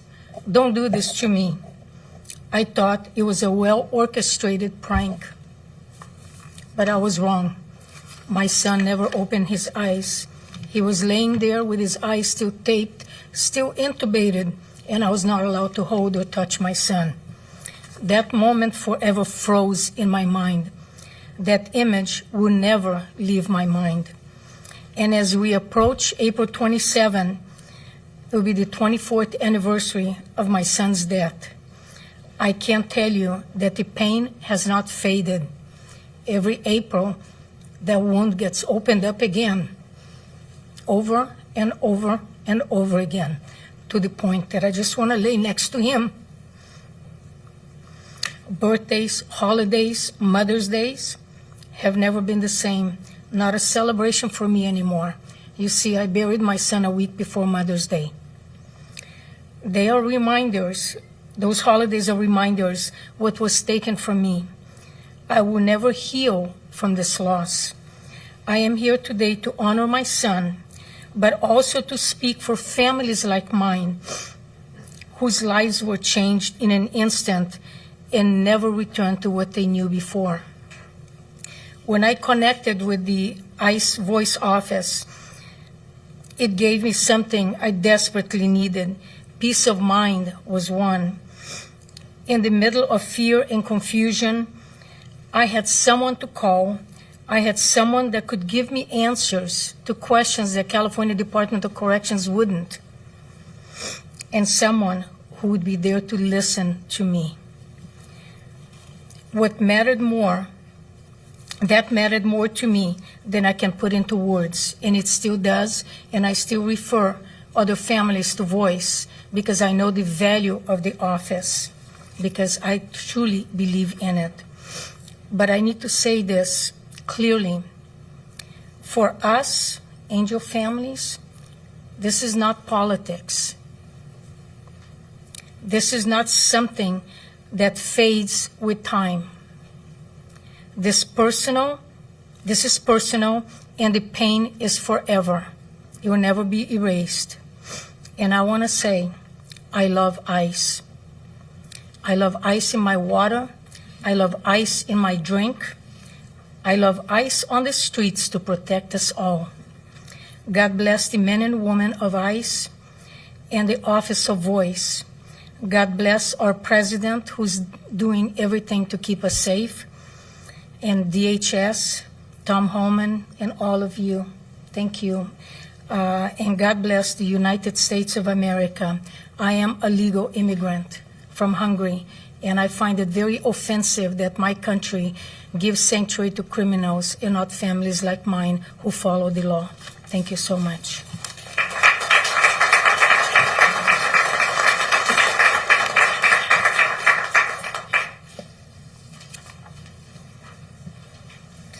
Ms. Gibney, thank you for sharing your story. What you've shared is a powerful reminder of why this mission matters.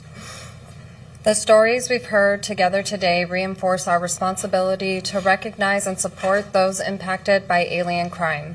That responsibility guides our work every day. It is now my honor to introduce ICE Deputy Director Charles Wall.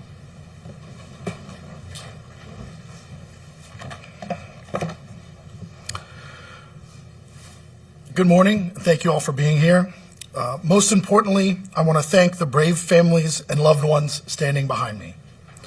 Your courage, your grace, and your determination are truly inspiring. As Director Lyons said, behind the numbers we shared today are real people, the real people here on stage and the individuals who weren't able to make it today that are out there in the country. These are the people who have endured the unimaginable. The reality is that navigating in the aftermath of a crime is complicated enough. But when you add the Byzantine complexity of the immigration system, it becomes overwhelming. The Voice Office cuts through that complexity. It provides clarity, it provides access, and most importantly, it provides acknowledgement that what these victims experienced matters. At ICE, our mission is rooted in public safety. That means enforcing the law, but it also means recognizing the people affected when laws are broken. The Voice Office strengthens that mission by ensuring that victims are never an afterthought. We are with them every step of the way. Thank you.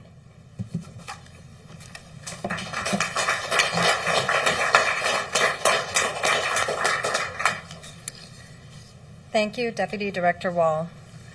And thank you to everyone who joined us today, especially the families who shared their memories and their stories with such courage and honesty. What we've heard today is not easy, but it is important. It shows why this work matters and why it must continue. We appreciate your time and your continued attention to the impact alien crime has on real people, like those you heard from today on stage and others like them. This concludes today's press conference. Thank you. You know what I don't understand is like when people come in here, listen, it doesn't matter if you agree, disagree, like me or don't like me. When we're watching videos of people that are suffering, people that are in pain, I think it's so rude for people to come in here and just start just talking shit for no reason. I find that very disrespectful, and we can insult each other all you want, but listen, I know that people come in here with multiple accounts and they're going to act like jerks and trying to make everybody feel bad. That's not what we're all about.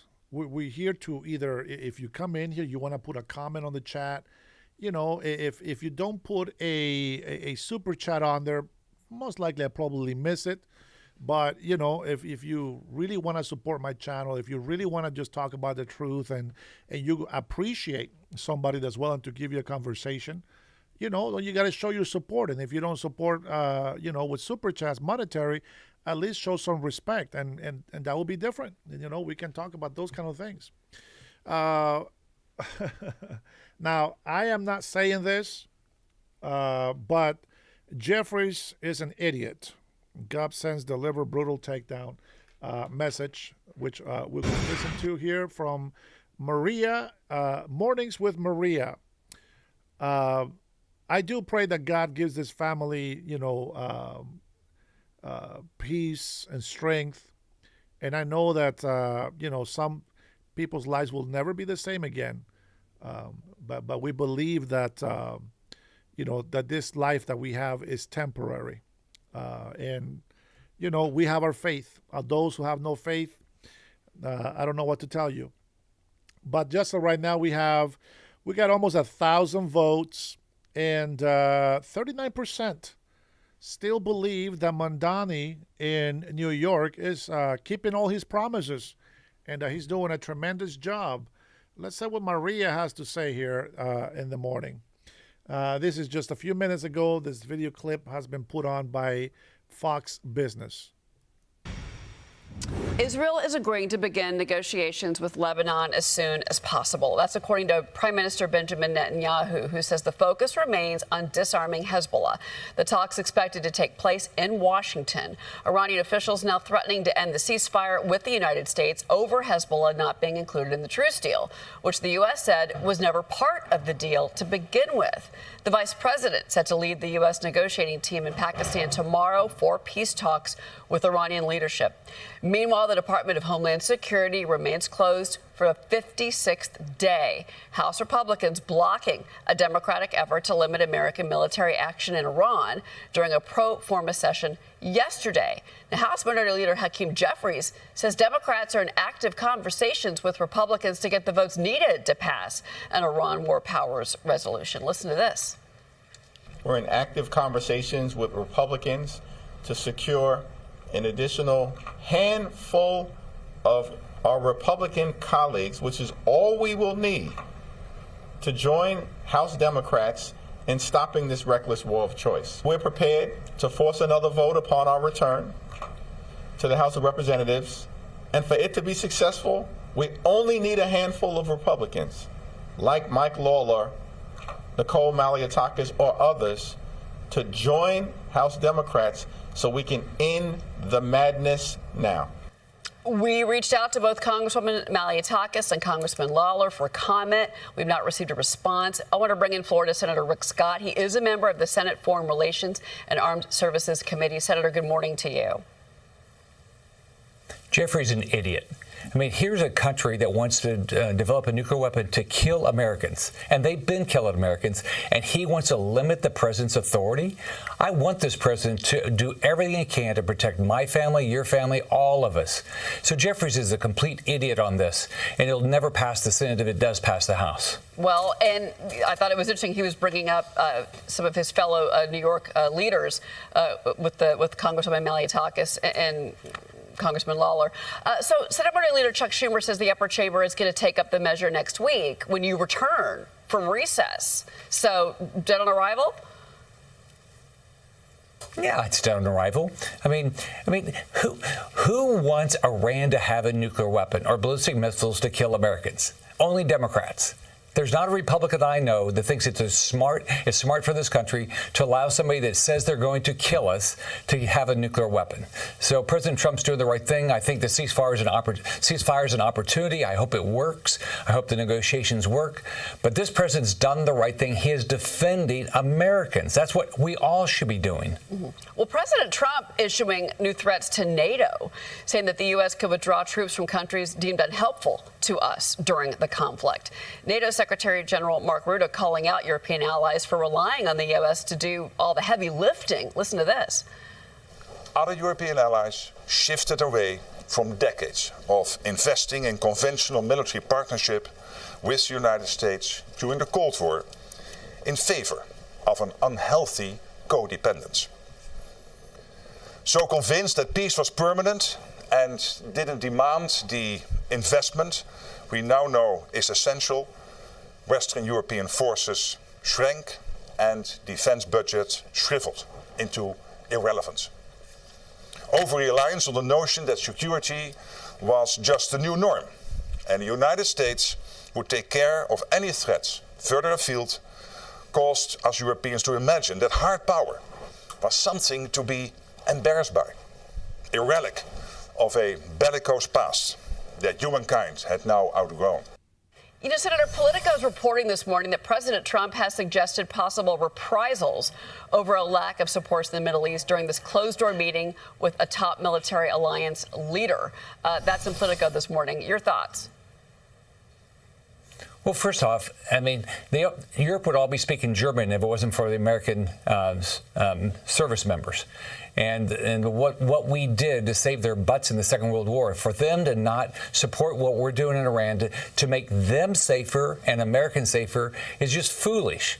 So NATO's going to have to change. Either they're going to step up and be a partner and be an ally, or why are we even involved in it? It doesn't make any sense that them not supporting what we're doing in Iran, not letting us use military bases. I mean, we built probably most of that stuff. And clearly, American dollars went into all the defense of Europe over the years. So something's going to change. Well, and certainly the president has been very clear that he is very unhappy with NATO, and I think a lot of that came out this week when Ruto was in Washington. I want to talk about DHS with you and the shutdown. So Senate Republican Whip John Barrasso and Senate Budget Committee Chair Lindsey Graham are set to meet with the president today to discuss funding immigration enforcement within DHS, using only Republican votes, part of this two-step strategy to end the shutdown without agreeing to Democrats' demands on immigration policy. You know, and DHS and CBP have reported the lowest border encounters in recorded history for the first half of the fiscal year. 11 consecutive months, zero migrant releases at the border, sir.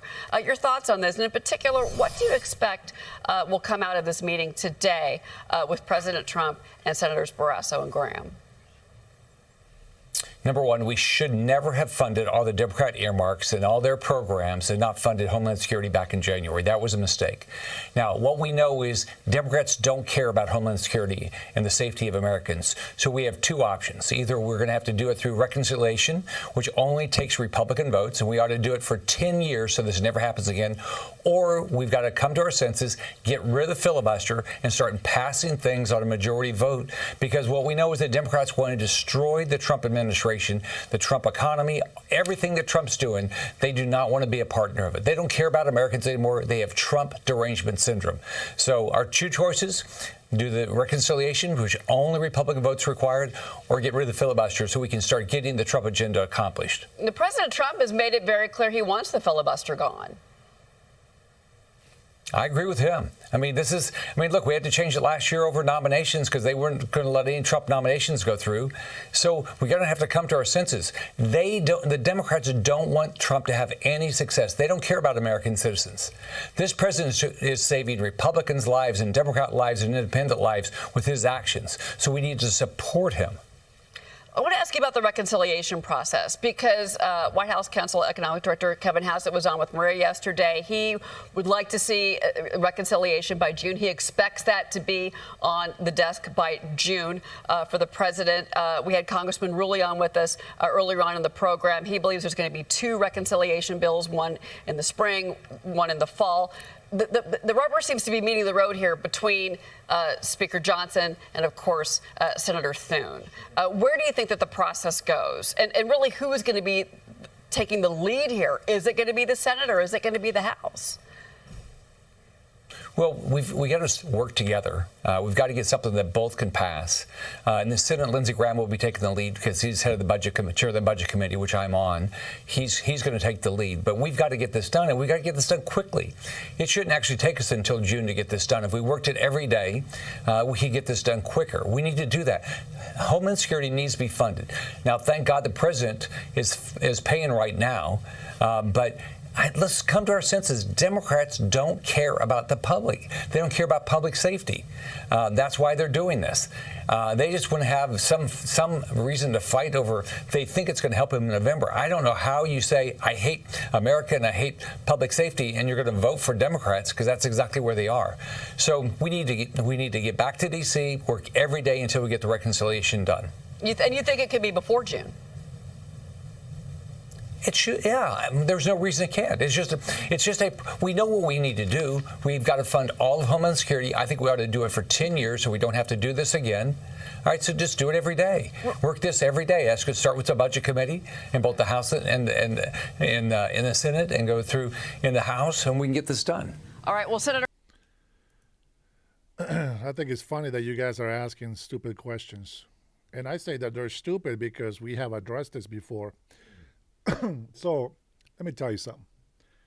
If you really think that we're going to be stupid enough to not take Iran's threats seriously, then you're some sort of special person, some sort of new type of dumbass that doesn't understand common sense.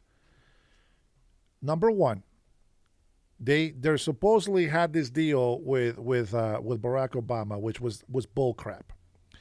We had people go in and supposedly get all this information about nuclear capability of enrichment, and for some reason, instead of having an open, nuclear plant out there, they decide to dig in deep inside a mountain. I wonder why. Remember this famous video? I saw Marco Rubio. Excuse me. Remember this famous video? I think Sky News is going to play it. Watch this.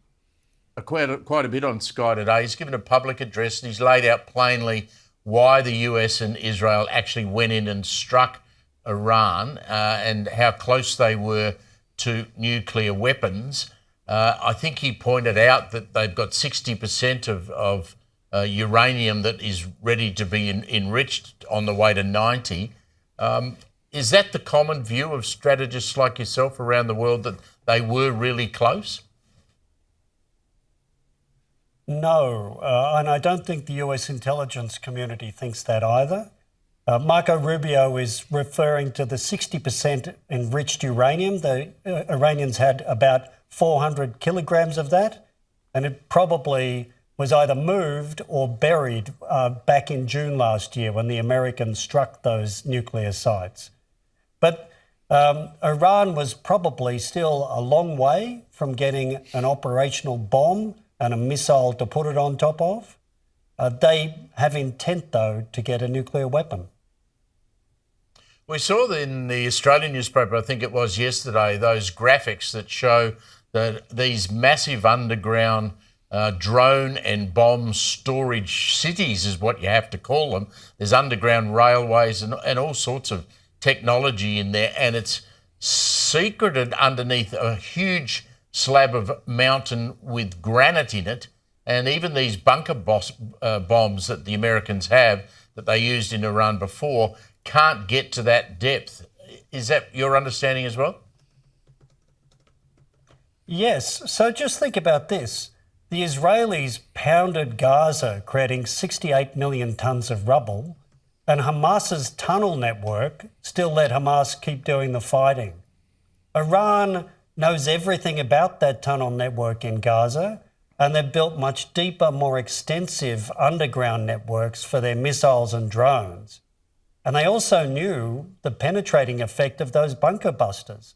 So yes, just like Hamas, Iran will be able to pop out of those tunnels and keep fighting. I mentioned NATO earlier. I'd just like to get your view on this, those comments today by Hesketh and Rubio about not being helped by, France, the UK, and we just saw Keir Starmer there repeating that it's not our conflict, we're not going to get involved. What's the future of NATO? Oh, sorry. So here's the thing. President Trump doesn't go investigate himself. President Trump gets information given to him. According to the information given to him, the Iranians were, as much they said that they were actually trying to build a intercontinental missile that can reach all the way across to the United States of America, where you have to put 1 and 2 together. And what they did announce is that that they had enriched uranium close to just a few weeks, a few months, maybe, depends on how long they were going to work on to make nuclear enrichment, or at least enough to get nuclear weapon capability. And so we got the intel that they were doing this under a big mountain. So we used the bunker busters to go out there and destroy this facility, which seemed to be some sort of a problem. Part of the imminent problem for the United States of America, but more importantly, more of a problem to those countries in the European Union. And I think that a lot of people just overlook that. A lot of people like to hear the rhetoric that, the United States president Trump does everything that Israel says, and well, that's our ally, that's our friend. And as you can see, those who call friends of ours, they don't have our backs like we have our friends' backs in Israel. We have helped Ukraine a lot, not by giving them free money like the previous administrations were doing, but by allowing them to buy weapons from us. And I think that that's a big difference. So after we obliterated the attack last year in June, everything was fine until two things happened. One of them, the Iranian regime, started saying that they can get this uranium from all the rubble, meaning from the mountain that we obliterated. So by making that stupid comment, number one, I'm going to take him seriously. And then they also made a comment that they were so close to having an intercontinental reach missile and that they had enough uranium to make 11 nukes. I wonder how they would use those 11 nukes. So with that being said, that is Iranian regime telling us, meaning that they think that they can hide it long enough to be able to attack us. Now, when they say that they are going to kill every protester in their country, I tend to believe them when they kill over 40,000, I think it's over 45,000 now, of their own people simply by protesting. And if they can do that to their own people, I will actually take them to their word that they are going to give death to America. So we had Tulsi Gabbard, we have Joe Kent. By the way, Joe Kent is a traitor in my book. I will not take his valor away, but that's just in my book because he doesn't understand what the mission was. Now, I know Tulsi Gabbard gave all the information to President Trump and say, hey, listen, well, this is all the intel says that there is no imminent threat. Now, that is not for her to decide. But according to the intel that she was given the president, there is no imminent threat. Now, with the president knowing that they say death to America after they went and killed thousands of their own people simply by protesting, I tend to think that their words were correct. Now, at the same time, we also know that Iranian regime is a bunch of liars because they show their true colors that once we started taking out their Air Force and their Navy capabilities, they started attacking their own allies, meaning that they don't give a shit if they're supposed to have a peace agreement with everybody else in the Middle East. I think it's very obvious that the Iranian regime, they worship death, and this is what they want. So they don't care if anybody likes them. They don't care if anybody respects them. They just care about destroying people. I don't know why they believe this, but they really truly believe that they're going to get 72 virgins in heaven, if they go and kill Israelis and Americans and all these infidel fake Muslims, as they call them, and I think that's a problem. When you don't take them serious at their threat, when they can kill their own people, I think that you will be a fool if you don't take their threats seriously. I hope that helps. You asked me for an explanation, and there you go. Well, this looks like something that could break NATO because the American position is hardening along the lines of, well, NATO's all for Europe's benefit, not ours, and where are you when we want you? Even though the Americans didn't consult or work with their NATO allies before starting this war. And the Europeans are looking at the American position around Russia and the Ukraine war and saying, well, you don't want to help us here either. You want to sign business deals with Moscow. So the foundations of NATO are being broken as we watch. Should that concern us in regard to AUKUS? Absolutely. The NATO alliance is a deeper, broader alliance system than the Australia-US alliance. And we have far less military capability than the NATO partners.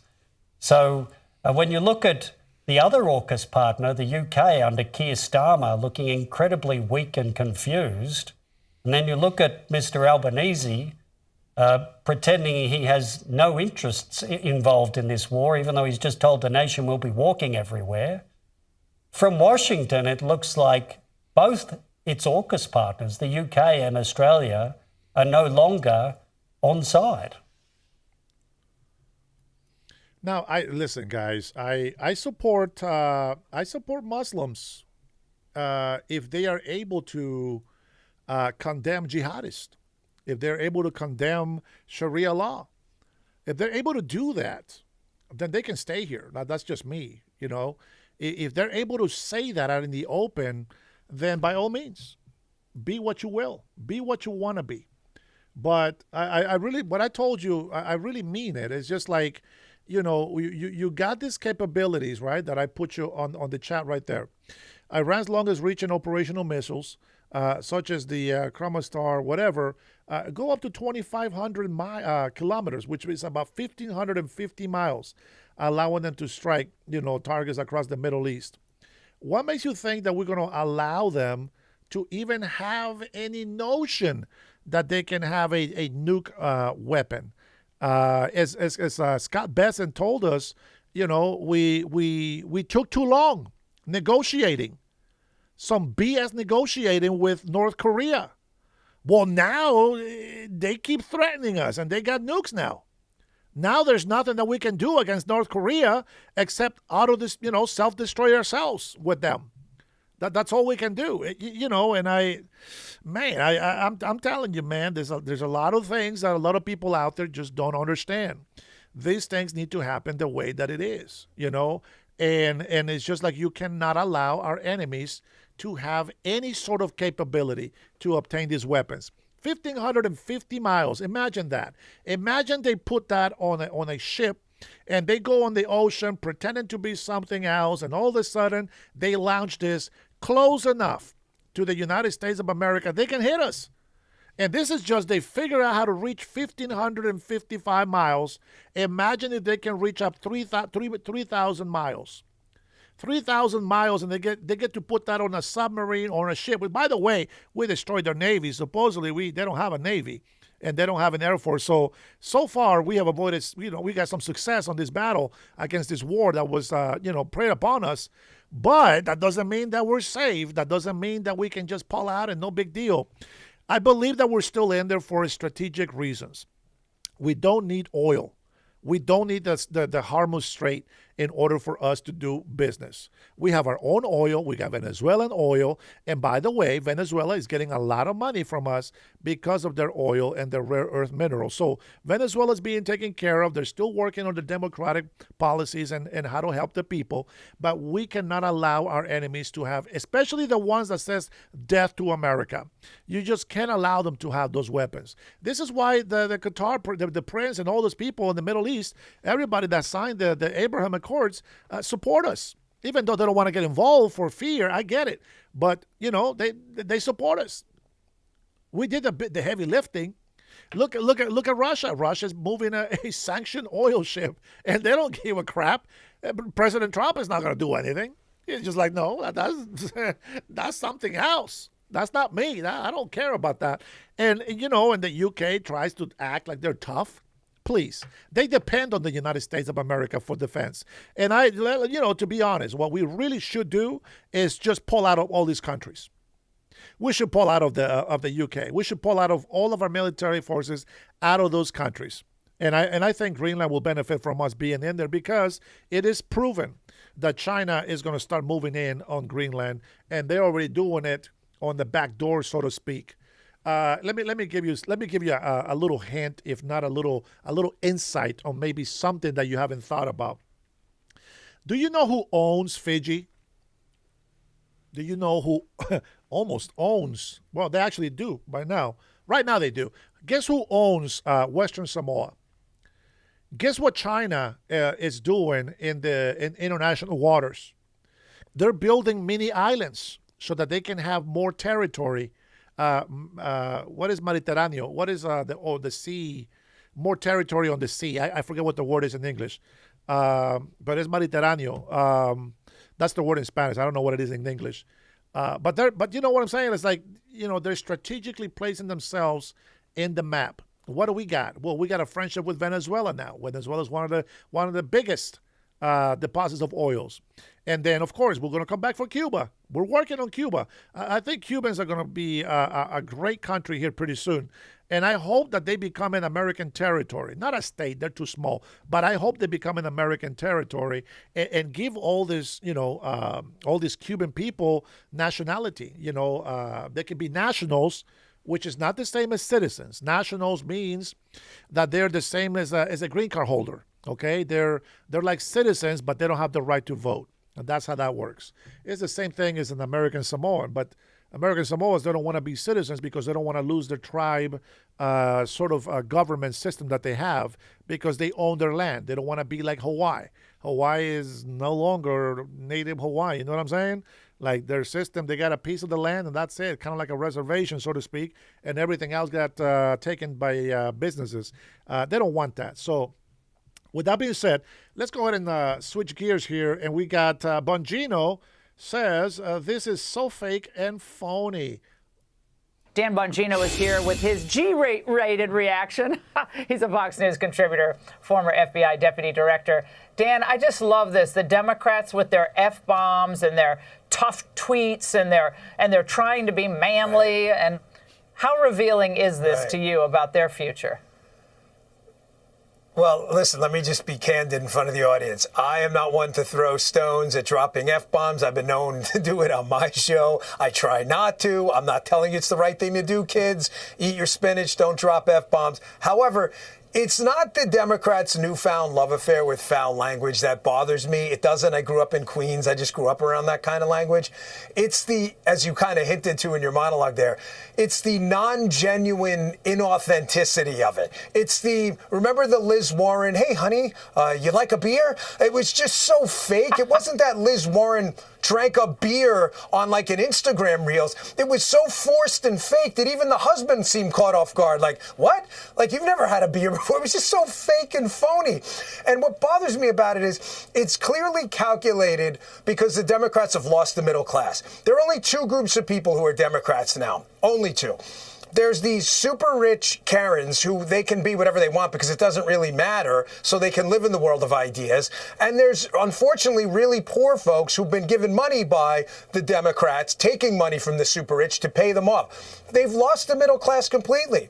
So they think if they go out and do the Ruben Gallego and drop a few F-bombs inauthentically, that all of a sudden a bunch of working class coal miners from West Virginia are going to, clamor to vote Democrat again. I don't think it's going to work. I think it's a really poor strategy. Yeah, man, Dan, it's like Tim Walz. Remember, he was out there trying to be manly. I think maybe he was wearing his flannel shirt around. It's all cringe, as my kids would say, right? It all feels wrong. And Trump is...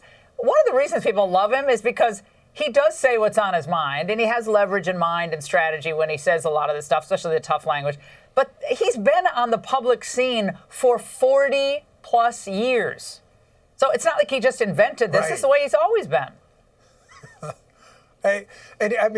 Tim Walz, remember the hunting scene when he was like, well, how do you really use this gun? I don't know. It's your gun. Why are you asking everyone else how to use it? Like, that's not the thing with Donald Trump. Listen, I'm not name dropping. You know Donald Trump, too. It's President Trump. It's not a big deal. He knows a lot of people. He's friendly with a lot of people. But he's the exact same way. There's no shtick there. That's not an act. But if you are going to put on an act like the Democrats, and a lot of politicians do it, some Republicans, a lot of Republicans, some Democrats, not Trump, he's not one of them, at least produce results.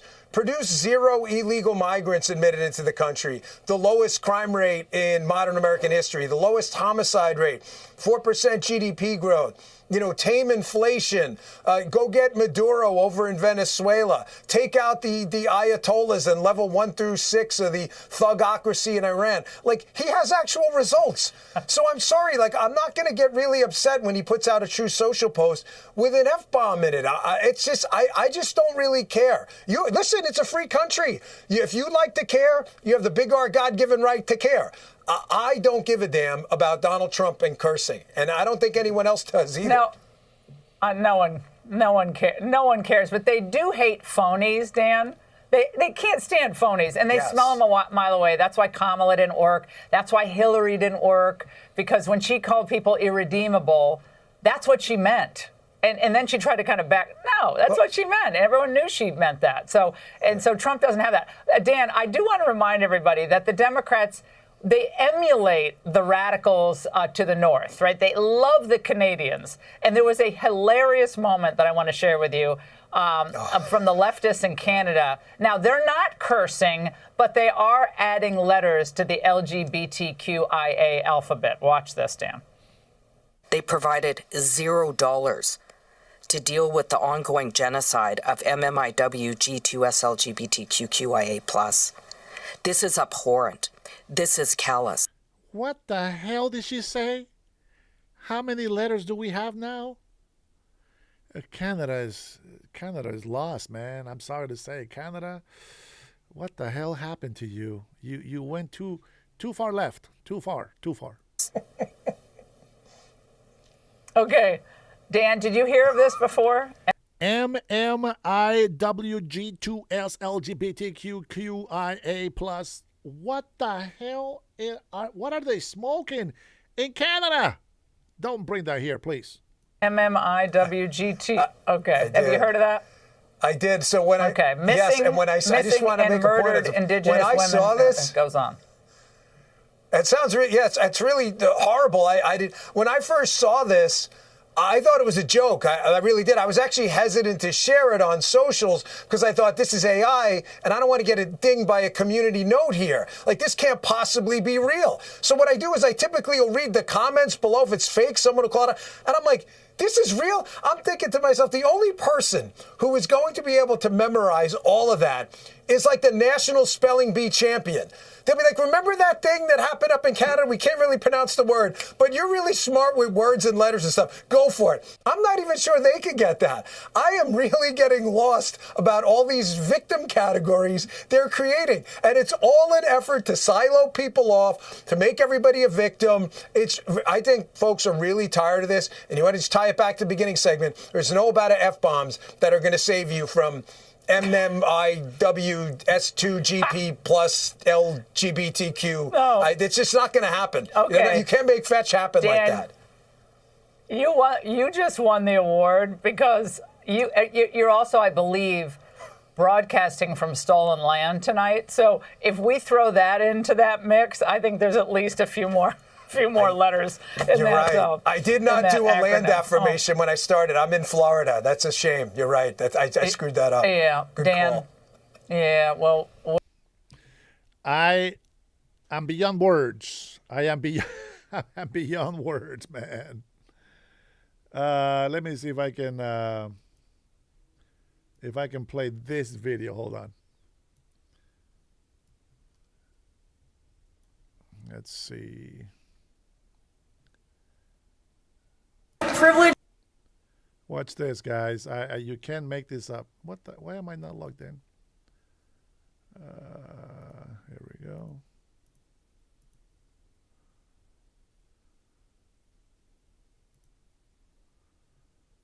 Let me see if I can play this for you here. You can't make this up. Here we go.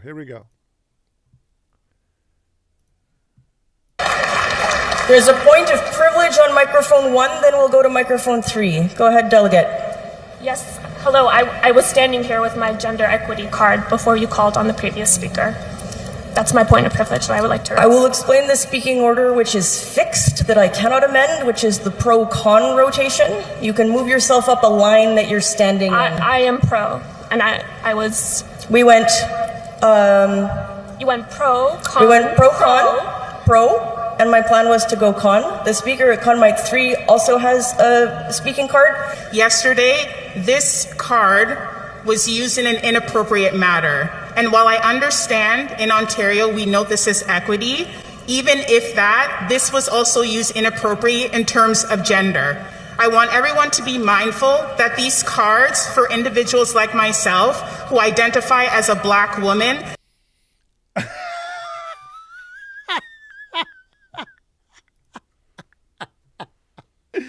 Wait a minute. There is a Black woman who identifies as a Black woman. I'm sorry. I apologize. I apologize. I am telling you right now. The theory that I told you earlier about COVID-19 affecting people's brains, only certain generic people, like getting rid of the elder, getting rid of all the weak people, and then messing up with people's brains and having those little booster shots, I'm telling you, something dirty happened. And last time I heard was that, what was it, Myrna? I don't want to confuse the name. Myrna, I think it was the vaccination was responsible for over 74% of the deaths. I don't know if that's a fact, but that's just what I saw. But you can't make this up. Have no value outside of this space. Thank you, Delegate. There's a point of privilege on microphone 1, then we'll go to microphone 3. Go ahead, Delegate. Yes, hello. I was standing here with my gender equity card before you called on the previous speaker. You know, I'll just pull out my white privilege card and be one of the people.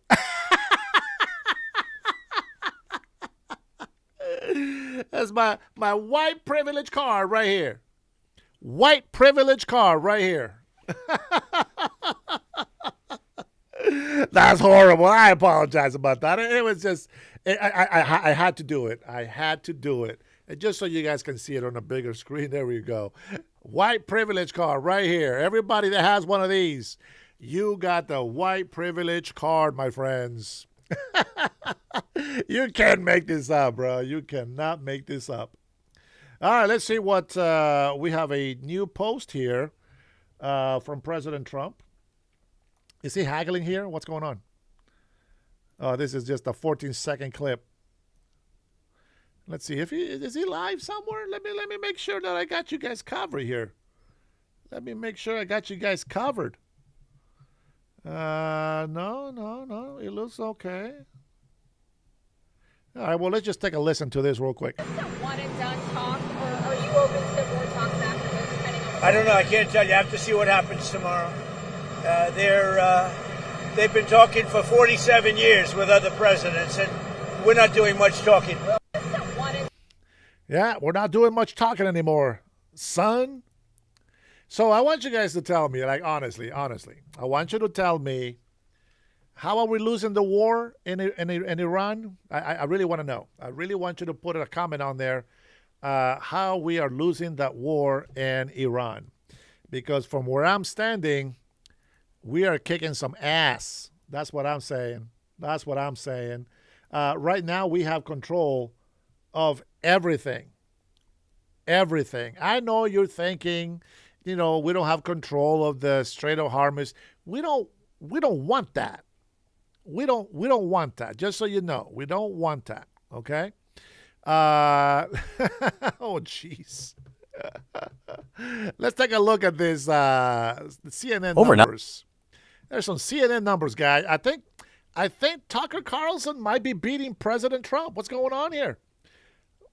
President Trump is getting beat by Tucker Carlson. Unbelievable. Here we go, guys. Here we go. Hi, President Trump going hard on some of his really political allies, Tucker Carlson, Megyn Kelly, others. This is what he wrote about Carlson. Again, they have been critical of the war in Iran. He wrote, Carlson, who couldn't even finish college, he was a broken man when he got fired from Fox, and he's never been the same. Perhaps he should see a good psychiatrist. That was some of the nicer stuff he wrote. CNN Chief. That's actually some good advice, to be honest. Chief data analyst Harry Enton is here right now. So the president attacking Tucker Carlson going after the president on Iran and other things. When voters were predisposed to like both of them, look at this. I suppose the question is, what do they see? How are they doing with Republicans and Republican leading independents? Yeah, let's start off with Tucker Carlson, who has been in absolute free fall with Republicans. I mean, just take a look at this. Look at this trend line. Tucker Carlson's net favorable. Back in March of 2024, when he and Donald Trump were very close friends, look at this. He was at plus 54 points. Look at where he is today at only plus 7 points among Republicans, and that includes GOP-leaning independents. I mean, that is a drop of 47 percentage points. My goodness gracious, when you go up against Donald Trump and you want to appeal to the Republican base, to quote the movie Good Burger, you go on the grinder, and that is exactly what has happened to Tucker Carlson, who has absolutely collapsed among Republicans. So if it is a choice between the president and Tucker Carlson among these voters, what do they basically say? Yeah, they choose Donald Trump basically every single time. Look at this. Okay, the exact same poll, this UMass Lowell poll. Look at this.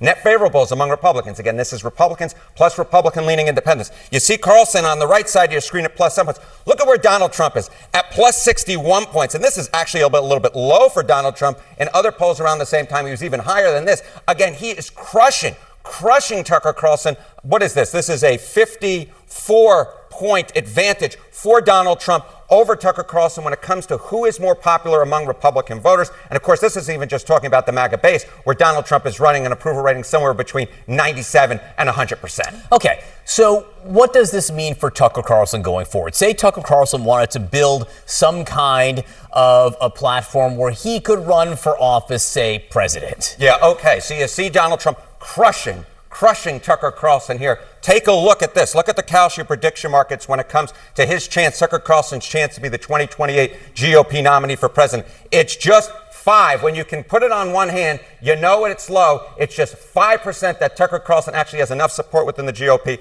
at least those who are putting their money where their mouth is, to actually be the GOP nominee in 2028. Marco Rubio and J.D. Vance are running well ahead of him. Okay, so again, in this imaginary world, if the prediction markets are wrong, Tucker Carlson were to become a candidate, how might he do? Okay, why don't we take a look against the most likely Democratic nominee, Gavin Newsom? And this is, I think, so important because it's not just that Tucker Carlson struggles now with Republicans. He is electoral poison when it comes to general electorate. So Gavin Newsom versus potential GOP nominees in the 2028 presidential matchup. Against Tucker Carlson, look at this. Gavin Newsom crushes Tucker Carlson by 11 points. J.D. Vance actually beat Gavin Newsom in this poll by 3. So Tucker Carlson, very much struggling, runs way behind the GOP baseline in the general election as well. You pick Newsom because he's leading in some of these early polls. He's the most likely Democratic nominee in the prediction markets at this point. Interesting. Vance beats him right now, but Tucker Carlson, not so much. Not so much. Not well liked among Republicans and not well liked, hated among the general electorate. Herrera, thank you very much. Thank you.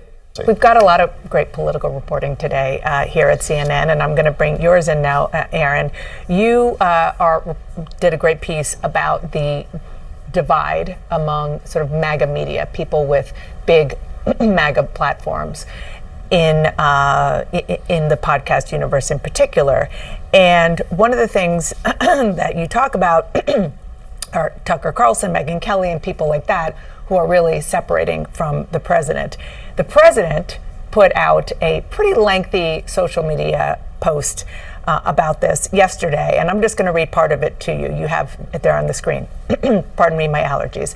Tucker Carlson, who couldn't even finish college, he was a broken man when he got fired from Fox, and he's never been the same. Perhaps he should see a good psychiatrist. Narrator's note, I should tell you. Tucker Carlson went to the White House as recently as February 23rd, 5 days before the war began. Okay, Megyn Kelly, who nastily asked me the now famous only Rosie O'Donnell question. Narrator's note, she campaigned with Trump in November of 2024. Candace Owens, who accuses the highly respected First Lady of France of being a man, and she is not. She interviewed the president in 2021 at Mar-a-Lago.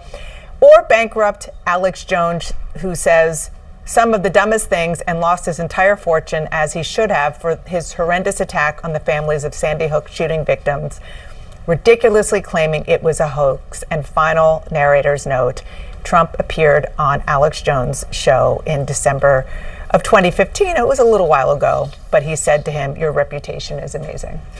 It's been pretty remarkable to see the influencer class, the kind of independent media types, including some of the ones that we just saw there, split with Trump over the war in ways that we haven't necessarily seen the opinion hosts on a Fox News or conservative media traditional broadcast.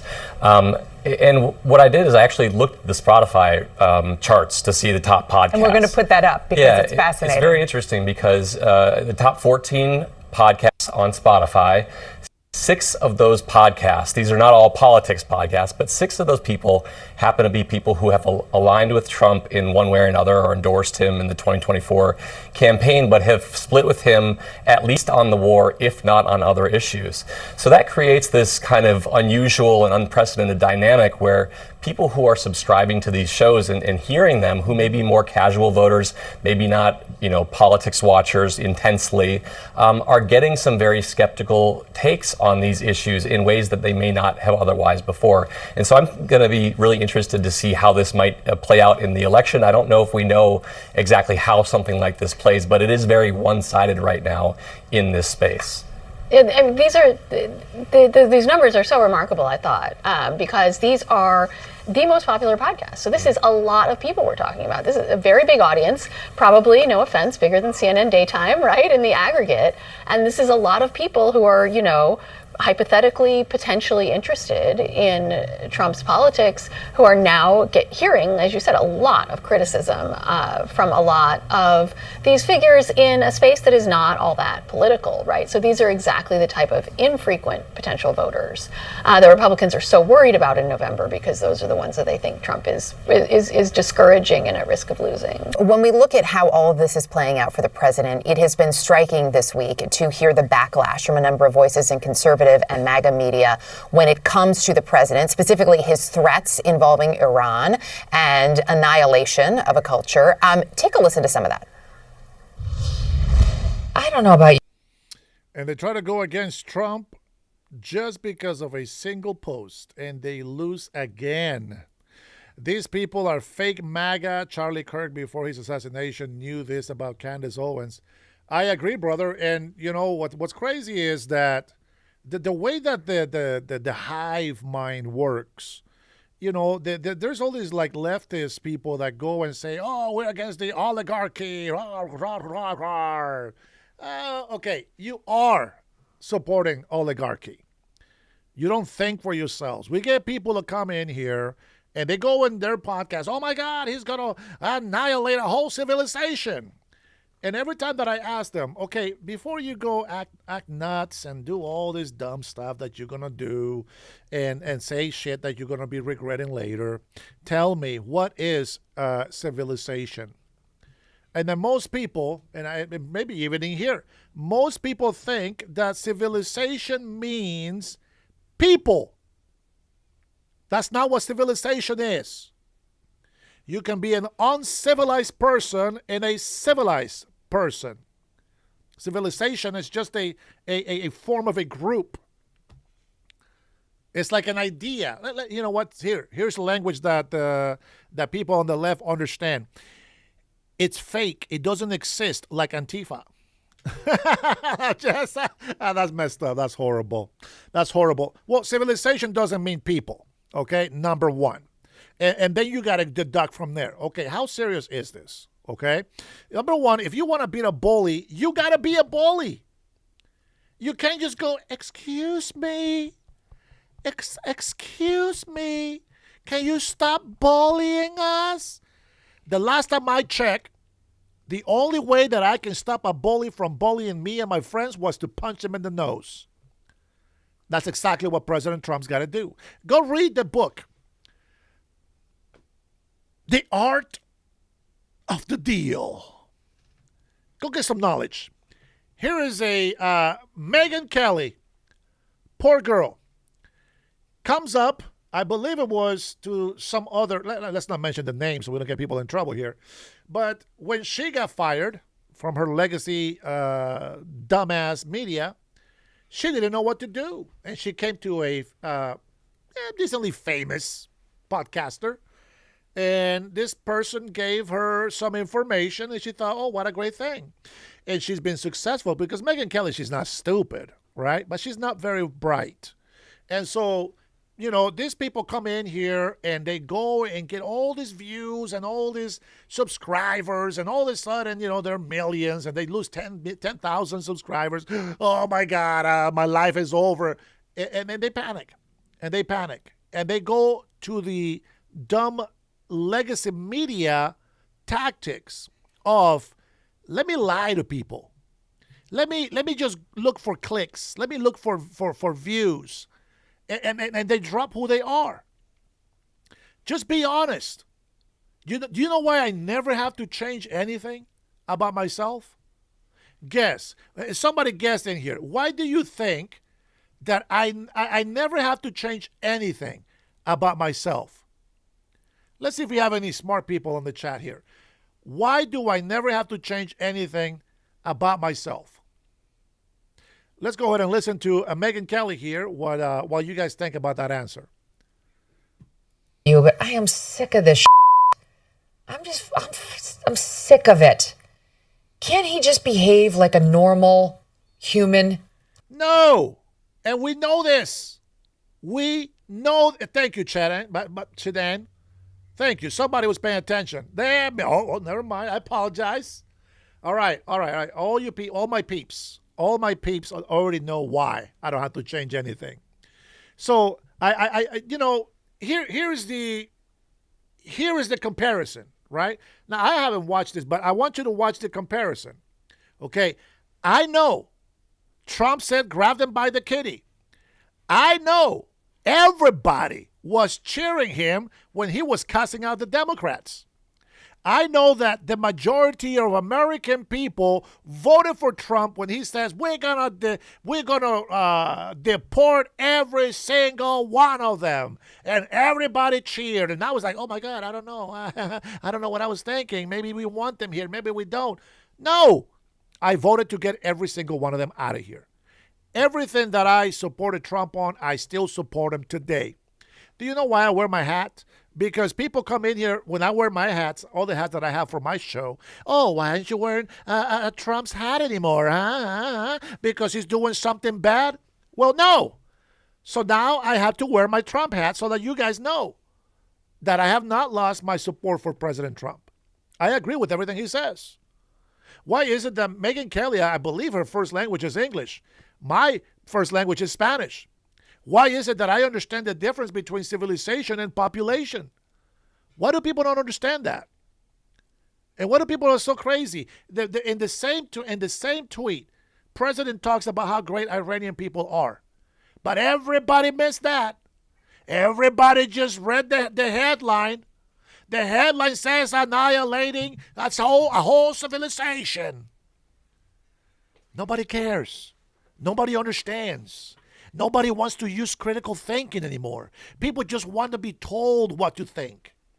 Well, excuse me, but I'm a rebellious guy. I don't like to be manipulated. I don't like to be told what to do. Unless we are working on a project to get something done and you're the lead, I will listen to you. But that's not how it works in life.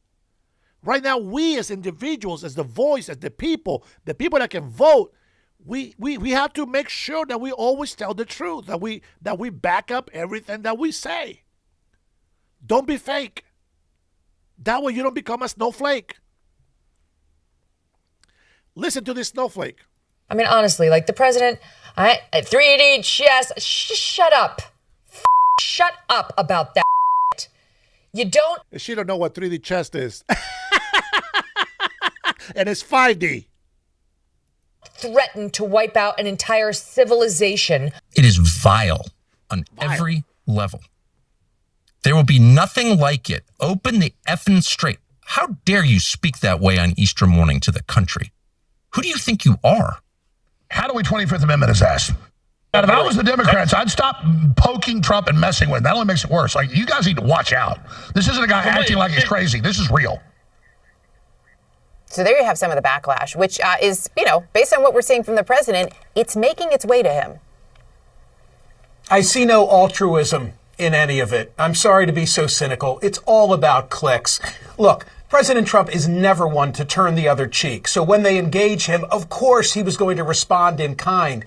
But this is exactly what makes that part of the media industry, sadly, thrive. It's all about clicks and eyes to websites and so forth. And something has changed. There's a very fragmented media landscape now. It used to be that on the right, it was a world of terrestrial talk radio and Fox News. There were corporate interests and there were some parameters around behavior. Now it's individuals who are entrepreneurs with very few guardrails, and it's fueled toxicity. I want to get your pulse on, President Trump blasting right-wing pundits who've criticized the war. Now, after you read those two comments right there, shut the hell up if you don't know what it means. Civilization is the stage of human social and cultural development and organization that is considered most advanced. Islam. That's the civilization that he's talking about. For all the morons out there that don't know what that means, there you go. Population, all the inhabitants of a particular town, area, or country. This numbnuts. It is unbelievable that people don't understand that. And he's talking about the Iranian regime. He loves the Iranian people. The Iranian people were the mirror image of us before 1979. Now go and spread the truth amongst your people. Go and spread the truth in other podcasters, in other social medias. Post what civilization means and post what population means. So when somebody threatens civilization, extinction does not mean people.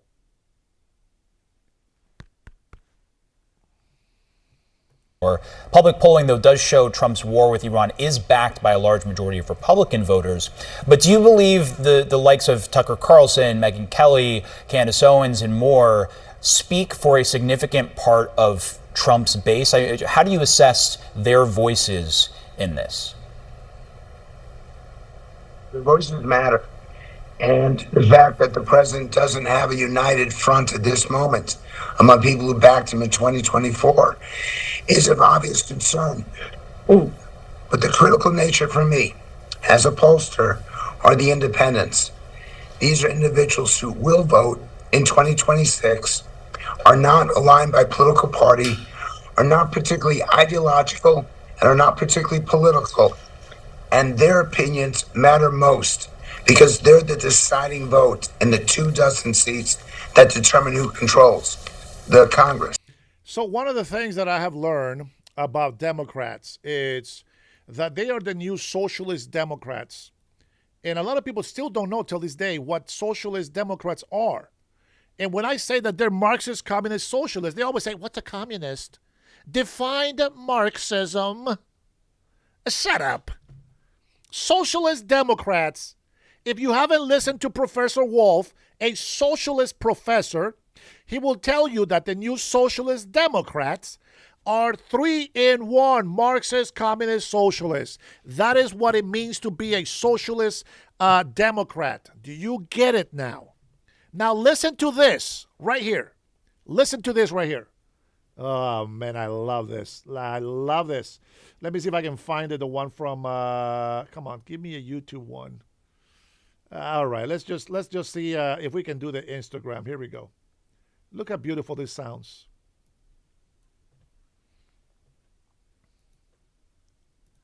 Look how beautiful this sounds. You guys ready for this? Check this out. Can you imagine Iran going from death to America to God bless America?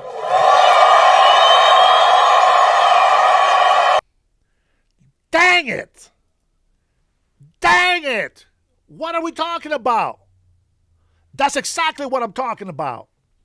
That is exactly what we are talking about. Tell me that didn't sound beautiful. Tell me that didn't sound beautiful to your ears. All of the fear. Listen, socialist Democrats, they prey on the naive and the gullible. See, there's a lot of people that I saw on the No Kings rally. But I want you to understand this. No Kings rally, I want you to understand this. They say no kings to President Trump, right? No kings to President Trump. And yet, they want their governors to tell them how to dress, what sex to be, who they should hang out with, what religion is, what religion isn't, what can citizens do, what unconstitutional taxes they can put on the people. No. No kings. It's your Democrat socialists today. Wake up, and I'm telling you, if we lose the midterms this year, you are dooming this country. Forget about the fear mongering of these libtards. They don't know what the hell they're talking about. But this right here is just the most beautiful sentence that I have heard in a very long time.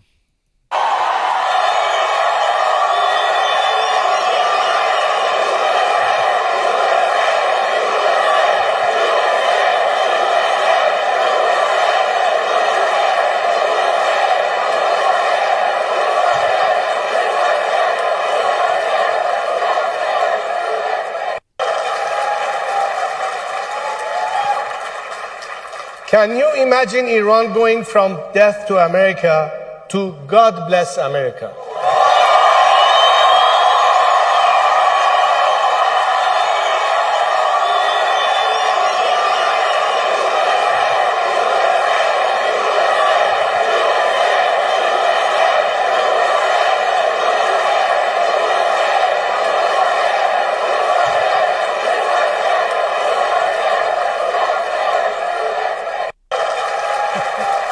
One more time.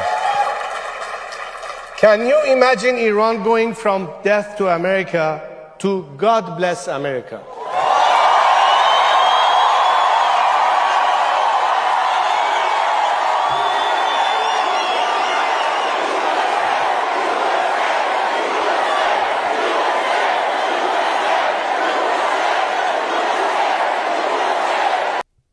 I wish the leftist people and those rhinos who have been fear-mongered and accepted the lies that has been fed to them, I wish they would cheer for America like these people.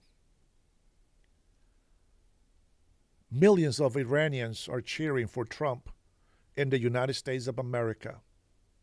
Millions and millions of Venezuelans will cheering for Trump in the United States of America.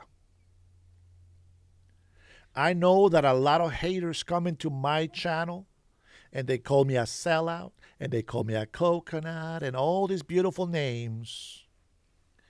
But they forget that I carry this white privilege card.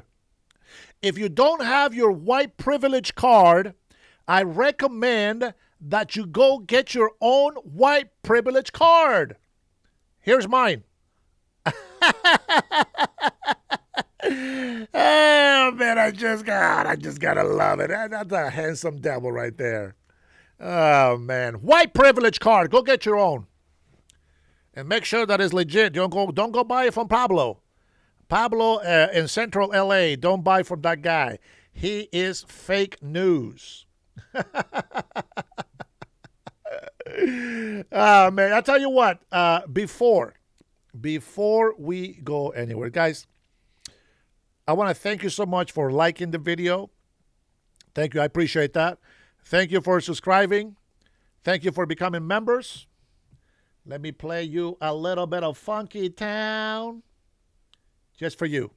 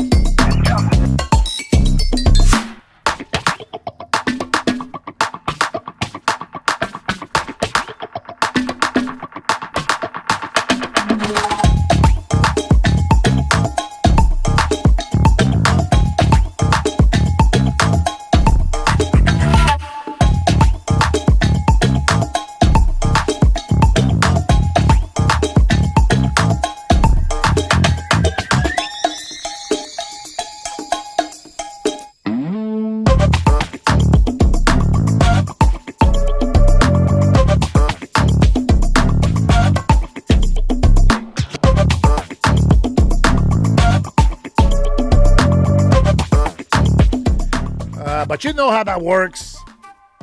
I got a wife that I gotta go pick up. So let's get it. Guys, thank you so much for being here with me today. You guys are amazing. I'm not going to lie to you. We got... It's been a while, to be honest. So I'm glad we had a lot of subscribers coming back to visit me, visit all of us. Thank you so much. We got 84,000 views today. Yes, that was a long 5, maybe 6 hours, I think. Let me check. 543 streaming. I can still go more, but I gotta go pick up my beautiful queen, my beautiful wife. Cutting Edge, I love you, bro. Love you, my man. Jason, the general in the chat. That's you right there. That's the general right there. Jason Martin. He is a big supporter of my channel. Steve, you as well. Thank you to all my subscribers. Tanya, always good to see you, sis. I always tell my wife that you send her love. Robert, Ozzy, thank you for being here, man. Brian, all of you guys. You know who you are. Mr. Mikey, of course. Man, God bless you guys, man. I will see you guys later today, all right? If I don't fall asleep, because I am dead tired. I don't know if you see a difference on the way that I do my show here, but I put a lot of work into it, and there is more to come. I just got to do a little by little because money talks. Thanks for your support. Appreciate you. Woo!